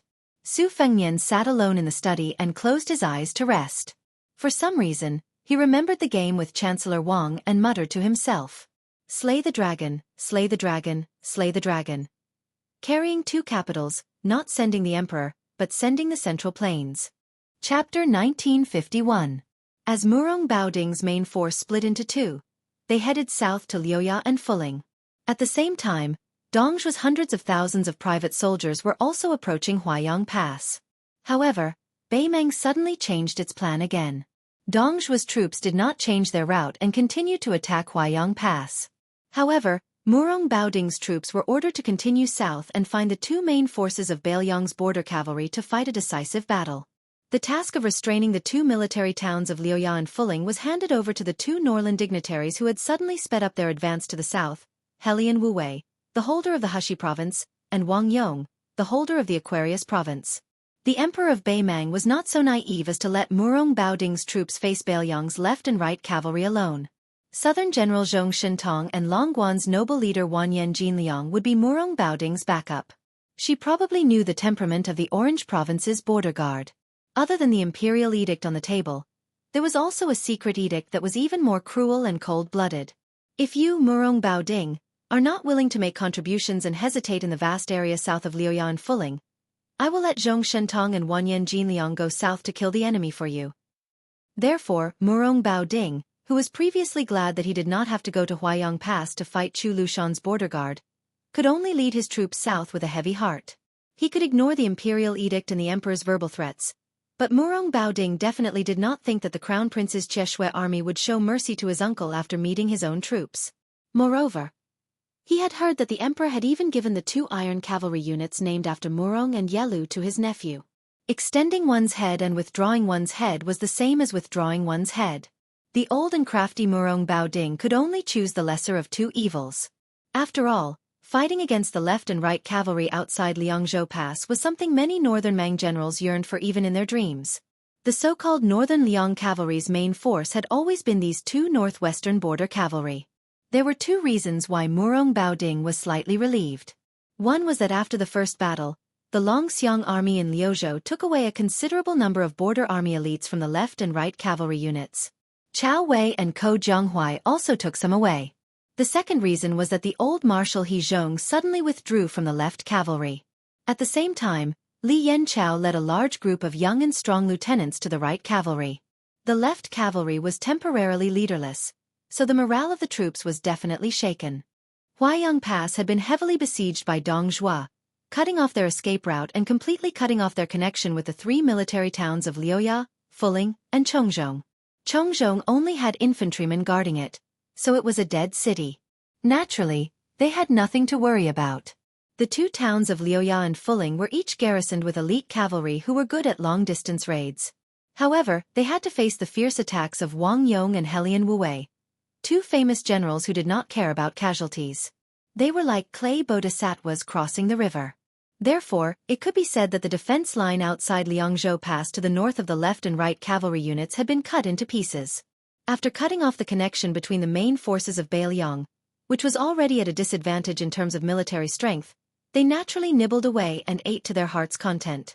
They used the heads of Beiliang generals in exchange for the military merit of being conferred the title of Marquis and General.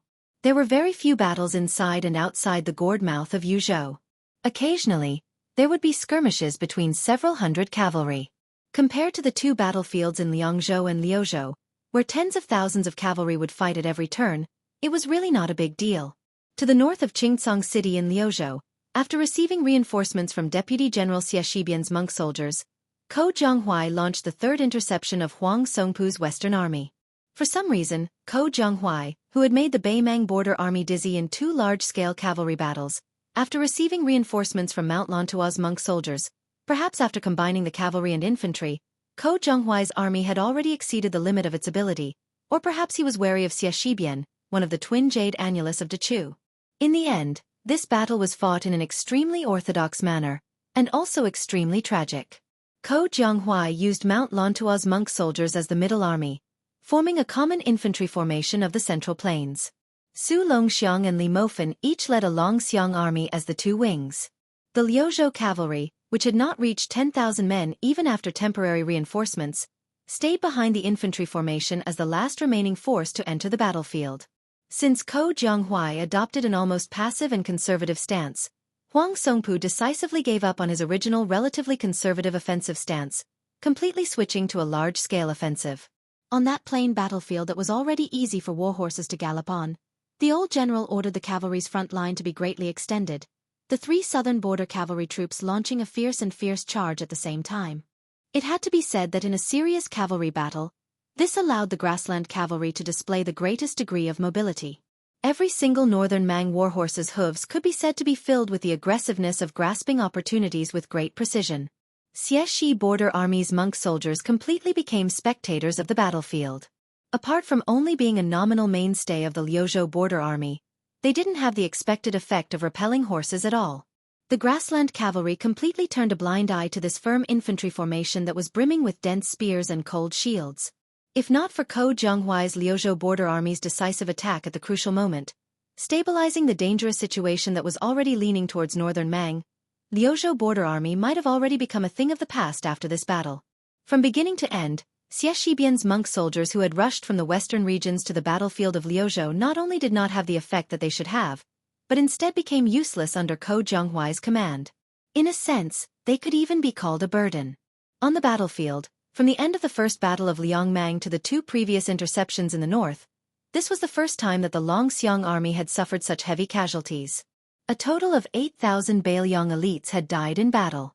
This allowed Huang Songpu's southern court main force to finally obtain a small victory that the peace order of Beimang had been waiting for. The southern court was originally filled with worry and sorrow, but suddenly the old general who had been criticized for his 2 defeats suddenly sang praises in unison. He did not hesitate to be named the Qi Yanglong of Liang. The Western Court's Ministry of War and Ministry of Rights both asked the king's tent to speak. This was a great victory that had not been seen in 20 years at the border between the 2 states. Although he did not behead Su Longxiang, Li Mofan, Ko Jianghuai, and Xie Shibian, the emperor should still confer the title of Marquis to the victorious General Huang Songpu. In the study of the second hall of the Northern Mansion, Deputy Jidushi Yang Xinxing and the Liangzhou provincial governor visited the young king one after another. The old general's face was heavy, his hands gripping the edge of the chair tightly. He gritted his teeth and said, although there was a statement from Liuzhou beforehand, the death of nearly 10,000 dragon elephant cavalry and the death of 3,000 Liuzhou cavalry is really. The old man seemed to have no idea how to comment on the Battle of Liuzhou, so he stopped talking and shut his mouth. The Battle of Miyun Pass in the western regions, the 2 beautiful interceptions to the north of Qingcang City, and the attack and defense of Linyao and Fengxiang combined to create a great situation for Liuzhou. It was as if Ko Jianghuai had destroyed it overnight. Could it be that the rumors in the mansion were becoming more and more intense? Liuzhou's success was due to Ko Jianghuai, and its failure was due to Ko Jianghuai? Bai Yu came to the study a little later than Yang Xinxing. At that time, he brought out a small and exquisite copper incense burner from somewhere. After greeting the young lord, he was not in a hurry to talk. Instead, he stood beside the desk and put down the ancient copper incense burner. However, he was not in a hurry to burn the incense. Instead, he strangely ran to the bookshelf and rummaged through it.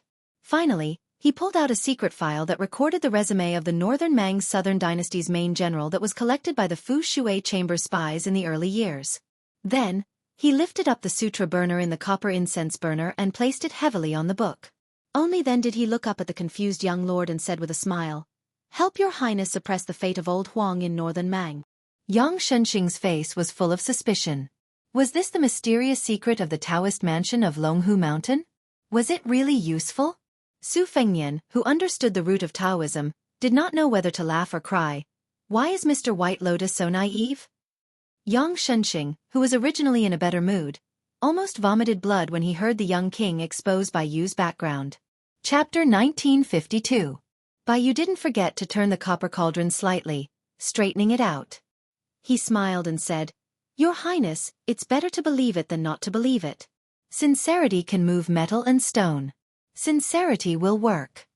Su Fengnian could only agree helplessly. Yes, Mr. White Lotus is right. Yang Shunxing looked at this pair of strange monarch and minister, who were neither superior nor inferior. The old man could not help but smile. Su Fengnian suddenly asked, "How is Zhao Ningxin's cultivation after living in seclusion in the Earth-Lung Mountain? Is it smooth?" Bai Yu smiled and said, "Thanks to your highness, Zhao Go of Liyang did not have any qi refinement warriors prying into the secrets of heaven. He focused on cultivating at the Earth-Lung Mountain and did not get discovered. Everything went smoothly and he even sent a letter to me, advising me to go there to cultivate my heart and mind, lest I have to live under someone else's roof in northern Liang."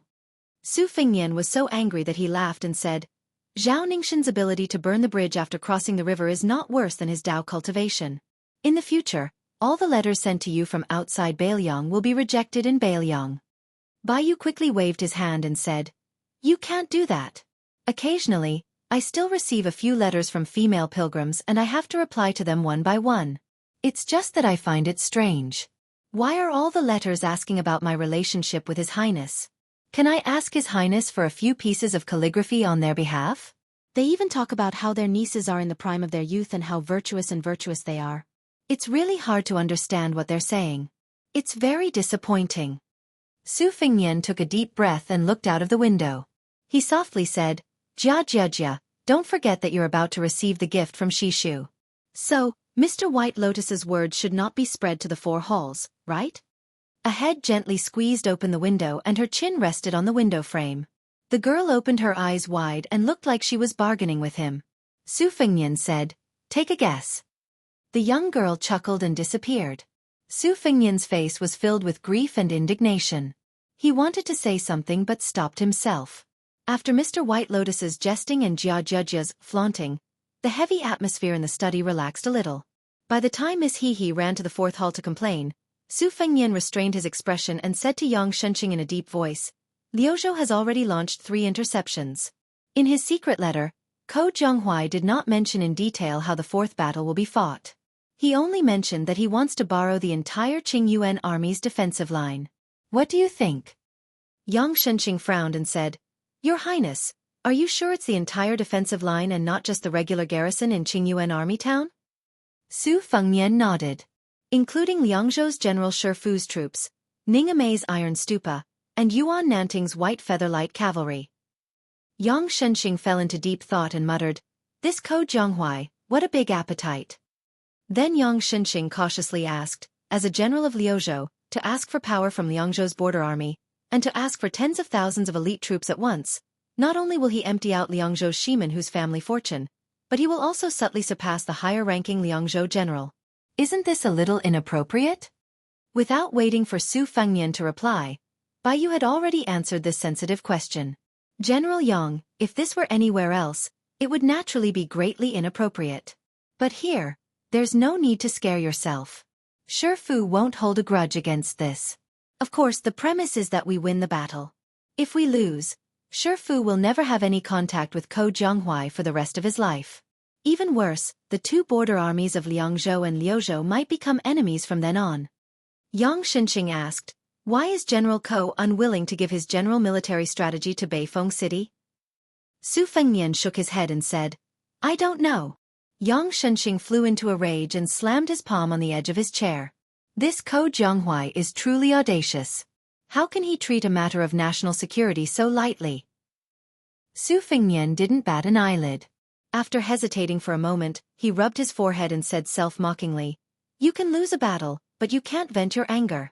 This has always been the rule of my Beiliang cavalry.